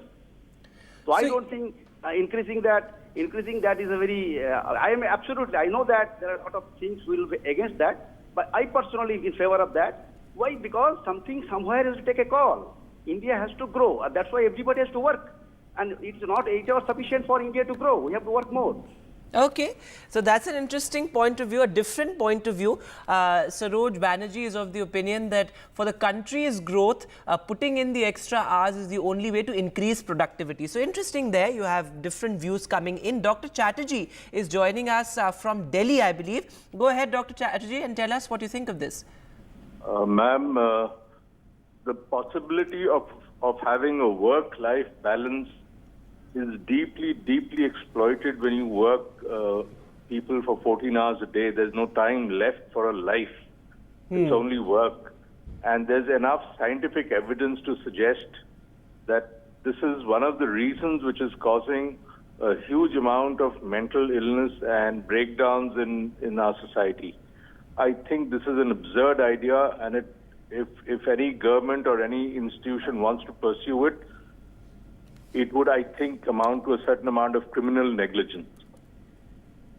All right, so pretty strong words there that this could, in a sense, this is tantamount to criminal negligence. So that's interesting there. Apra, would you like to come in on this? We were discussing how even logistically, it's not possible to expect people to work for 14 hours. But the larger problem here is that this is detrimental to one's mental health. This is detrimental to productivity, value creation, innovation at the workplace. But give us a sense of why the top managements of so many companies, of so many IT companies have come out and backed this idea or demand of a 14-hour work day or a 70-hour work week. So probably I think, they must be thinking that, if the working hours are increased as it's in Japan or say South Korea or China, probably, we will have more progress. And we will have more working hours will take the entire productivity go up. So probably this would be the only thought behind all this. Okay. But they're just not realizing that, every country is different. We are yes, not... so we can't just emulate countries abroad. Yes. We have to have a model of our own. Prasad Rao is joining us on the phone line. Prasad Rao, go ahead and tell us what you think. See, my first comment is it is bonded labor and slavery. And my second comment is that how many days a week? Is it going to be 2 to 3 days a week? It is okay. If it is 6 days a week or 5 days a week, it is not acceptable. Okay. And then I think if it is 10 hours a day, better those people stay in the office for 3 days, and then after 3 days they can go home. Okay, so this is tantamount to bonded labor and slavery is what Prasad Rao thinks. Anand from Bengaluru is also joining us. We only have enough time for one caller. Anand, go ahead and tell us what you think. Yeah, this may be a bit of a counter view, but I think we should take it in a good spirit, in the sense that, okay, no doubt this will lead to burnout and other things. But the thing is, once one crop of folks get burnt out, the next crop of folks will come. So in a way, it kind of solves the unemployment crisis also hitting our country. And plus, it gives a lot of employment to other folks like marriage therapists, doctors, all those sort of stuff. So we should take it in the right spirit.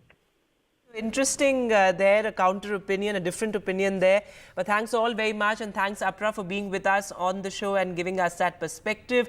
This has certainly sparked a raging debate, and this is a Karnataka government proposal, but we had callers from across the country, from Bengaluru to, of course, Kolkata, people from Uttar Pradesh, Rajasthan. So certainly very passionate views on this.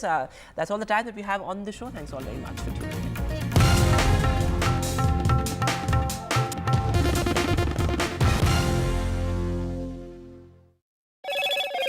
Hello, Moto.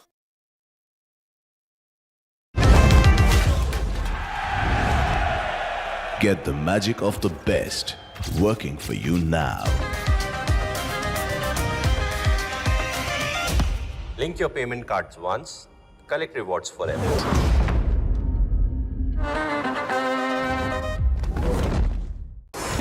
NDTV proudly upholds its legacy of trust and credibility.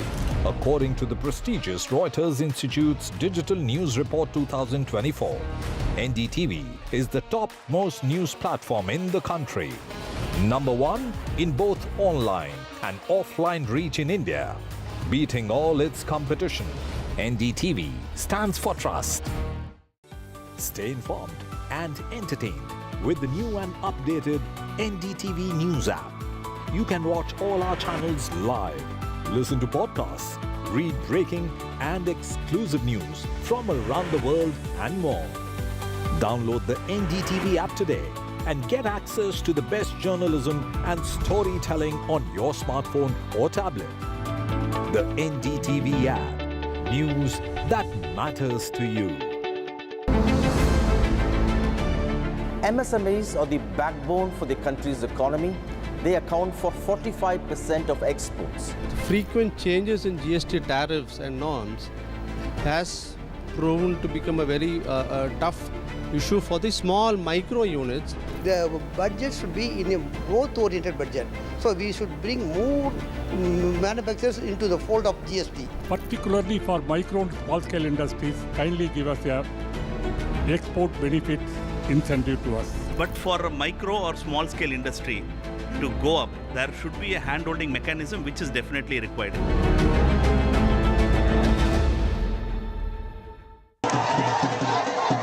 After a great victory by Indian team, and today we are reporting from Mohali International Airport where we are showing these visuals. Arshdeep हमारे साथ हैं. बहुत performance आई सारे दी थे बढ़िया results मिले. We are in the city of Kanpur today because they have their champion back home, Kuldeep Yadav. The aspiration for each and everyone to go there and win the World Cup, and we did it.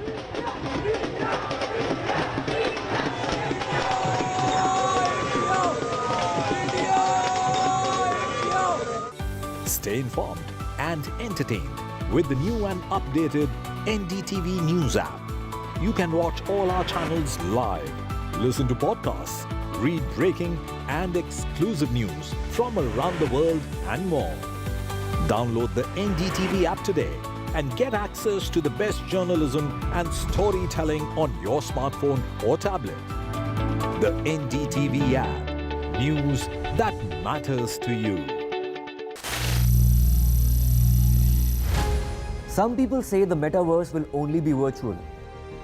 One day this lecture hall will be made of code, and driverless cars would be trapped in intersections. But even in this maze of the future, you can't wish away health. It's time to become more resilient.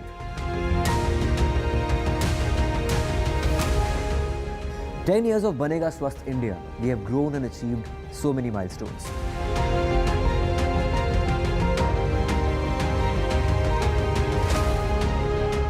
And now I have a plan to beat the urgency, to stop breathing with difficulty, to relieve getting choked with inactivity.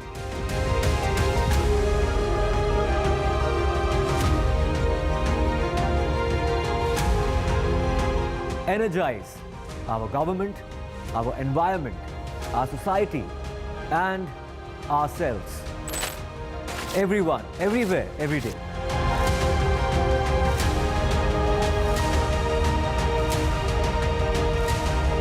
Banega Swasth India. One world hygiene.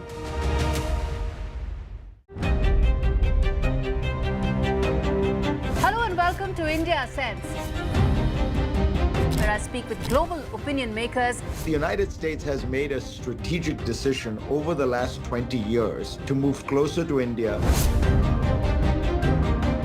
So a $7 trillion economy seems a perfectly conceivable number. If you want to be a national party, it's that you sort of accept the way the world is rather than want to endlessly hark back to how it was. Modi is promoting the digitization of the economy, which is accelerating growth in the country. Get ready for the ride of your life. NDTV brings you the NDTV Auto Show with me, Mugdha Mishra. From the fastest supercars to the sleekest new energy vehicles to your trusted daily ride, we cover it all. every Saturday at 10:30 a.m. and Sunday at 8:30 p.m. only on NDTV 24/7. Your next great escape starts here. The biggest democratic exercise in the world. Team NDTV covers it from ground zero. BJP really had to fight a tough election this time. Unprecedented exercise.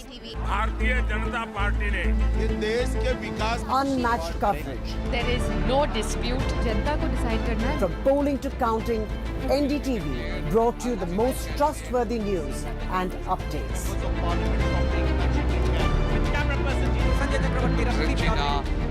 Elections mean NDTV. NDTV.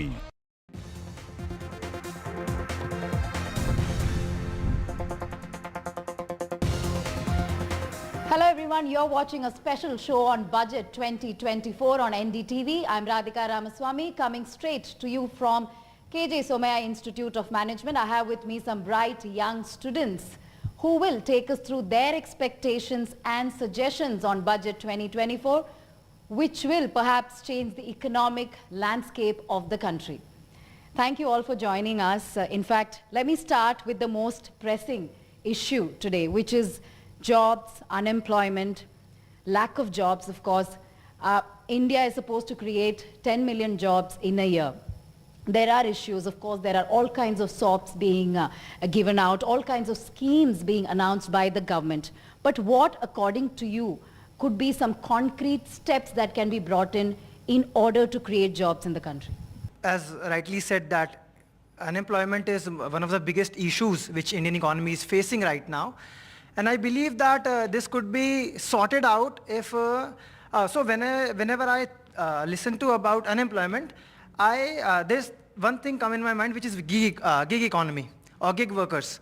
So many states like Karnataka and Rajasthan are taking steps for gig workers.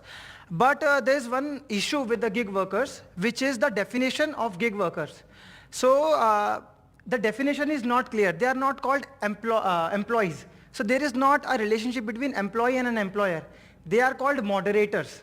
So that is the problem, and the definition should be clear enough for gig workers, and because of which, or after sorting this issue, I think unemployment issue will be sorted out. Right, and taking that question forward, how can we sort of ensure, there is of course Make in India, there is Startup India, how can we ensure there are enough skill development programs perhaps to ensure people are employable? What's your take? Hello everyone, my name is Ayush Verma, and on this take, skill development is a major issue, and basically from the tier 2 cities which lack in the skill development, and my expectation from the budget is the more skill development program and boosting an MSME sector in the tier 2 cities, so that we can fill up this employment gap also and skill gap also. Okay, and let's talk about entrepreneurship, startups. Many of you would like to start out on your own, but it's not easy, of course. Government doing enough, or perhaps maybe not so much in order to boost entrepreneurship. Of course, multiple schemes being launched, but what do you think, should be the next big step in order to boost entrepreneurship in the country? All right, first of all, hello everyone, my name is Utkarsh, and what I've seen in the West is that they have a self-sustaining startup culture where these small businesses somewhere develop an ecosystem and sustain off each other, which is lacking in India. I mean, we have had Shark Tank, we have had Make in India campaign, we have had a lot of boost to the Indian startup culture. Now that the culture is there, I want the budget to invest in the infrastructure that sustains this setup for startups and everything for a longer period of time, because we are all MBA students, we all hope and expect to get our own businesses, be the founders of our own companies. But what we find is that it's very difficult in the current scenario. We still depend a lot on the angel investors and investment from the West, which is one of the biggest problems when it comes to Indian startups. So that's something I think the government can push a little more in this budget. Right, so again, taking the same question here. So in terms of entrepreneurship, as you said, it is challenging in terms of documentation, bureaucratic processes. So what can be done so that there is some sort of relief for entrepreneurs in terms of not just funding, but in terms of making the compliance also easy? With regards to the different schemes that the government has rolled out, I think there is also a lot of bureaucratic work where the paperwork gets stagnated and there is a lot of lobbying. So if there is an easier process to fast track the entire registration process, because in countries abroad to register your company it takes a matter of minutes, but over here it's an entire task for days. And that added to that, I also feel in a way if we can add entrepreneurship as a skill, as a part of our curriculum going forward in the NEP, this way it's a part of people's day-to-day lives. All right, so now let's go to, of course we spoke about jobs, employment, startups, entrepreneurship. Let's go to education. Let me ask you about, of course, as I said before, there are SOPs, schemes. Maharashtra government recently announced SOPs for students, fresh graduates, class 12 students. But is that enough in terms of boosting the education sector and also to ensure students are not burdened with loans? What steps do you think government should take to help students in the current education landscape? It's a very general thing that even being an MBA student, it always, not everyone can afford to, pay that amount of fees and all. So obviously it burdens us as well. So I think that the government should definitely, put more investment towards the education sector maybe, that eases out various loans and actually helps various students that are not able to afford education as of now. Let me also ask you about taxation. I mean, this is something that we all, as salaried employees look for during budget. So according to you, what is the kind of relief that, government should bring in for taxpayers like us? And secondly, which regime do you think works better? Hi, thank you. My name is Nikita. So me being a part of the CA fraternity, I feel that the old tax regime is better because at some way or the other it gives us more deductions, and people have not yet shifted to the new tax regime because there are not a lot of deductions that are available. And there are no changes this time in the budget when compared to the last year for taxations. It's still the same, and I hope it remains the same, and there is no compulsion for the people to shift to new tax regime, because if there are new tax regimes, then the people, especially the salaried employees, will not get a lot of deductions which are easily applicable when they are in the old tax regime. All right. Also, let me go to essential commodities, price rise, inflation. So if you'd like to, tell us about, some concrete steps that can be taken to bring down the prices of essential commodities, because everybody is talking about either the taxation part of it during budget or the fact that everything has become expensive. So how can the prices be brought down to a reasonable level as students? What do you think? The thing is, what we see in the market currently is that the salaries are not going up and inflation is going through the roofs. So we are not able to afford the commodities which are changing their prices constantly. Me being a person who has a bike still is scared to pay 103 rupees for petrol in Mumbai. It's something that pinches you because you can see that it can be cheaper in other countries and the crude oil rates. The thing is, the subsidies that are there for essential commodities like electricity or water are going down. But I don't think that Indian economy is ready right now to take that step. What I suggest is subsidize certain necessities, which the government is already trying to do, but we are moving towards privatization way too soon. As we take an example of coal mines. Most of the coal mines are now semi-private and semi-public owned entities. We see that hasn't changed the flow of coal or the essential resources, but it has made a differentiation where a small scale trader or a medium scale businessman used to use those commodities. Because what we see is that most of the burden is taken by the middle class or the upper middle class or the tax paying category. Now what problem occurs is that once we come out of the education sector, once we come out of our colleges and we see that we have to start paying taxes from day one. But we already have our education loans to pay. We already have our own set of responsibilities. Our family has invested a lot on us. So it's very difficult to manage those expenses with the rising prices. I think somewhere or the other, the government can look to give leeways to people who have recently graduated or got the job for the first 2 years in the taxation section. Right. So that's something that I'd like to take forward here as well. So he's talking about price rise, inflation, how students are also impacted as a result of it. So I did ask you the question some time back, but as management students, what are your expectations in terms of perhaps bringing the education loans down, like interest-free loans or reduce interest rates? Yeah, so as rightly said, the interest rate for education loan is very high right now. And obviously it's not possible for everyone to spend 25 lakhs of hefty amount for their master's graduation. And most people don't do master graduation per se. Right, so interest rate should come down for education sector predominantly. All right, great. And let me go to technology. I mean, I'm sure many of you are from tech backgrounds as well. So technology is the forefront of economic transformation. So what do you think, what are the policies that should be brought in, to perhaps encourage cutting-edge technology, especially in an AI-driven world? In the technological background, although we have schemes like Startup India and PLI schemes, which are made to reduce our import burdens. But I think we have to penetrate these schemes to the tier 2 cities and everywhere. And cyber security is also a concern. We need an infrastructure for the cyber security. Thus my expectation from the budget is that more investment in these sectors would be beneficial. All right. Also, would you like to add to that, this AI-driven world, how much it has creeped in and what should the government be looking into in India? Even yesterday when we were talking to a few people, we were discussing, can AI take over our jobs? That's one of the biggest concerns. The current version of AI that is in the market cannot. But obviously, a lot of jobs have been reduced because of AI and technology. But what we miss currently is that the government is not investing that AI technology in renewable energy.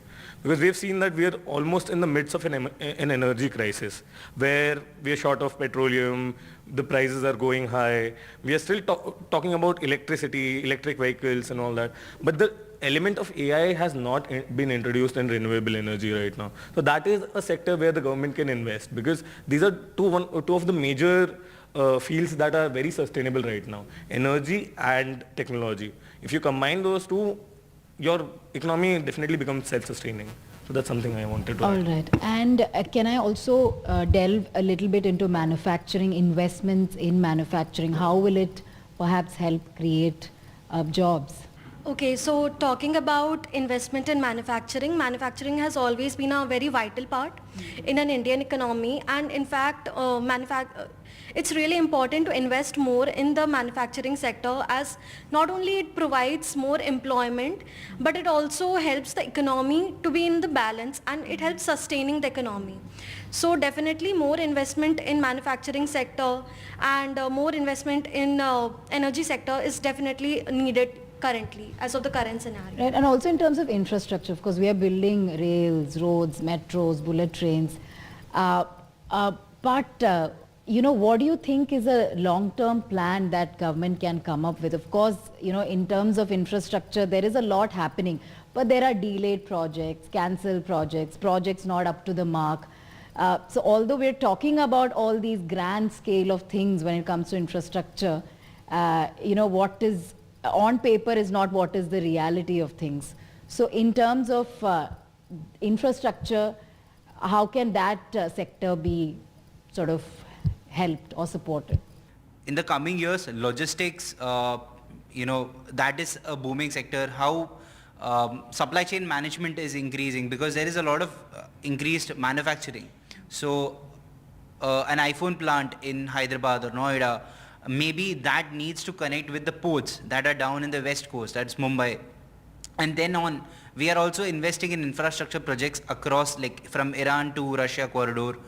These are projects that we are doing on a grand scale, yes, and I believe this will help us as an economy.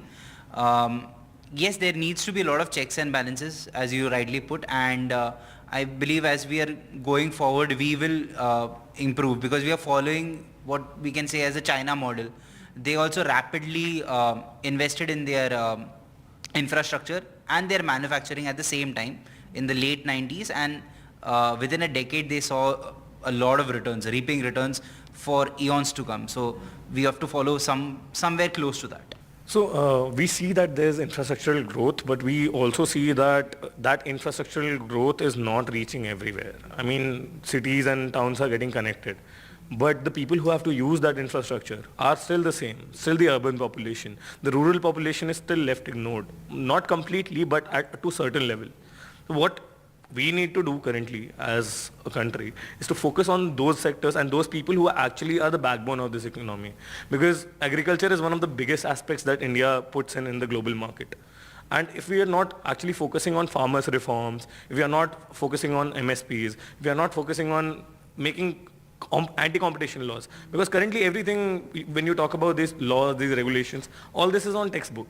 In reality, we all know how the bureaucracy works, how a common man has to strive. So all this infrastructure will be useless until and unless people are aware about how to use it and they are empowered. So yeah, taking from that point, rural economy is something that the government is trying to focus on. They are stepping up government's focus on, rural industries. In terms of farmers' crisis, what do you think are the measures that, much has been spoken about, much has been done, but what long-term measures do you think can alleviate farmers' crisis and perhaps double their income?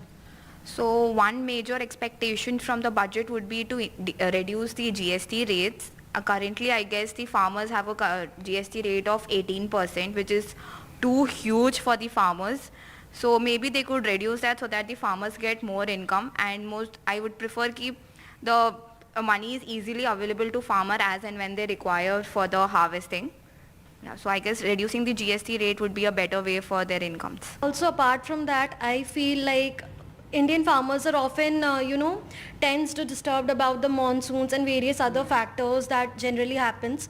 So investing in that part, like rainwater harvesting or various other, sustainable alternatives would be quite beneficial, not just for the Indian farmers, but indirectly for the Indian economy as well. All right. Yeah. And let's also talk about climate change. That is also being spoken about a lot. This is obviously a big issue globally across the country as well. So how can the government and public deal with the situation in terms of long-term suggestions? What do you think should be brought in by the finance minister? So we've seen that a lot of infrastructural change is happening, but these dams, these projects that we are making, these massive projects come at a cost of the environment. At least every dam or every hydroelectric power plant, you see that a lot of people are protesting against it. What we need to do, as you rightly said, that we need the system of checks and balance, where we focus more on saving our current environment and ecosystem. We in India see that the weather and the climate conditions have changed so drastically that even the farmers are not sure what crops to grow at what time, because there can be a hailstorm in the middle of March. We do not have any securities for them. So there should be a specific budget or a section of the budget that should be kept aside for situations like this, so that tomato prices do not go like 150 rupees per kg or onions do not go 120 rupees per kg just because there was a hailstorm. So we need more stability in that section. Let's go to healthcare as well. Affordable healthcare seems to be a far cry in the country. Of course, there are multiple hospitals, super specialty clinics, but for lower middle class, for the poor, public healthcare is still a dream, a far cry. So what can be done so that every citizen gets quality healthcare in the country? As you rightly put, healthcare and more or less affordable healthcare is a pressing issue, and I believe like the more awareness we have regarding affordable insurances that is available. A lot of Bima Yojanas have been started in the rural setups, and that has been giving a lot of people stability, especially families who are affected by the loss of a loved one or a medical emergency. Awareness about this is a major issue because a lot of people are not aware about it in the first place.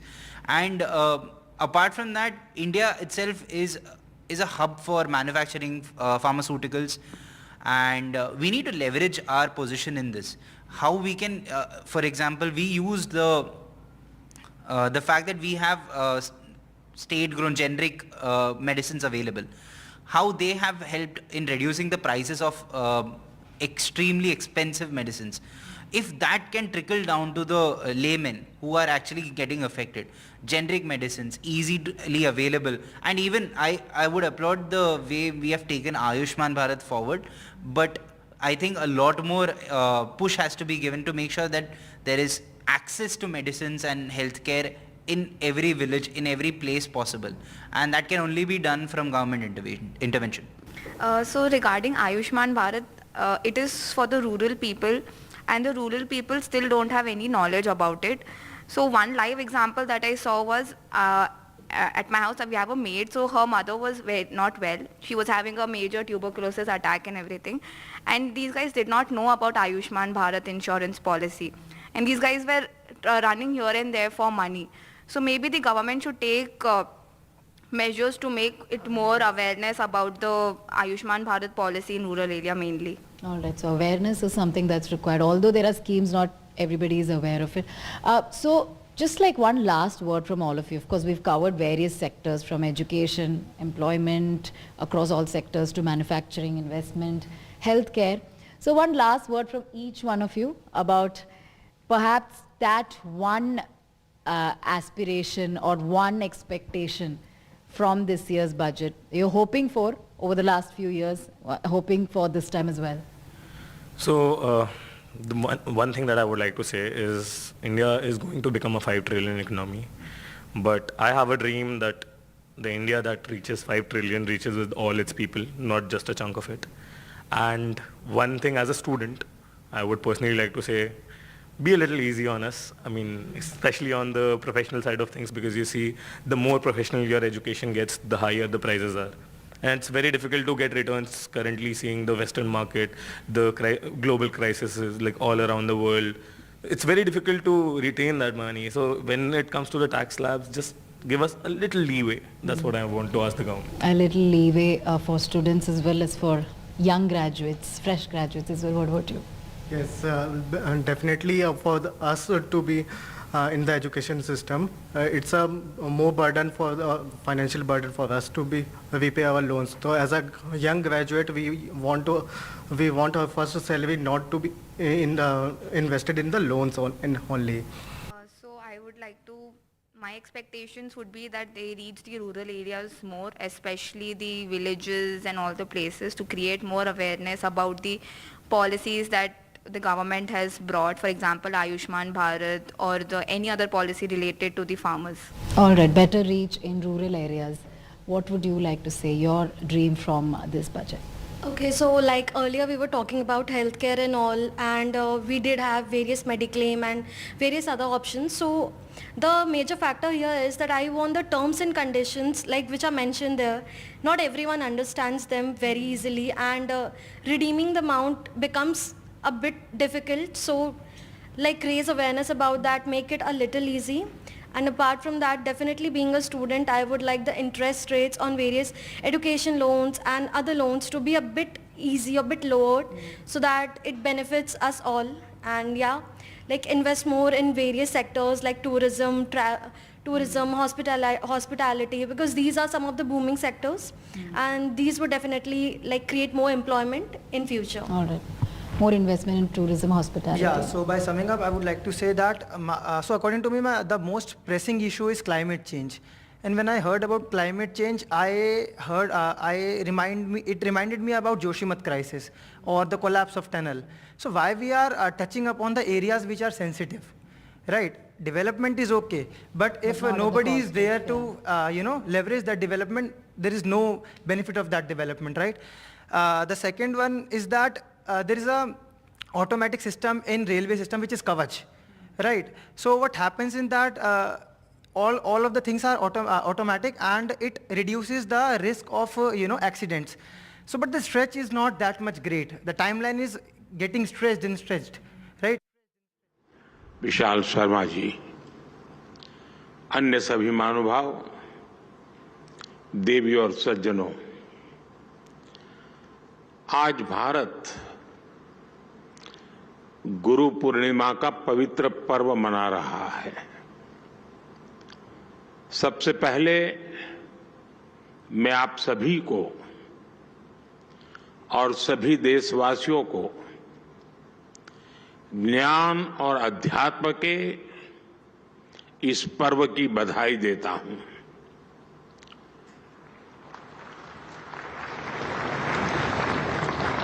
ऐसे अहम दिन आज 46th world heritage committee की इस meeting की शुरुआत हो रही है और भारत में ये आयोजन पहली बार हो रहा है और स्वाभाविक है कि मेरे सहित सभी देशवासियों को इसकी विशेष खुशी है। मैं इस अवसर पर पूरी दुनिया से आए सभी डिग्निटरीज और अतिथियों का स्वागत करता हूं। खास तौर पर मैं यूनेस्को की डायरेक्टर जनरल ऑड्रे ऑजुले का भी अभिनंदन करता हूं। मुझे विश्वास है हर ग्लोबल आयोजन की तरह ये इवेंट भी भारत में सफलता के नए कीर्तिमान गढ़ेगा। साथियों, अभी मैं विदेशों से वापस लाई गई प्राचीन धरोहरों की प्रदर्शनी भी देख रहा था। बीते वर्षों में हम भारत की 350 से ज्यादा प्राचीन धरोहरों को वापस लाए हैं। प्राचीन धरोहरों का वापस आना ये वैश्विक उदारता और इतिहास के प्रति सम्मान के भाव को दिखाता है। यहां इमर्सिव एग्जीबिशन भी अपने आप में एक शानदार अनुभव है। जैसे जैसे टेक्नोलॉजी इवॉल्व होगी, इस क्षेत्र में रिसर्च और टूरिज्म की अपार संभावनाएं भी बनती जा रही हैं। फ्रेंड्स, वर्ल्ड हेरिटेज कमेटी का ये कार्यक्रम भारत के लिए एक गौरवशाली उपलब्धि से जुड़ा है। मुझे बताया गया है कि हमारे नॉर्थ ईस्ट इंडिया के ऐतिहासिक मोइदम यूनेस्को की वर्ल्ड हेरिटेज सूची में शामिल होना प्रस्तावित है। ये भारत की 43rd वर्ल्ड हेरिटेज साइट और नॉर्थ ईस्ट इंडिया की पहली धरोहर होगी जिसे कल्चरल वर्ल्ड हेरिटेज का दर्जा मिल रहा है। मोइदम अपनी विशेषताओं के कारण बेहद खास है। मुझे विश्वास है वर्ल्ड हेरिटेज सूची में आने के बाद इनकी लोकप्रियता और बढ़ेगी, दुनिया का आकर्षण बढ़ेगा। साथियों, आज के इस आयोजन में दुनिया के कोने कोने से आए एक्सपर्ट्स ये अपने आप में इस समिट की समृद्धि को दर्शाता है। ये आयोजन भारत की उस धरती पर हो रहा है जो विश्व की प्राचीनतम जीवंत सभ्यताओं में से एक है।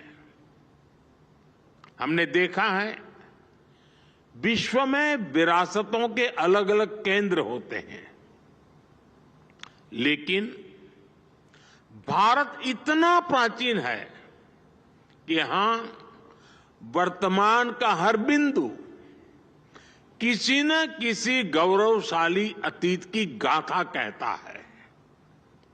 आप दिल्ली का ही उदाहरण ले लीजिए।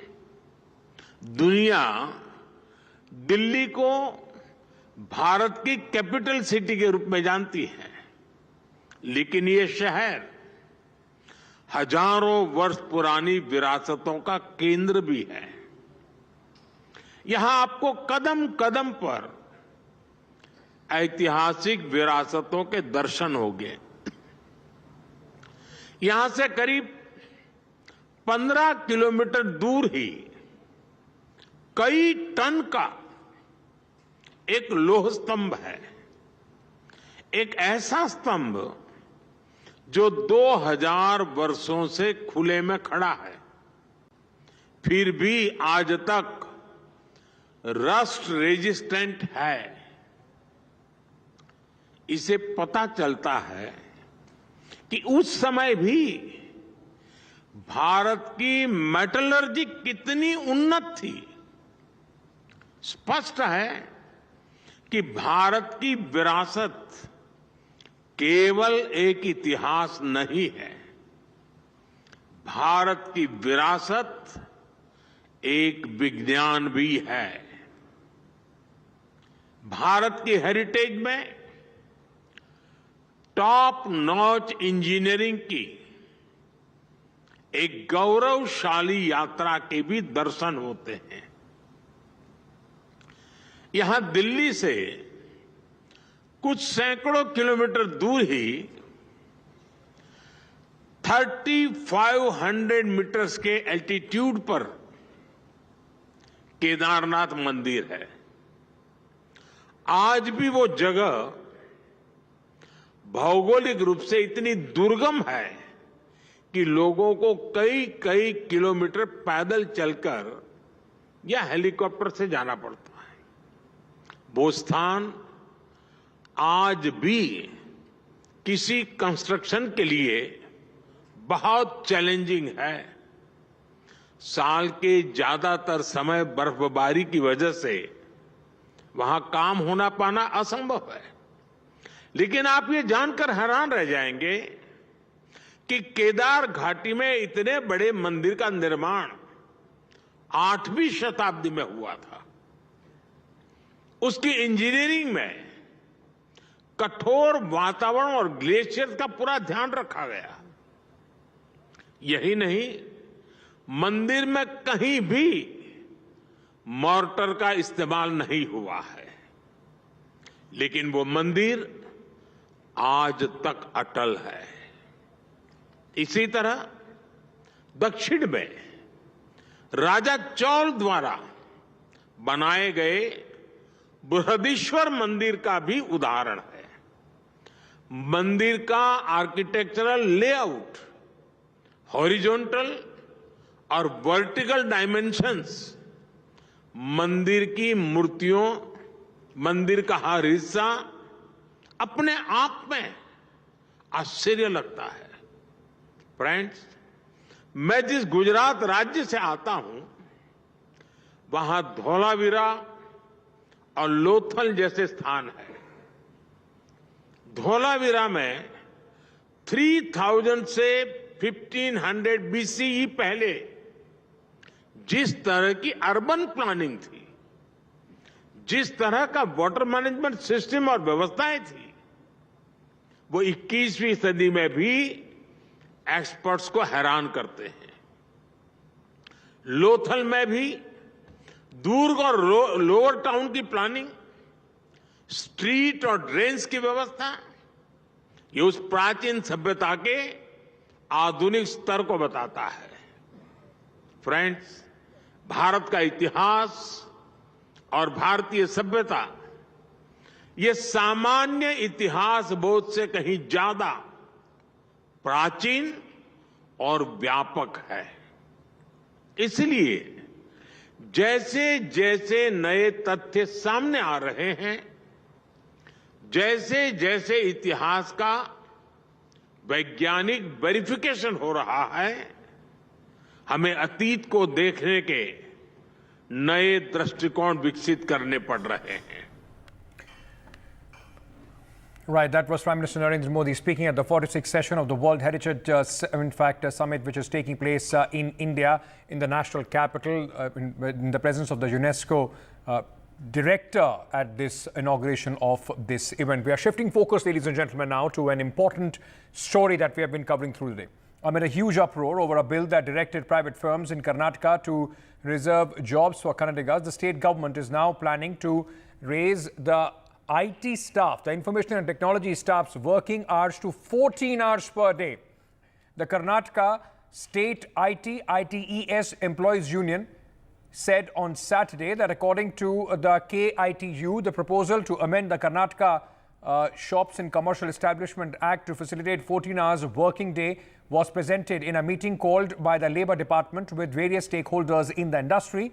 If implemented, the extended work hours will have the biggest impact on Bengaluru, the state capital, known also as the IT hub of India.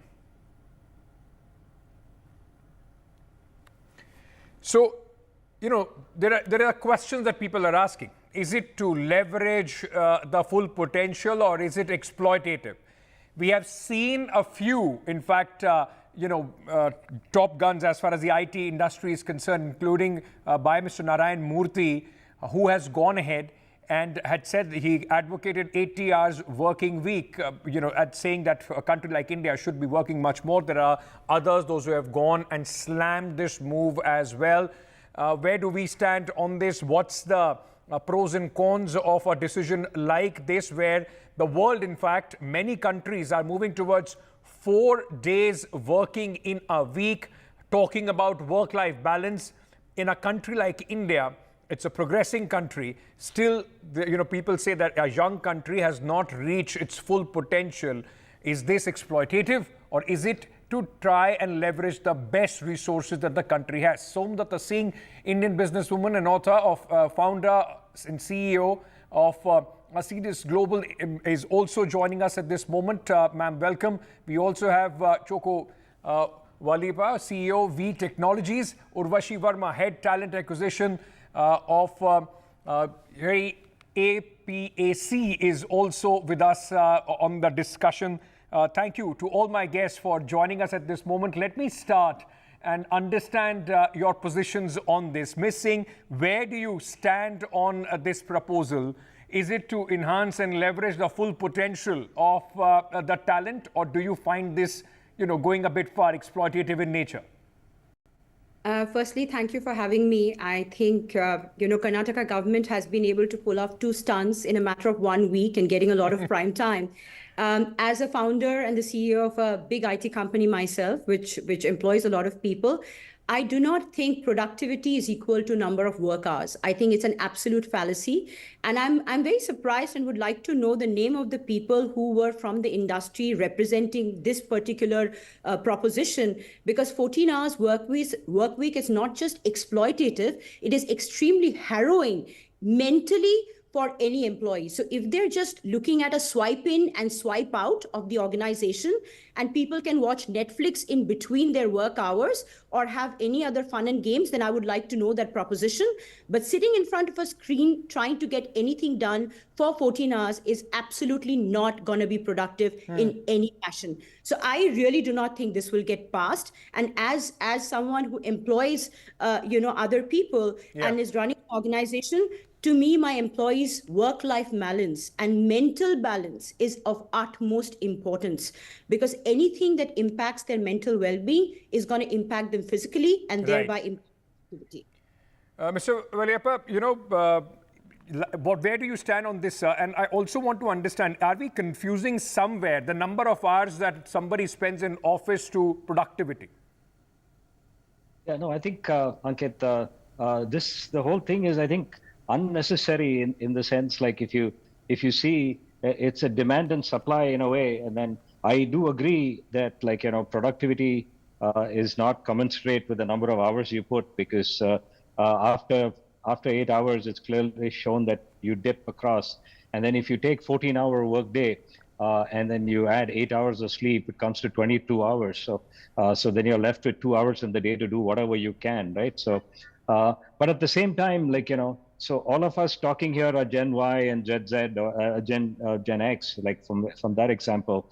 But the employees in the matter today are Gen Z, right? And sometimes, I've had conversations with my employees on this, and few of the employees, especially who are outside Bangalore, for example, in our center, they feel that if you had a 4-day work week, it actually works good, so that it gives them a chance to go that 200 kilometers or 300 kilometers home or something like that. So that's why I think the whole thing is unnecessary in the sense that the whole thing is demand and supply, and we are in a global industry, and like the previous speaker said, Bangalore is trying to get limelight from that perspective. Yeah. I think we need to be harmonious with what the world wants, right? So, and what the customers want. And if the employee feels that they want a 4-day work week and they want to work long hours, it's that employee's prerogative. So who are we to discuss this or not? So I think it's a thing about much to do about nothing from my perspective. So. Right, but Urvashi, somebody who is acquiring talent, I mean, imagine you putting this proposal to a new employee that, this is the contract, you have to work 14 hours a day, 5 days a week, and, whatever perks that we are giving to you. Do you think that it's a pitch that many of the people that you would be going to or are seeking employment in various companies, this is something that will attract them? Definitely not. If I pitch this to any of the new talent in the market, definitely I'll get a question back that what is the ethical responsibility of employers toward their employees. There is something which we have to look forward, and employees now are not only looking forward for compensation and things like that, but they are more interested in work-life balance, the kind of opportunity they are getting to innovate. If we put them for 14 hours of working, they will not be able to gain any diverse experience out of work. And then it will definitely reduce a lot of innovation. And innovation is something we are known for as India. We are known for in the world of IT. Apart from my fellow speakers, what they have told, I totally resonate with them. But I want to add few more points, like even if government wants to make working hours as 14 hours per day, what their plan is for working mothers, for the infrastructure. Do we have enough daycare, elderly care to support working mothers, actually working parents, or anybody who is working, who look after for, their family members? Yes. Do we have enough infrastructure in Bangalore or Karnataka so that people can commute easily from their office to work? Or to school to pick up their kids, or to hospitals to take care of their parents? Are we looking forward for those, those easiness for the people living in Karnataka before putting this plan for them to work for 14 hours? Right. Okay, before, in fact, Mr. Valyappa has raised his hand, sir, if I can come back to you. Like you were saying, with sleep and 14 hours a day, it comes out to be 22. In a city like Bangalore, 2 hours would be only your commute to work, and coming back from that, you're not left with anything as far as your 24 hours is concerned. But do you get a sense that the government is overcompensating possibly after the last bill that they had come up with, which saw a lot of flack from especially the IT industry? Mr. Narayan Murthy suggested this 70-hour working week that comes out to be 14 hours in 5 days. Do you think the government is sort of trying to overcompensate with what they did with their first bill? Yeah, I don't know if they are, Ankit, but what I think they should be doing is they should be focused exactly on things like you said, like, trying to reduce the time of commute. So I don't know, maybe it's a way for them to think that maybe if you have a 4-day work week, the load on the road will be less or something like that, so the traffic can be managed better. That may be their thinking, or the direction of what they're thinking. But I don't think that's going to be the reason, because what they should be doing is trying to focus on infrastructure, roads, how can they improve the metros and stuff like that, so that the quality of life becomes better. Because otherwise they're sometimes I speak to my employees and they're traveling 90 minutes each way, right? So, and some cases even 2 hours, because of the traffic. And the speed of Bangalore traffic is less than 5 kilometers an hour, and then it keeps going slower year by year. So I think that should be the focus of the government rather than tinkering with this, that's my opinion. So. Right. Ms. Singh, like you pointed out, and I've been repeating this again and again, because when Mr. Narayan Murthy says something, he's an industry stalwart, a man who is known across the globe. A lot of people then question, while everybody else is talking about the burnout, the life and work balance. Are we in India? The other argument is that as a young country, we have this decade to in fact unleash and realize our full potential. We are missing out if we are not giving out or doing as much as we can. Absolutely. Firstly, I think with all due respect to Mr. Murthy, I think the moment he talked about it, there was a huge amount of uproar against him and against his statement because it's not logical. So let's figure out what's logical and what's not. As a country, while we have the highest amount of youth population, we also have to address what Choco talked about, is that we have infrastructure issues. There are a lot of people who are young mothers, young parents. There are a lot of challenges when it comes to just commute and transport. And specifically when it comes to Karnataka, I have grown up here and I have seen that this place has seen a burst of companies coming in and settling here because purely of the weather and other kind of balances that it could provide, the so touted Silicon Valley of India. But if we are going to digress from that concept and forget that a lot of companies have work from home as a policy, there is no way for you to track this number of hours. We are supposed to focus on KPIs. What gets done and what are those key performance indicators that actually enhances productivity by ensuring that the well-being of employees are taken care of. And the most important well-being of an employee is to give them the chance to rejuvenate from this incisive, crazy work culture.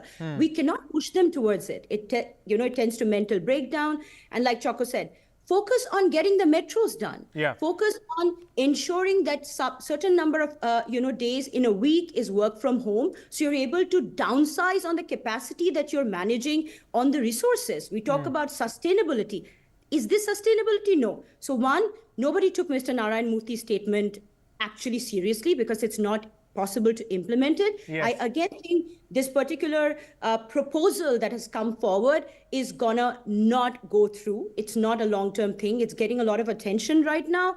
Fantastic, great, we're debating. And I'm sure the intellectual capacity of individuals would prevail over these frivolous concepts. Urvashi, do you think that are these kind of proposals being spoken about because we've seen post-COVID a lot of work from home. Many employees, after even when the COVID subsided, the rules and regulations were relaxed, are unwilling to come back to the real office environment. There is still this hybrid kind of work mode which is going on. Is there a feeling among the employers that possibly they are not able to track the amount of input that their employees are bringing in if they're working from home, and that's possibly the reason such proposals are in fact being floated, which many are seeing as exploitative? As per me, we cannot generalize this statement. Every organization is different and every organization have different needs and performance criteria. As others were saying, that we cannot just directly say that 14 hours of working is going to take us ahead, but we have to stick to KPIs. And I think organizations have accepted the hybrid mode or 3 days working, 4 days working, depending on what is best working for them and how they are getting the right input from the employees. And they are figuring out where they can provide the right work-life balance, flexibility, opportunity to employees to manage their families, to pursue their hobbies, because these are the positive things, and employees always be motivated to look forward for these things. They get an opportunity to do new things in their life, which help them in innovating things at workplace as well, and growing themselves as an individual as well. So I think that is not a general statement. Every organization is different, and global organizations basically are looking forward for more flexibility. Right. In the end, if it unfortunately for a lot of people and people from the IT sector, if it becomes a law, then the worries are that this will give a legal binding to the kind of exploitative nature that many people feel that they are in fact facing at their workplace. I'm out of time, but I'll give 30 seconds to each of you. If you are, let me start in fact with you, Ms. Singh. If the Chief Minister or the Labour Minister of Karnataka is hearing you right now, 30 seconds to you, what will you tell him? I think I'm going to just tell, Mr. Siddaramaiah and the Labour Minister one thing. If you are looking at this as a way to get the industry out of Karnataka, then this ploy is working fantastically. But if the focus of the government is growth, if the focus of the government is constitutional growth, then I do not think this is passing beyond this debate.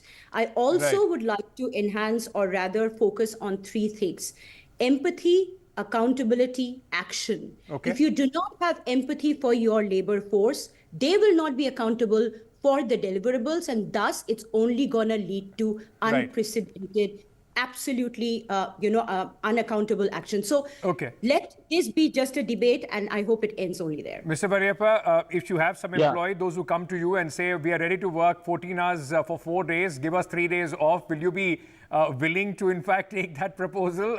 Or you think that, there has to be some sort of a work-life balance that people also have to think about, and possibly as a policy, this does not work?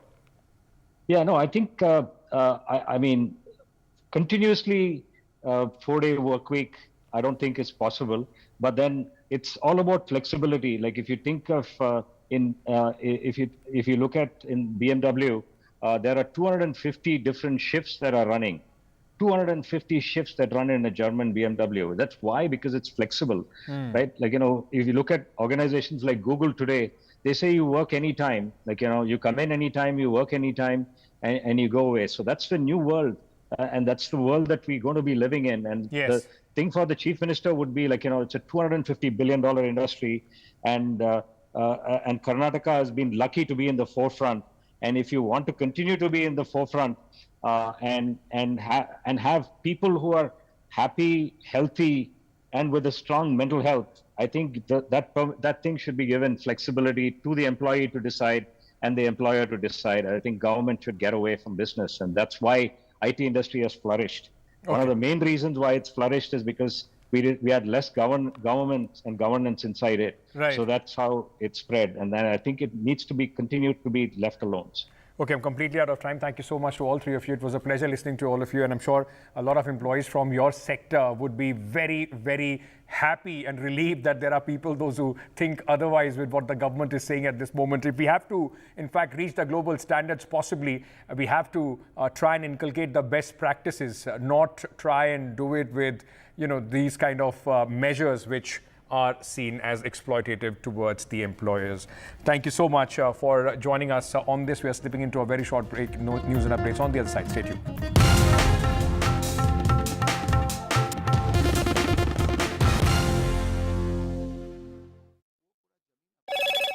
Hello, Moto.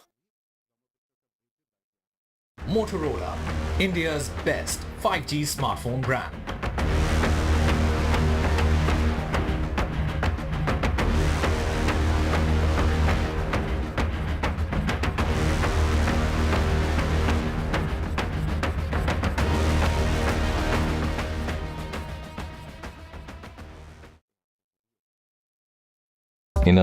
Stay informed and entertained with the new and updated NDTV News app.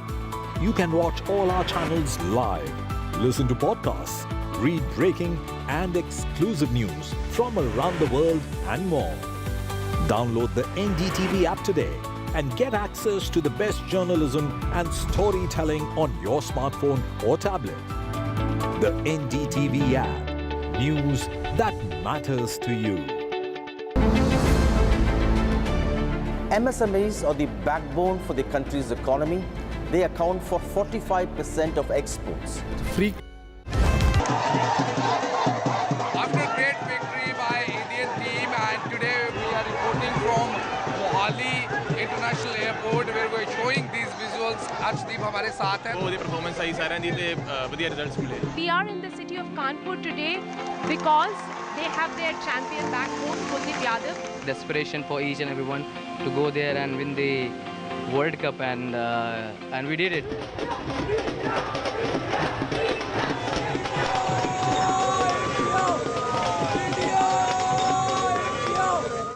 Stay informed and entertained with the new and updated NDTV News app. You can watch all our channels live, listen to podcasts, read breaking and exclusive news from around the world and more. Download the NDTV app today and get access to the best journalism and storytelling on your smartphone or tablet. The NDTV app. News that matters to you.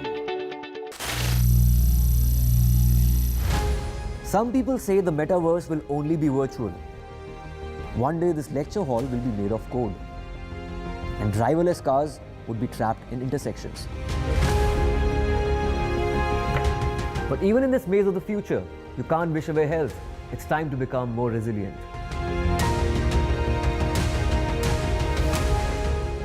"10 years of Banega Swasth India, we have grown and achieved so many milestones.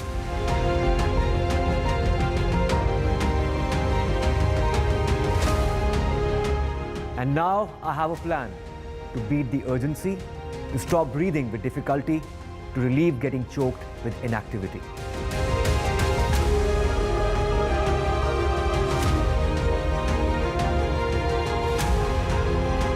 Energize our government, our environment, our society, and ourselves. Everyone, everywhere, every day.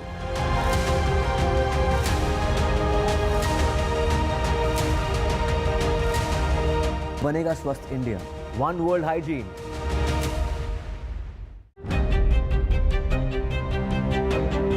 Hello and welcome to India Sense, where I speak with global opinion makers. The United States has made a strategic decision over the last 20 years to move closer to India.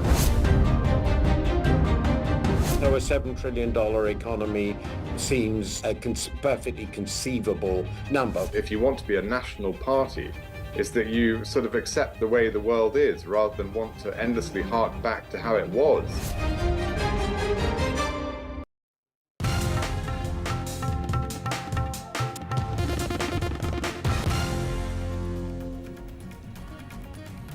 A Nipah virus patient in Malappuram district of Kerala, confirmed by NIV Pune, succumbs to the disease. Immediate public health measures have been advised by the centre to contain the disease.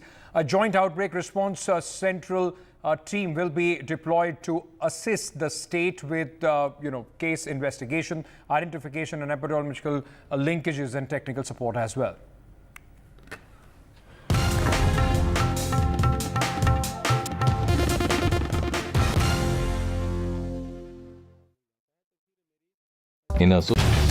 Get ready for the ride of your life. NDTV brings you the NDTV Auto Show with me, Mugdha Mishra. From the fastest supercars to the sleekest new energy vehicles to your trusted daily ride, we cover it all. Every Saturday at 10:30 a.m. and Sunday at 8:30 p.m. only on NDTV 24/7. Your next great escape starts here. The biggest democratic exercise in the world. Team NDTV covers it from ground zero. BJP really had to fight a tough election this time. Unprecedented exercise. Unmatched coverage. There is no dispute. जनता को decide करना है. From polling to counting, NDTV brought you the most trustworthy news and updates.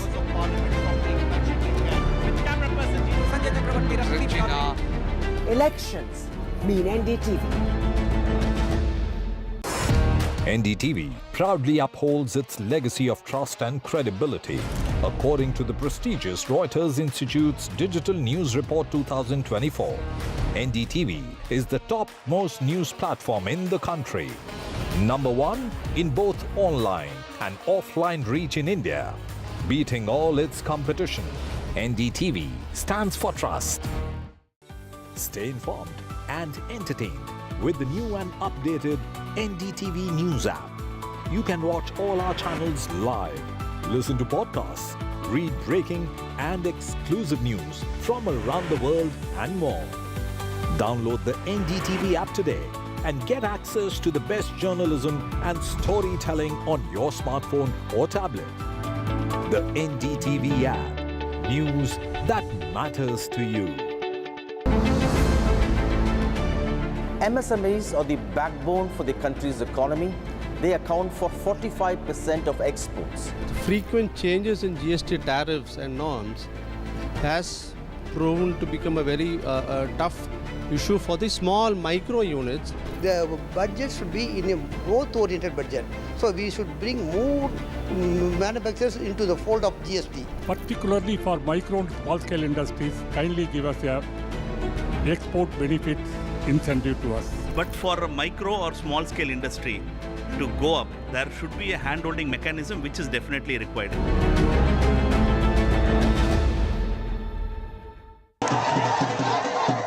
After a great victory by Indian team, and today we are reporting from Mohali International Airport where we are showing these visuals. Arshdeep हमारे साथ हैं. वो performance आई सारे दी थे बढ़िया results मिले. We are in the city of Kanpur today because they have their champion back home, Kuldeep Yadav. The aspiration for each and everyone to go there and win the World Cup, and we did it.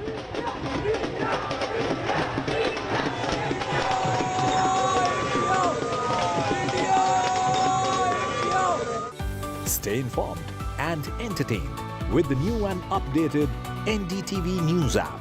You can watch all our channels live, listen to podcasts, read breaking and exclusive news from around the world and more. Download the NDTV app today and get access to the best journalism and storytelling on your smartphone or tablet. The NDTV app. New. Hello and welcome to the NDTV Auto Show. What we have today with us is the Nissan X-Trail, the review of which are on embargo till 23rd July. You can watch our review on our YouTube channel. The handle is right here. And in the meanwhile, you can go and watch a small walk around of it on our social media platforms. But now, let's see what's on the show today. Going off-road with two entry-level capable motorcycles, Hero X-Pulse and Royal Enfield Himalayan. Xiaomi SUV 7 showcased in India. MPV showdown, Citroen C3 Aircross, Kia Carens versus Toyota Rumio. And all the auto news this week. Adventure biking segment is gaining traction in Indian market. That's why we have got two entry-level bikes for you. Kingshuk is taking Hero X-Pulse and Royal Enfield Himalayan off the road to tell you which one can suit you better.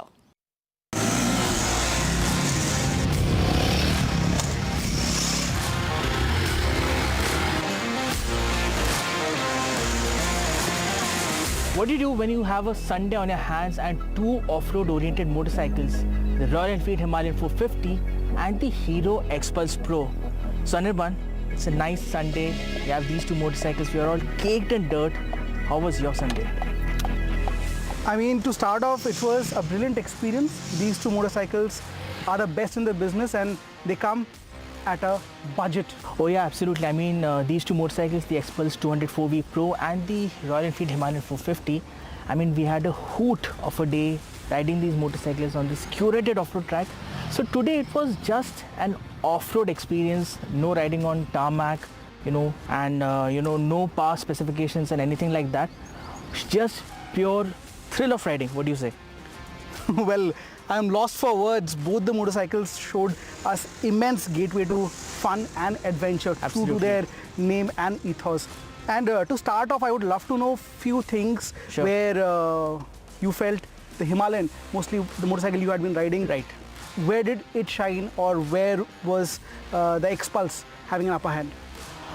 Straight off the bat, I mean, the Himalayan feels very, very solid, stable and composed on these kind of tracks. But again, it has like dual sport tires and not knobby tires like the X-Pulse 204V has. But apart from that, the kind of power that the Himalayan offers, and you must have read reports or listened to reviews which says that the bottom end grunt in the Himalayan is not something to write home about. But in this case, we did quite a few tracks where we needed that bottom end torque, and the Himalayan delivered flawlessly. So no problems on that. Where the X-Pulse has the upper hand is definitely the fact that it had knobby tires. One, it is significantly lighter than the Himalayan. And it is purpose-built for this kind of, off-road adventure. The lightness, the agility of the X-Pulse kind of overshadowed the extreme ride height it has. You know, I'm 5'7". It was really difficult to tiptoe. But on this off-road maze, I think the overall confidence you have on this motorcycle, you can't really describe in words. And I think that almost 2x power, it was cut down thanks to the weight. Absolutely. I mean, both motorcycles have a difference of close to 40-45 kg in terms of weight. So that's a huge difference. And sure, the Himalayan has much more power, much more torque.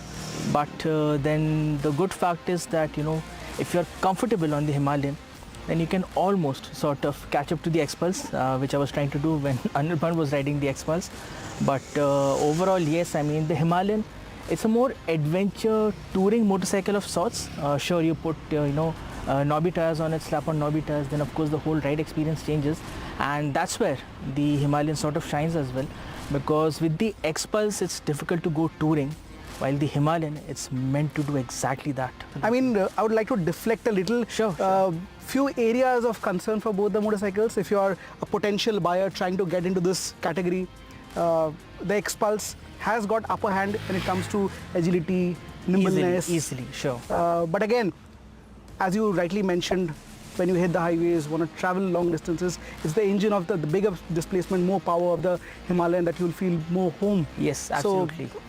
But if you're a potential buyer, almost 2x the price, where do you see a scope of improvement for X-Pulse? Simply put, the X-Pulse scores over the Himalayan in terms of agility, in terms of handling, in terms of, cost of acquisition, because it's significantly cheaper at 1.5 lakhs ex-showroom. The Himalayan, this particular model that we have, it's around 3 lakhs ex-showroom and twice the price, like you said. But the X-Pulse, particularly in the Pro variant, so what happens is it's a very niche product. It's meant to do just one thing, and that is go off-road on sections like these, on trails like these.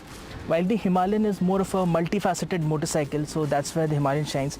And the other good part is if you drop the X-Pulse, it's significantly cheaper to repair and maintain, and even the parts, for that matter, are quite cheaper of the X-Pulse compared to the Himalayan. I mean, if you look into a classroom section, the Himalayan must be that all-rounder for you. Sure. And the X-Pulse is more like that lanky, tall, fast bowler, running in at 140 clicks an hour. So I think both the motorcycles have different areas of interest, but at the same time, when we put them together, this off-road zone, it was quite a day. And I think we go back with a lot of memories today. Oh yeah, 100%, because, like we said earlier, the whole point of this exercise, riding these two motorcycles here at Yench Off-Road Adventure Zone on the outskirts of Gurgaon, the whole idea was to just get a feel and enjoy the Sunday. It's not about, the specifications, the performance. You'll get a lot of it on... You'll already have that on the internet. But this is more of the experience, and both motorcycles absolutely, hoot to ride on this kind of terrain. The Himalayan in particular, once you get used to the weight and once you slap on, better tires for off-road on the Himalayan, then it'll be a different animal altogether. It's a different animal altogether. The X-Pulse, on the other hand, is fantastic. It's like tailor-made to do this kind of stuff. Just jump over, go over rocks, go over, boulders, and climb any sort of an incline. It does everything with consummate ease. And you're not concerned when you have a fall, which I did. Oh yes, today. Absolutely.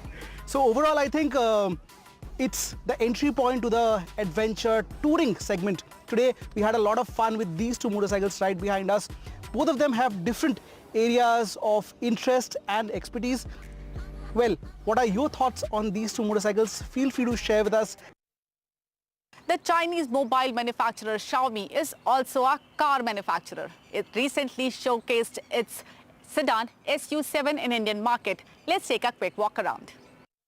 Now, you may know Xiaomi to be a manufacturer of consumer electronics such as TVs, mobile phones, smartphones, and so on and so forth. But what you see behind me is the Xiaomi SU7. It is Xiaomi's first electric vehicle, and yes, it has been launched, but don't hold your breath because it hasn't been launched in India. It has been launched in China, and Xiaomi, as of now, doesn't have any plans to launch this smart, sleek-looking electric